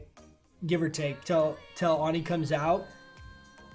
So if we have 3 weeks, that's 3 weeks of ideally being able to gather up any Black Lotus so we can get our flasks, getting demonic runes farmed up, getting a bunch of mana potions farmed up, and I can throw all of those like on an alt, just ready to go. I have the recipe for greater arcane elixirs, so I can make a shit ton of those. I can buy all those herbs now because I think in 2 or 3 weeks they're gonna go up. So I'll probably put a good chunk of gold into that. There's a lot of that kind of stuff that I want to do that to me is more valuable than the ranking because of the fact that people are going so try hard on the ranking that, like, I remember like 4 or 5 weeks ago, I had like 430,000 honor I had gotten. Like I was farming a ton of honor and I literally lost rank because I didn't do enough. I'm like, holy shit, dude. So until it calms down a little bit, I'm not really that interested in trying to rank up at all. It's just too much of a time sink right now. And I think for me, what sounds like the most enjoyable is if I can spend the time now while it's a little bit calm before BWL. When BWL comes out, a bunch of people are going to come back. Queue times are going to be on, like, it's going to be like a whole thing, right? So if I can spend time now and kind of prep and basically have no pressure to have to farm anything and not have to buy anything for at least the first 2, 3, 4 weeks of the BWL stuff, like progression wise, that to me is like a big value, like a big amount of relief. So I think that's my goal. I need to, I'll farm up a bunch of, either farm up or make a bunch of repair bots, go farm elemental fire for a couple hours. I mean, I want to go and do stuff like that and kind of prep. That stuff is more, there's more variety in that. I think that's more enjoyable just content wise, just kind of going out in the world, exploring, running dungeons, doing, Ani, Molten Core, things like that. I think just like spending hours and hours and hours mindlessly grinding AV is not going to be fun. We had some people hit us up about Warsong last night, but I wasn't able to make it when they were doing it. True, man, I just heard AV and I thought it might, I know. I haven't done AV in a while. It's been about a month, I think, since I've done AV at all. I went out of town for those 2 weeks and I haven't done it since I've been back. I've queued a couple times, but I haven't made it past the 27-minute queue boss. You have to get in with the people that are stacking brackets. I know, yeah, and I know that there's a way of avoiding that. That's how you rank and that's how you hit the number every week. And I get that. The reality is, though, in that situation, what I had described, let's run up to Plaguelands, see what we can find PvP wise. I'm gonna go ahead and equip the net here. That should be good. Is if I had gotten any less honor, I would have just ranked less. Like, there's no scenario where me getting less honor that week or coordinating with anyone would have helped, because I got as much honor as I could, and I still wasn't in the same, ballpark as those other guys. They were getting, I think, 800,000-900,000, even like up to 1 million honor. I think they were literally coordinating. What I had heard is that they coordinated at 1 million, they were going to stop. So the people pushing got to 1 million honor, and then they stopped, and they were like, do that. But I was literally half that, and I felt like I was playing a lot, but it just completely engulfs whatever you're doing in game. It's just not something. It's just too focused, too pointed for me. I would get burnt out on that. The AV grind is awful to watch. Yeah, exactly. I mean, that's the other thing too. Is like, I don't feel like I would get better by doing that. I don't feel like I'm trying anything new by doing that. I don't feel like it's enjoyable to do it for hours. Like, throwing in an AV or two, I think is cool. I kind of mix it up, but to do it for hours, I think would just be kind of boring for all of us. Those people are lifeless and will make your ranking impossible. Exactly. And that's the case now. I think once, say there's on Herod, like, there's a ton of people on the server, so it's hard to say, but say there's 15, 20, 30 people really trying to get High Warlord. Once they get that, I think they're going to calm down a little bit. Maybe I'm wrong, but I think that in general, the ranking process will chill out a little bit. At least for some of the lower ranks, there won't be as many people pushing as much, but we'll have to wait and see. Okay, everyone on your toes. Here, we're going to put on our Goblin Rocket Helm. And we'll see. I don't have the mortar, so we don't get to do the full combo. But we can do the Starfire into Sapper into Rocket Helm into Starfire into Moonfire. That's our combo. I don't know if we'll kill someone without the mortar, but we'll try. Let's go this way. We'll head over to EPL. EPL usually has more people. You feel so bad for the guys like North. I'm not familiar with who North is. Is that a streamer? Streamer or YouTuber?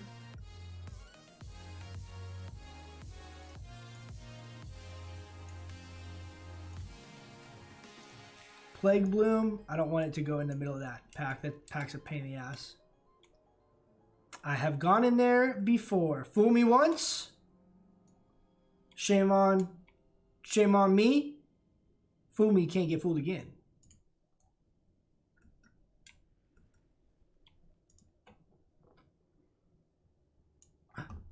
Spotify stop? No, it didn't. It's just a slow intro. It's a build up.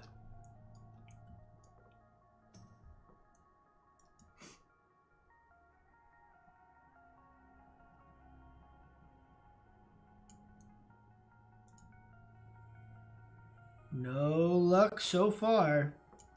Let's see too. Maybe we can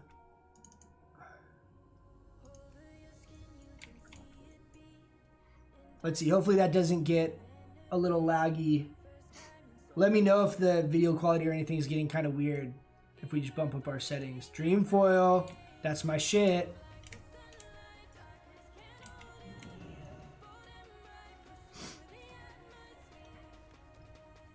Yeah, North is a Twitch streamer. He's been in AV for an average of 17 hours a day. Holy shit, dude. The George Bush reference, exactly.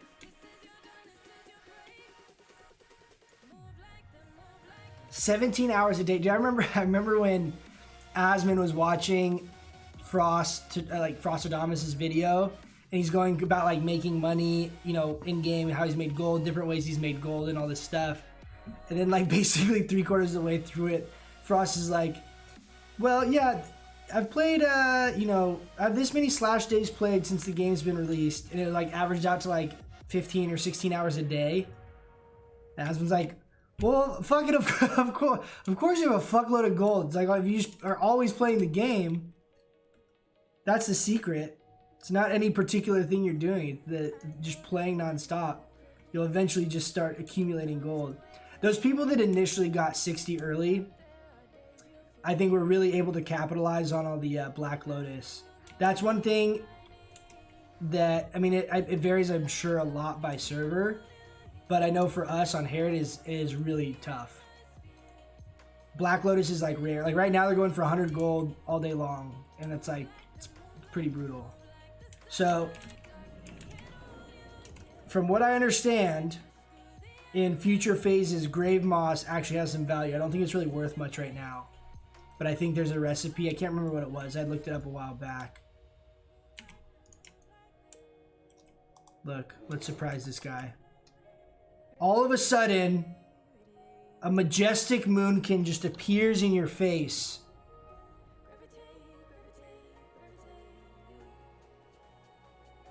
Is he gonna dance?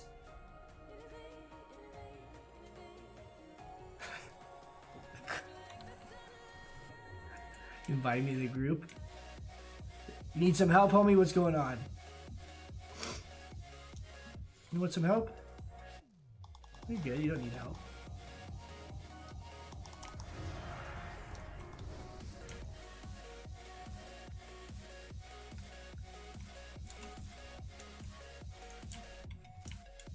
Rid told you Grave Moss will be good later. Yeah, it will be, I think. There's something I'm down. I can look it up in a little bit. There's some consumables. There's a bunch of that stuff though. Like I have a bunch of like nature protection potions. I've like stocked up on a bunch of random stuff that I think will be good later on. It's all a gamble. You don't really know, right? Like I feel like it's hard to anticipate how easy stuff is going to be to farm when it's relevant and how many people are going to farm it, right? So you might just have like an influx of supply in the market, but I've just been saving all my Grave Moss.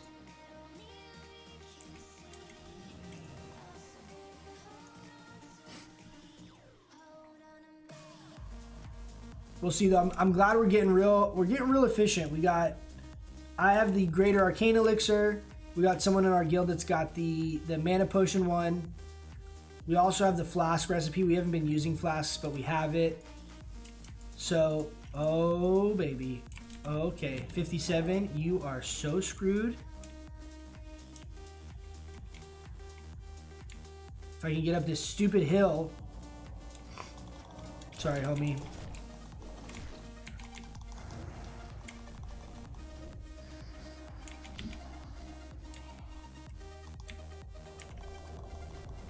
What did he do there? Did he cancel his Mind Blast?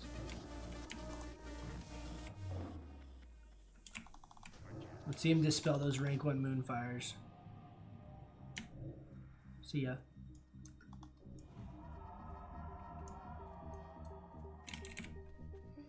Go ahead and throw on Shadow Reflector while my trinket's on cooldown here.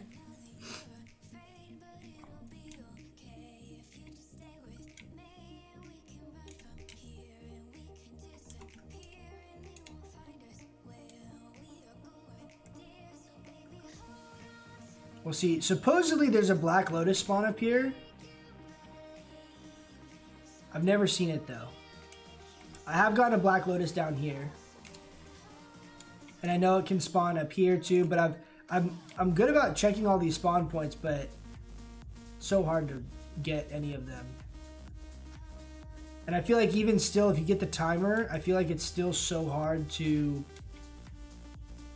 I mean, even there's almost always more than one herbalist running around. Deleted. F to the homie for real. We'll see. I think we'll get some good. Usually Eastern Plaguelands, on our server at least, is pretty consistently populated with some Alliance players. Generally speaking, the Horde has pretty significant control of like Kargath and the pass. Oh, I feel like I have to sneeze. And then Alliance kind of generally has a bigger presence out here. But we'll see. We will see. We will see. Fuck.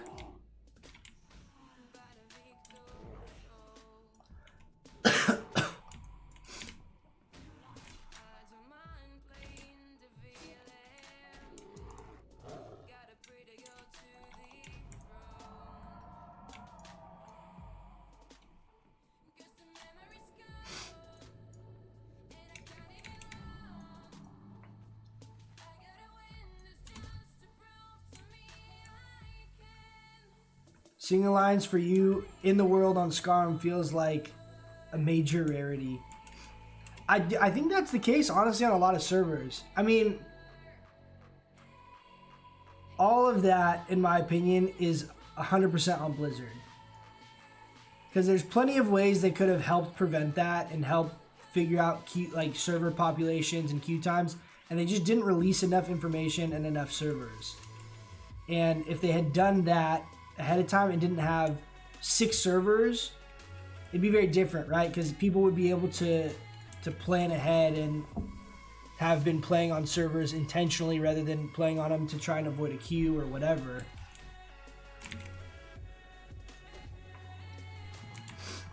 And I feel like that was a huge mess up on Blizz's part that really impacted the server population and like Alliance versus Horde on servers. That's why I YOLO'd over to Bloodsail Buccaneers on the Cargo's bandwagon. Is that where he's playing? It's like a RP server, isn't it? RP PvP?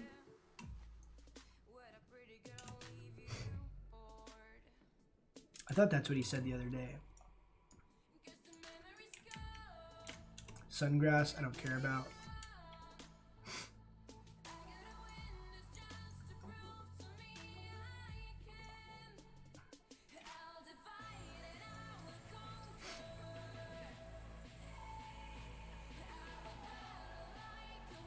Oh, dude, I've fallen in this hole accidentally so many times.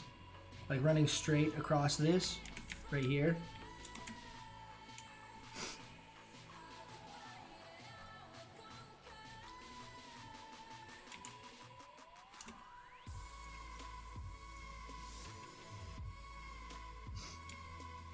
RP PvE.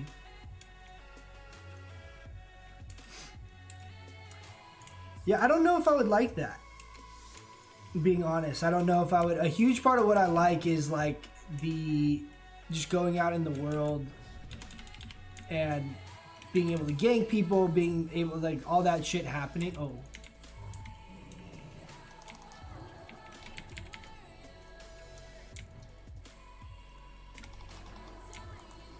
Is he really gonna try to run? That's kind of surprising. I'm gonna root him again, and when he blinks on that one, I'm gonna use the net. Okay.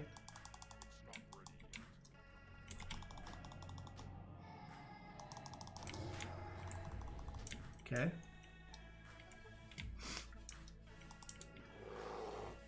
So when you go up and you slash dance. Dude, is that another Moon Boy? Oh, he just got so fucked by the...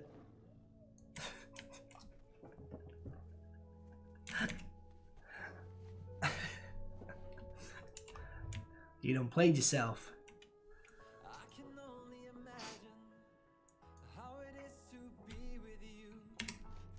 Let's go. I'm gonna go. We'll do a little pass down here on Tier's hand.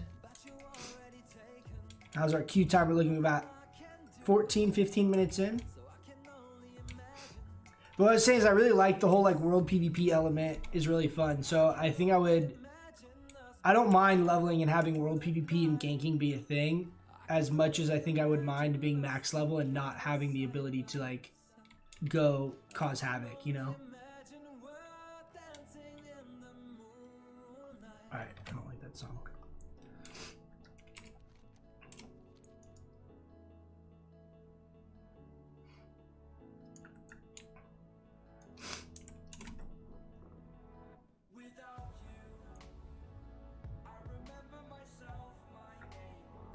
I'm just trying it until phase 3. Yeah, I feel that. I feel that. And he's Alliance on that server, right? I was saying that earlier in stream as I was considering at some point, it's not like an immediate thing, but I want to potentially level an Alliance Druid as well. Just because I definitely enjoy Druid just in general is definitely been the most enjoyable class for me so far of the ones I've played. And I'd be curious to kind of just experience Classic from the Alliance point of view and the Alliance towns and Night Elf and all that kind of stuff. Like I think would be kind of fun. I don't know if I want to do it on an RP PvE server, but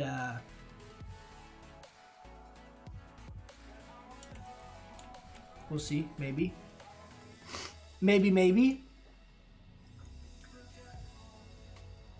Yeah, Alliance. Maybe, dude. Maybe I'll have to make a Druid on there and just stick to BGs. The other thing too is the world PvP won't be as big a deal to me once Arathi Basin's out, because I really like Arathi Basin a lot. I could see spamming that. That's a much more like enjoyable BG to me than Altering Valley is. Oh, another Dream Foil? Let's go.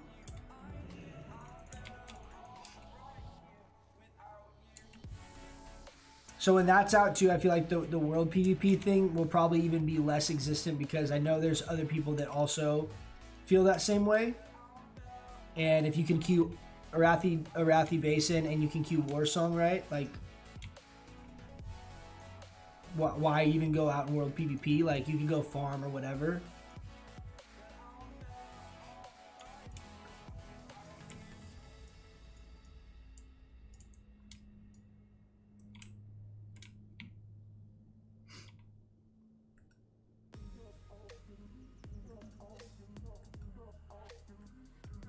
As a lifelong Horde player, Alliance questing is more immersive and comfy. I mean, I could see that. I could see it being a nice change of pace just because, like, I'm so familiar with all of the Horde stuff.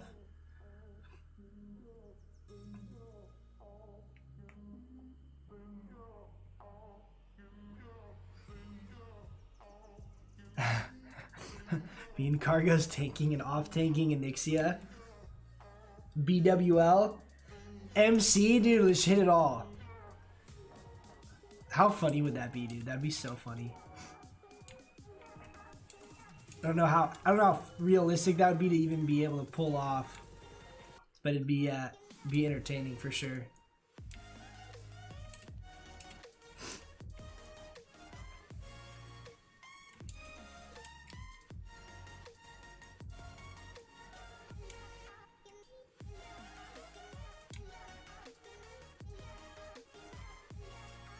Supposedly there's a spawn right here for Black Lotus, but I've never seen any herb spawn there. But legend has it.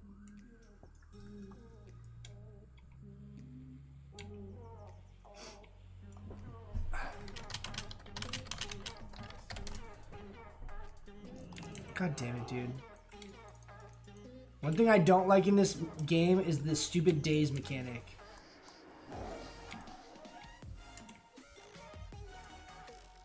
I get so tilted getting dazed. If you pulled it off, it would be legendary. I feel you. It would. I think you could go back into older content. The problem you really get into is threat, right? So as we scale, if you're playing with people that are really decked out, it's going to be hard to maintain threat just because of how much damage they're doing, right? But I'm not sure. I know, like, for example, AQ. Like, if we're in AQ gear, like our tier 2.5, that's a really good set, right? For balance. It's got a lot of damage. It's got good stats on it. That's a good set. It's leather. That's our first real set that we get that's like a tier druid specific thing that's like good for balance. And so I could see after you get the tier 2.5 stuff and stuff out of AQ, I could see you having enough spell damage as well as armor and like in Moonkin form to it being relatively effective. Not to mention at that point you have access to a good amount of hit items. So for raiding, you would be able to get at least enough hit to have some decent initial threat. And if people are bursting stuff down so quickly, as long as you get the threat lead the same as dungeons, I mean, I can see you being able to tank the past tier potentially. Like I could see if I have BWL, it's tough though because a lot of that shit's cloth. It'd be hard to see, but I could see there being some way of kind of tanking the previous tier as Moonkin. I don't think it's going to be feasible to be doing current content though. But we'll see. I don't know all the boss fights in and out well enough to know. To know for sure it's not feasible. There's still like in my head I'm like it could make it happen. Could be a thing. I am not gonna say it's impossible until I get to see it myself. Always gonna try and make it work first, but Shamus, here's another idea that I was thinking of yesterday. I was talking about it earlier in stream, but I don't think you were in here yet. Is a melee Moonkin. So you basically go down to the balance tree, get Moonkin form, but you prioritize basically the utility stuff in the balance tree, with the exception of like the increased Moonfire crit and the spell crit damage increase. And then the other points you put in whatever like useful talents there are in other trees, maybe like thick armor or thick hide, and or this tier, and whatever you can pick between other stuff. But basically utilizing Moonkin form and being like a melee Moonkin, and just having really high armor and like just hitting the shit out of like rogues with our maces, with like a two-hand mace, like unstoppable force Moonkin, running around critting like. I can already crit for like 400 or so with Unstoppable Force with caster gear on. So it makes me think, I don't think it's good from a PvE perspective. I don't think it'd be that efficient. But in PvP, it makes me think you could utilize like Omen of Clarity, armor for Moonkin form, and be in like leather DPS gear, be high armor, and be able to melee the shit out of some people while moon firing.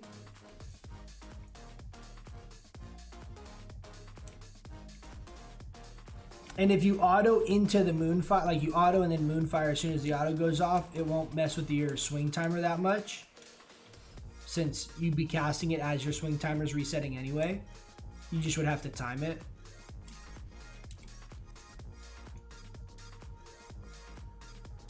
That paired with a Holy Pally would be hilarious. It would be hilarious. I meant to test it. I was going to go when I got back to the bank and check. What's our queue looking like? Pretty soon. I'm amazed we haven't seen any people. We've seen like those 2 people. That is not very normal for here. Just a fat old owl bop it with Moonfire. Exactly. I mean, and my thought is too is like if you get the Omen of Clarity proc, it has a pretty significant duration on it. So it's not like you have to use it right away, but you can utilize Moonfire to use it, which is still, you know, somewhat efficient because Moonfire is pretty mana intensive. But then you could also just use that to bait out like regrowth procs, for example, right? So you could be in Moonkin form DPSing, you get a proc, then you War Stomp regrowth yourself, hop back into Moonkin and keep going. The itemization would be weird. So honestly though, like the PvP gear, dude, might be a thing. Ideally, you'd have a high DPS two-hander that also has spell damage on it, I would think, but I don't know, man. Basically being a melee kin, and you would go natural weapons. You could grab like improved thorns, for example. Like I would probably grab just full Nature's Grasp instead of improved wrath. You don't really prioritize spells, right? Because you're not stacking a ton of mana. You get Omen of Clarity and you'd get Vengeance. You would get Nature's Grace so that you could use like rank 1 Moonfires to bait out like quicker roots or quicker heals. I don't know that Moonglow would even be necessarily. That's a tongue twister. And then you get Moonkin form. And then you could like run this same setup on the other part of this. And you still have access to Feral Charge and shit. I wish, dude, I wish this included Moonkin form. Because if it had like also increases your attack power while in Moonkin form, I think that could be like a actual thing. I don't think it would be good. But if you had a good weapon, like it would scale with the weapon damage, right? If you were able to get a high DPS weapon. We're thinking about it.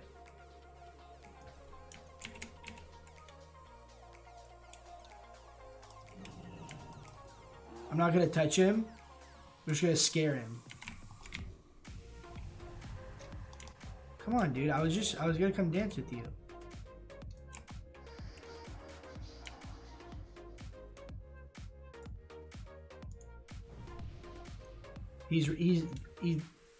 Let's just chase him. This is called Chicken Intimidation.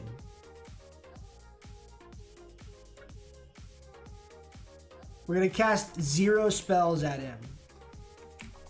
Let's give him a little dance real quick.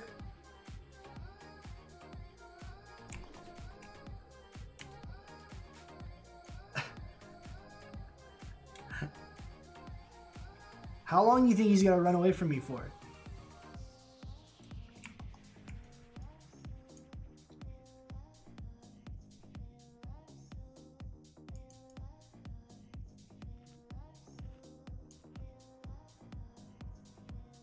If this guy attacks me, I'm gonna be really tilted.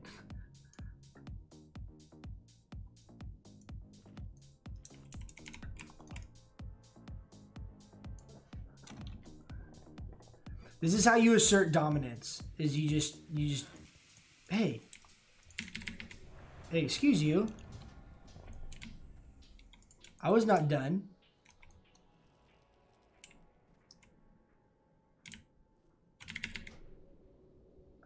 He's so annoyed. Alright, enter battle. Oh no, what?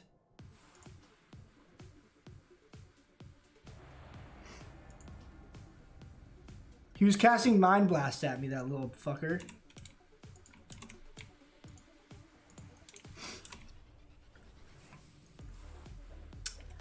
Okay, so usually I don't even go the PvP trinkets because it's so random and you usually don't even interface with people. The PvP battleground usually has very limited PvP. Tell them to watch my stream. Like if I had those things where you can like slash yell and it translates. Watch my stream.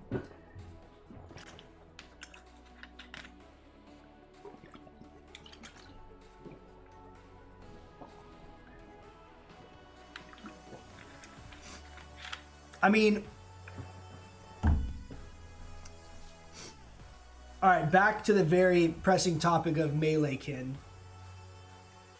If you think of it, you basically are a less mobile bear form, but you have range damage.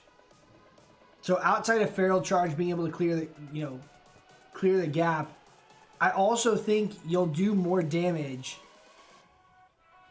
with your weapon. Not to mention, it is the only way you would be able to effectively use Crusader.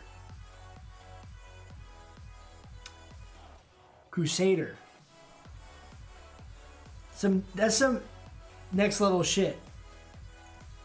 Meleekin gets a Crusader proc, comes up, crits you with Unstoppable Force for 700. I don't know, dude. Could happen. You basically can just always have Bark Skin up because you're not worried about the cast time debuff. So every time you encounter anyone, you just have the mitigation from Bark Skin.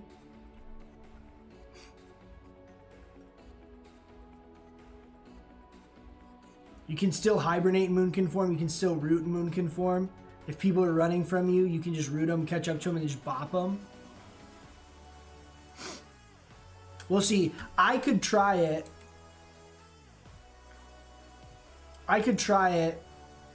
With my current setup. You just don't have natural weapons.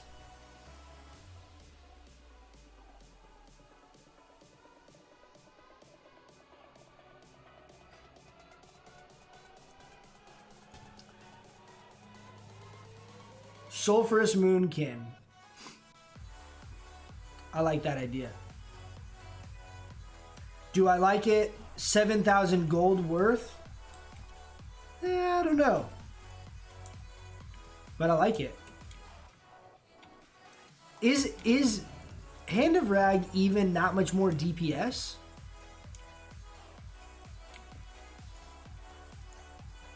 Let's look it up.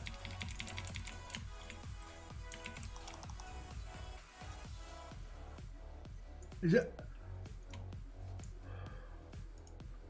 Oh, guys, it's getting late. I'm getting sleepy. 80 DPS. 80 DPS. Alright, let's help these guys kill this shit. How much is Unstoppable Force? I feel like Unstoppable Force is pretty up there. Where the fuck is everyone? Oh, everyone's just chasing the alliance? Oh, they're PvPing in the PvP? Holy shit. Times have changed, man. This is like a whole new experience. It's a whole new world.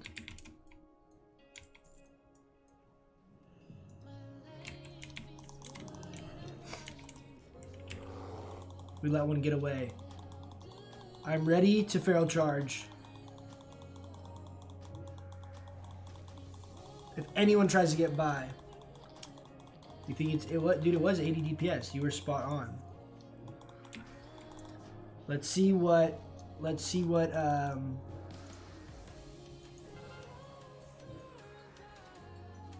Oh, that's a big difference. 61.4.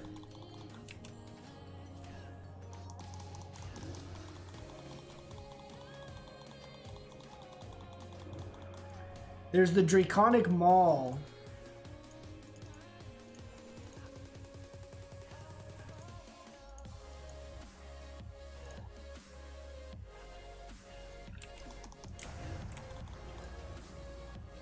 Where the shit is that thing?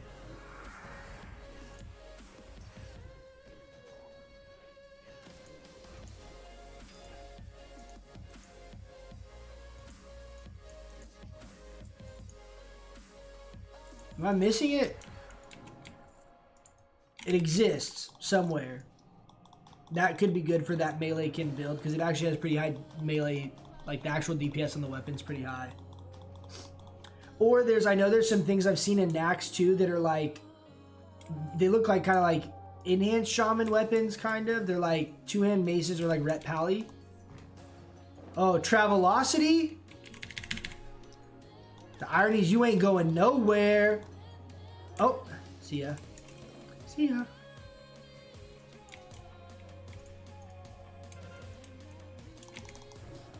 Oh, I have no mana. Can I get out of combat? The OP Innervate Drink.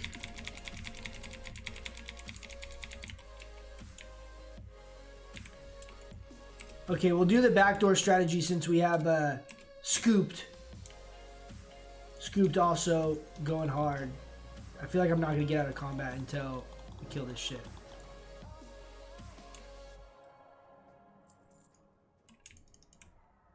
Okay, what the fuck?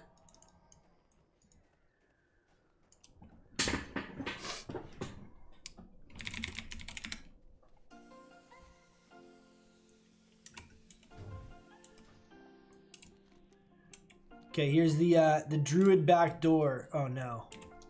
Oh no. I think we gotta fight.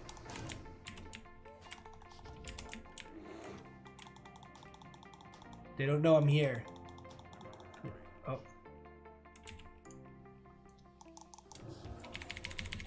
Bitch.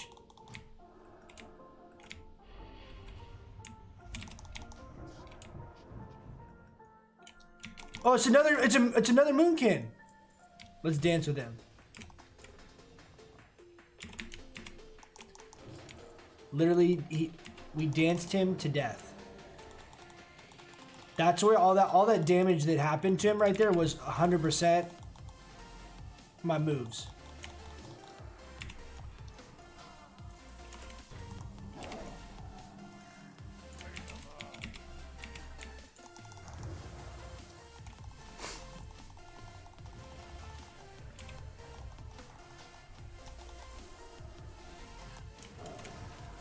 Dude, people's names just make me like. We got Hillary Duff trying to heal Master Blaster.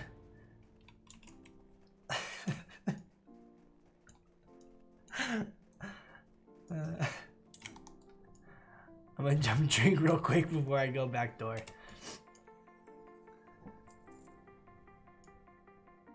Hillary Duff healing the Master Blaster. Ugh.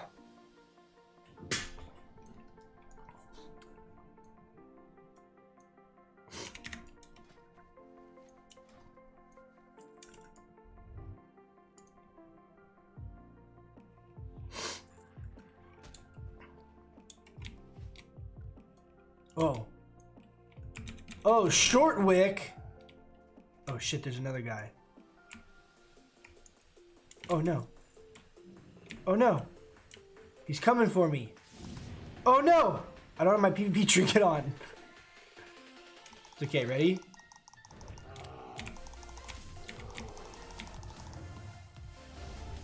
Oh shit! Oh, evasion. You think I'm gonna bear form stun you or what, homie? Don't worry. Oh no. I have a healing potion. Should we use it? Nope. We're OP. We're gonna War Stomp heal ourselves. Holy shit. That was such a long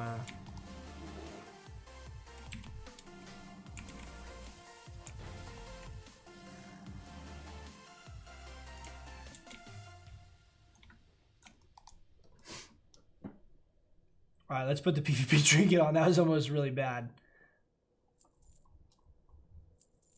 This is the most PvP I've had in the Alterac Valley for a really long time. Hillary Duff confirmed Biss name. I'm not gonna disagree with you.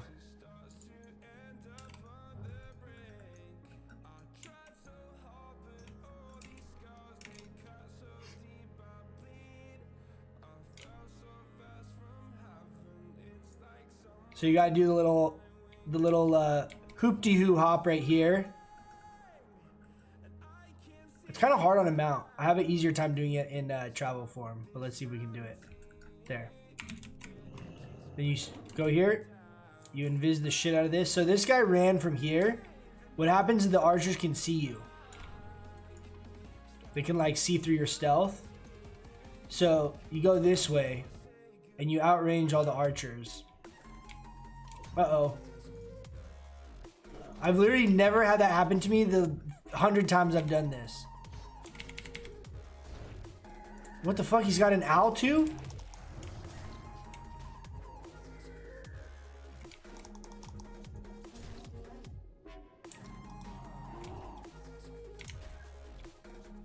I'm gonna hibernate this thing real quick.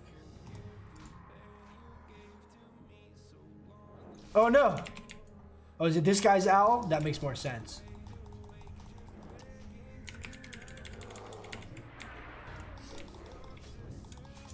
I'm pretty fucked here though, because I'm getting attacked by Tweedledee and Tweedledum. It's unfortunate.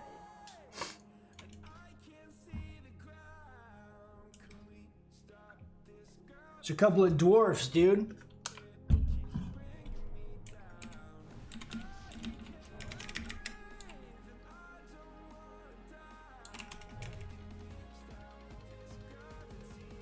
Good old stalemate by the graveyard.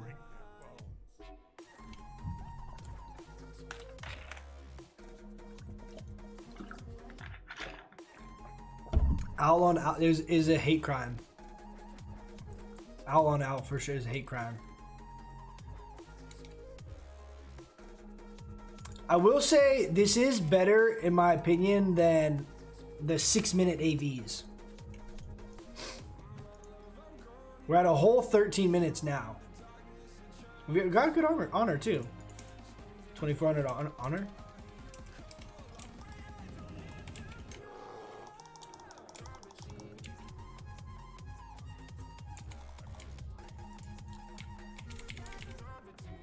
Guy's level 54. Couldn't even. Oh, Hillary Duff. We got. Oh yeah. I was ready to full on commit to Hillary Duff right there.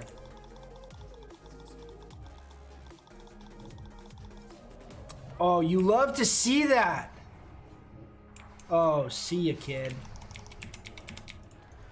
Good old Moonfire crit into the Moonfire stun. Oh, got a Fairy Fire. Oh, Short Wick. This is the guy that jumped me. Jesus, dude, these... Oh, Hillary Duff again?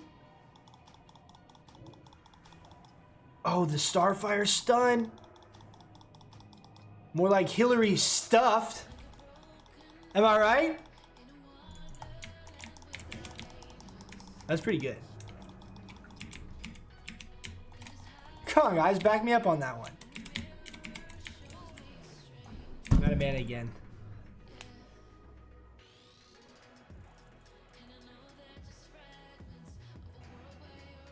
Too many Moonfires just making me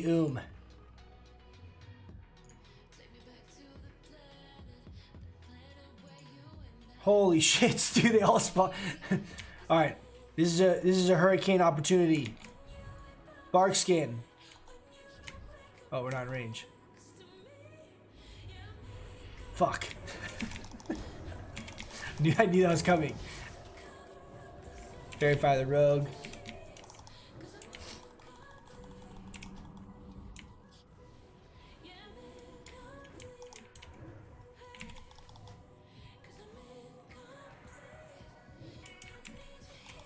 Oh, this guy's name is Starfire.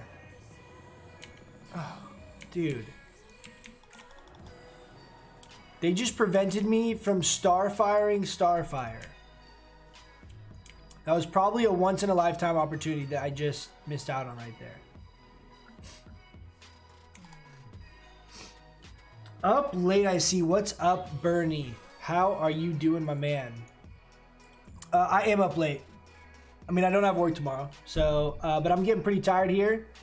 What I think I'm gonna do is we'll finish this AV, then we're gonna throw on some of our OP Meleekin gear, and we're gonna auto attack some stuff. Get the brain, you know, it that way you just start dreaming about these specs. That's how the theory crafting really formulates, you know. You hate to see it, dude. They stole my opportunity to Starfire. I'm getting like a shit ton of crits. It's like 8 crits in a row. Fuck. Hillary Duff better not come running down that hill. Oh my god, dude. Are you kidding me? Get out of here. No! No! Another crit, dude.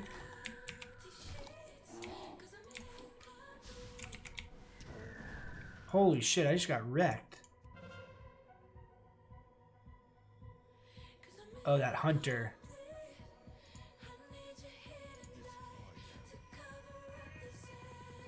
This warrior's just attacking people as a bat. Can anyone res me? This guy.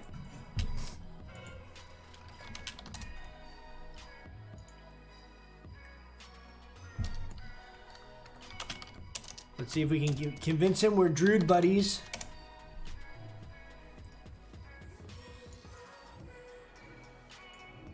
Druid buddies. He's running away. Oh, that's a different Druid. If we release, I'm gonna go all the way fucking back down here. Hey. Hey. It's me. Oh, fuck.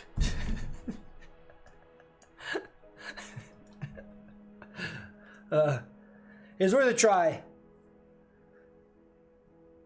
Something new and different. Horde camping Stormpike.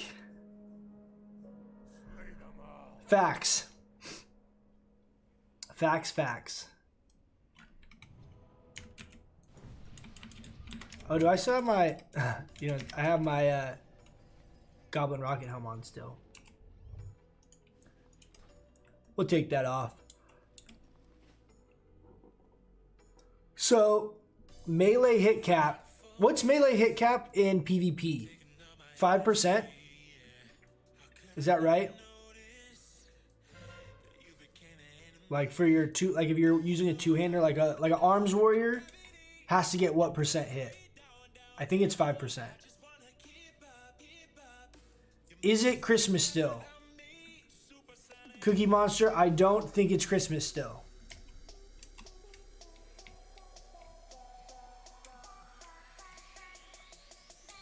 If you're asking that in the middle of January, you might have a different definition of Christmas than I do.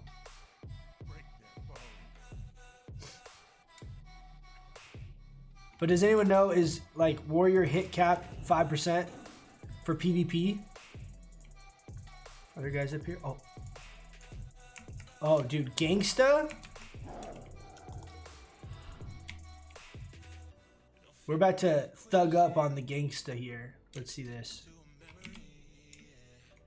Did you get a drink? What's he doing?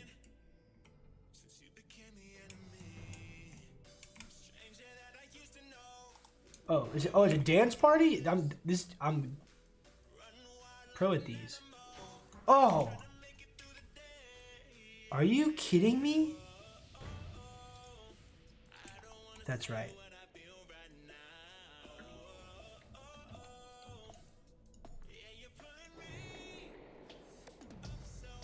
Hey.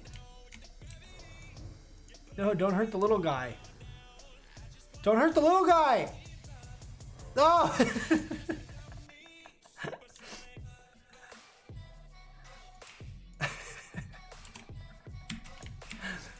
I don't know why so much of this stupid shit in this game is. I just think it's so funny.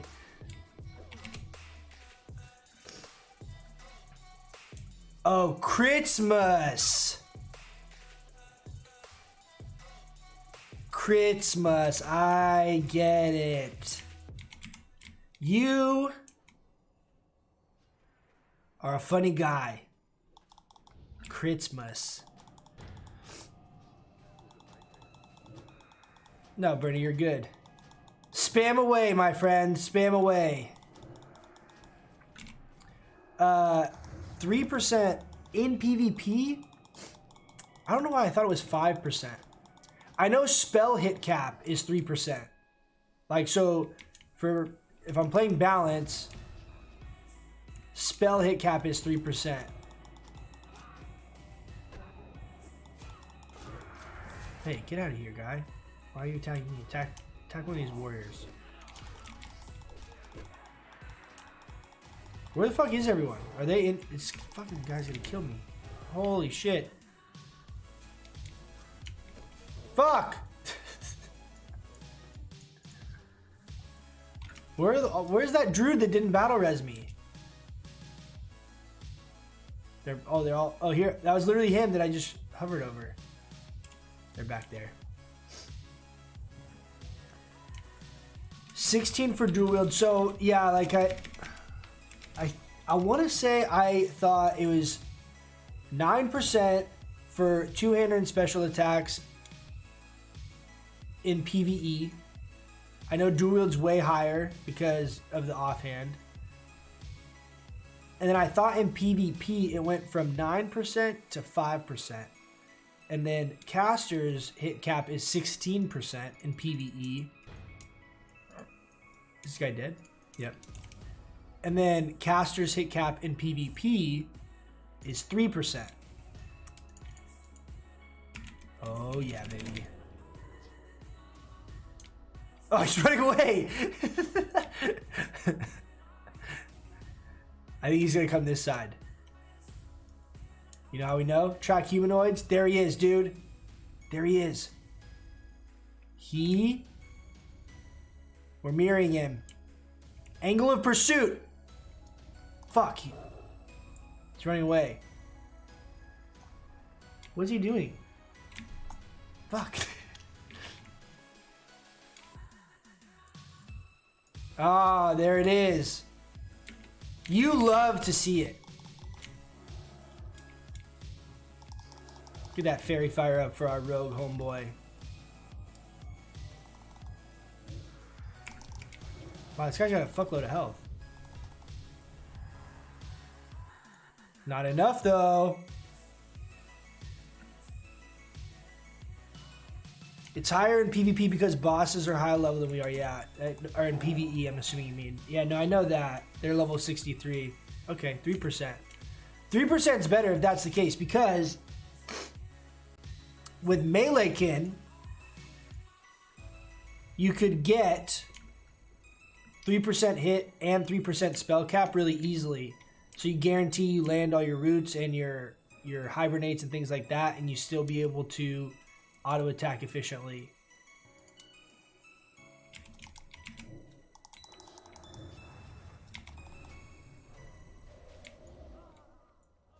I want to try out that burst combo we've been using in our opener for the Moonkin tanking stuff, where we do the Wrath into Starfire into Moonfire on a PvP target, like after rooting them. Like root them and then try and pull that off. Oh, max DPS time.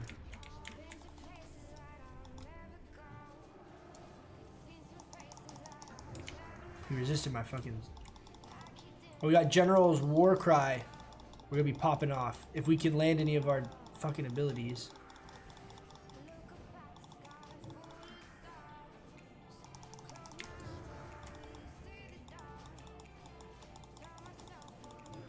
So you have to disable damage meters once you get into Alterac Valley. It like trips out for some reason. What do we get? 5k honor, dude. Not bad. Not something I would want to do all day long, but not bad. Okay, we'll queue for the AV. Oh, I need to go this way. On the off chance that when we get our gear situated, it works. We'll see. I'm just gonna run out. I know I'd tested like killing boars basically, and it was hitting. Or no, I was where was I? I was in Kargath. So we'll see if we have enough slots here. I can throw on the put together another set of gear, and we'll play with it real quick. Kind of see. Let's fly back.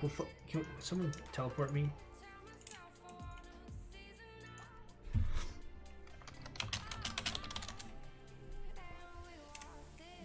Is he here?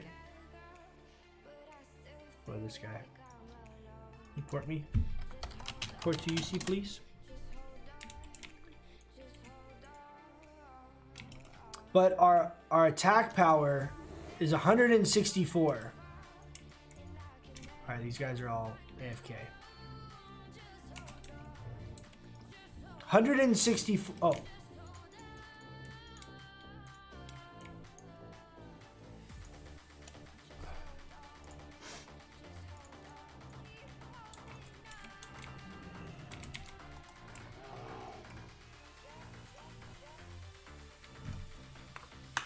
Give him a little show, you know, for porting us.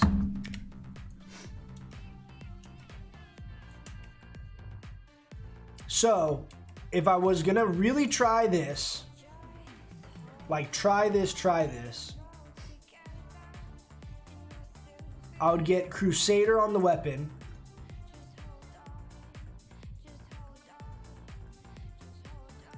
I mean, conceptually, it kind of makes sense to me that it could work if you had the right items and playstyle. And I'll tell you why, because basically what you're trading is like the bonus attack power for cat and cat form, for bonus armor, and the ability to cast all your like balance spells. Okay, so let's do this. We got 1% hit, 2% hit. Cadaverous is going to be brutal for PvP. Let's grab it just to see what the DPS would be like.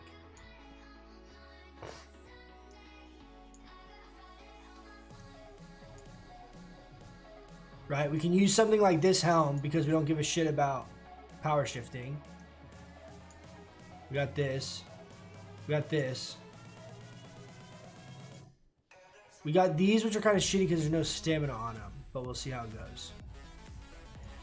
We got that. Boots. We got this neck. Not amazing, but it's okay. Shadowcraft is 12 stam.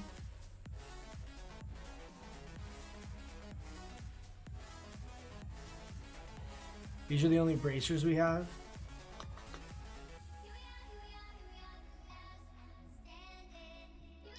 Okay. I think that's the full set. And we got 2% hit. You know what else we have though?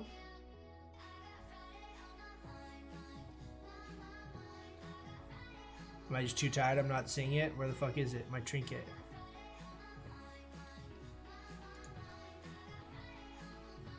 Here. There it is.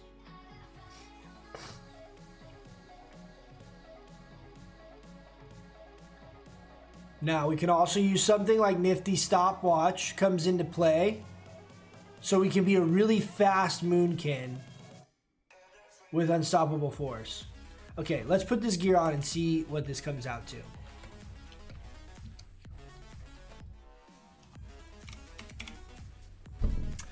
So we got bracers, cloak. Those legs are not super ideal for PvP. Oh, we have these though. That's right. Ooh, but I lose.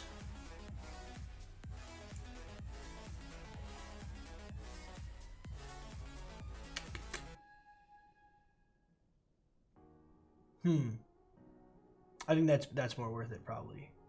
We got this belt, these gloves, this eye patch thing. Got Death's Clutch. We already have that cloak on. Songbird blouse. Wildheart bracers. Last but not least, there it is.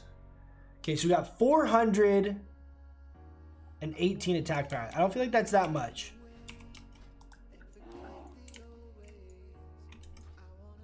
All right, let's go kill some shit outside of Undercity.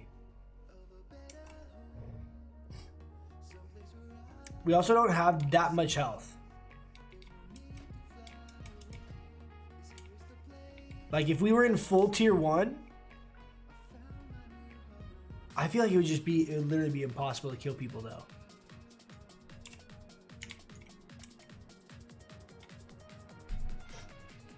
What pieces can I use that have more stam than these ones that I have? Oh shit. So this is a really annoying thing to know about Torrens. You always, on a Kodo, get stuck in this fucking doorway every single time. That's the only one. I don't know why. Oh, wrong way.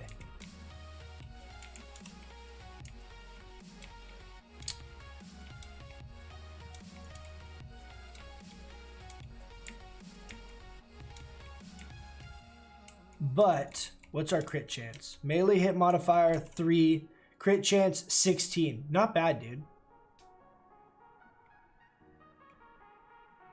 For being a Moonkin, that's not bad. 16 melee crit.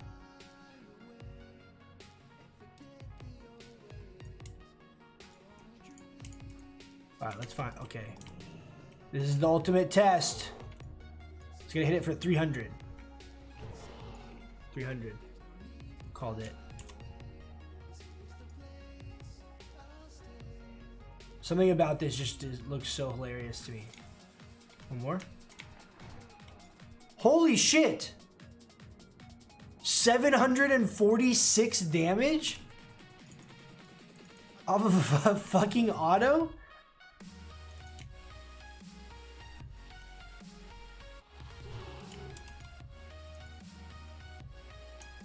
I'd be curious to try this. What about an on-attack effect on a two-hand like Grand Marshal's Demolisher? Well, that won't be in our wheelhouse.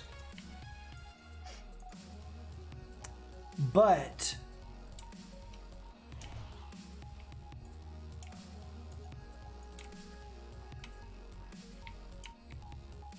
I don't know, dude. I obviously don't have very good feral gear, right? But for example, right, say I had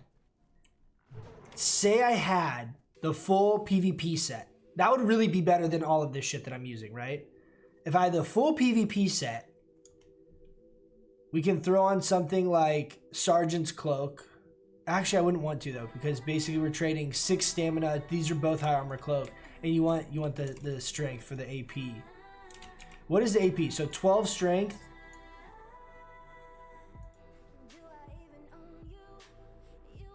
Okay, so it's 2 AP per strength. But if we had the full PvP set, I'm trying to look at which pieces of my gear like. These fucking suck. I could use different bracers for sure. Those are only feral DPS bracers I had.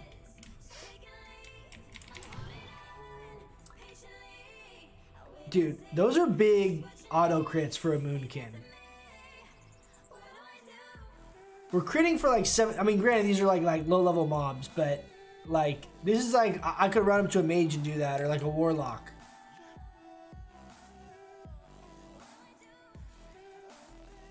Fuck, I wish the AVQ wasn't so damn long. Alright, this is what we're gonna do. We're gonna run across to Western Plaguelands. And we're gonna mace the shit out of some people. This might be tragic failure of an idea, but we'll see here. But I wonder, like, I feel like there's absolutely no way in raid this would work, right? Because you're not gaining any real benefit. You're just fucking auto attacking. Because I'm thinking, like, what if you had full DPS, right? You use, like, Cadaverous, you use these legs, like, with hit on them and crit and shit, and, like, but I don't think there's any reason you would do that. But we're chilling. We're basically a 7,000 armor arms warrior that's only auto attacking, but that can also CC and heal and innervate. I don't know, man. What do you think about something like Sleeping Willow for BGs? I don't know what Sleeping Willow is. Let's look that up.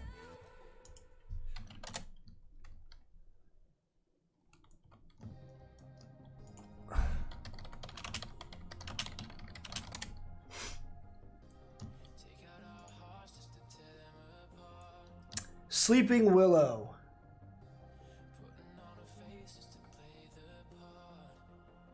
Lowers all stats by 20, deals 20 nature damage every 3 seconds to enemies within 8 yards. I think Unstoppable Force is better than something like that. It's going to be more damage, right, for this weird meme bullshit thing we're trying. It's going to be more damage, and you have the knockdown, and it's got better stats. Like, that other mace doesn't have stats, right? I think with this, you would, if you were going to do this,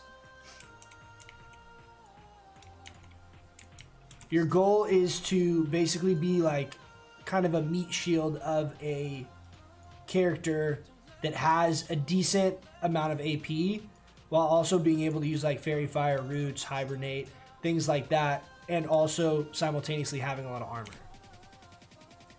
I don't know what situation having all those combinations of attributes would be particularly helpful, but we'll fuck with it a little bit and see.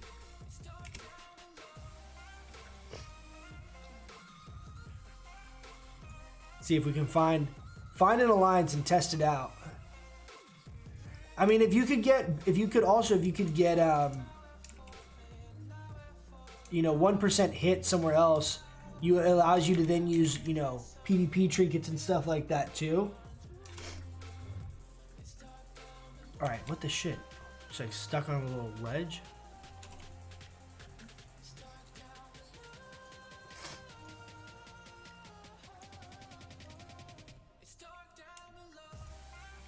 I don't know if I got it in me to last another 15 minutes till AV pops to try this in AV or not, but we can see maybe. I'm a little under the weather, so I'm feeling a little tired, a little worn out. Let's see if we can find anyone here.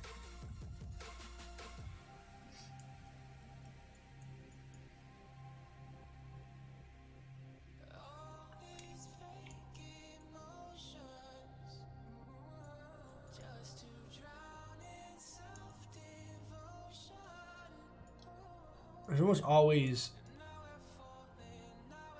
some alliance over here. Oh.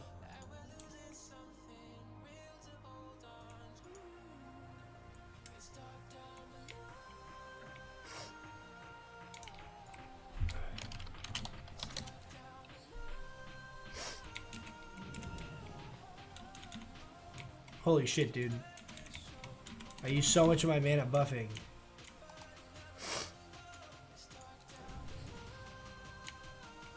Wait.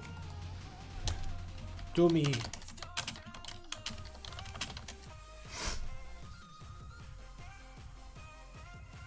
He's not thinking I'm going to shift into Moonkin form. Joke's on you.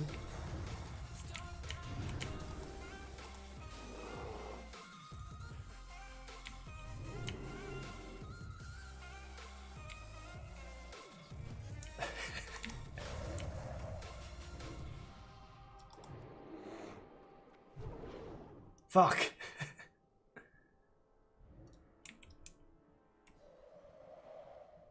Noob.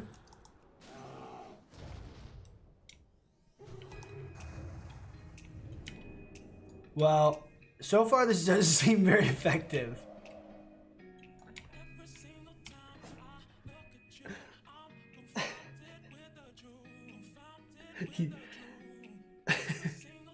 He's had a level 60 randomly walk up to him and want to duel in Moonkin form and start hitting him with unstoppable force.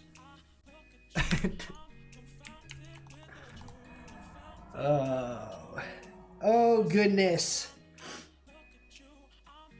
I feel that, man, about to tap out myself. Yeah.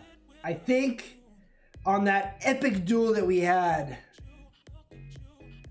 I think I'm going to call it a night, guys. I feel like a frost mage would be a really bad person to duel. The hope of like testing this out was against like a rogue or something, or a warrior. Should we duel this guy?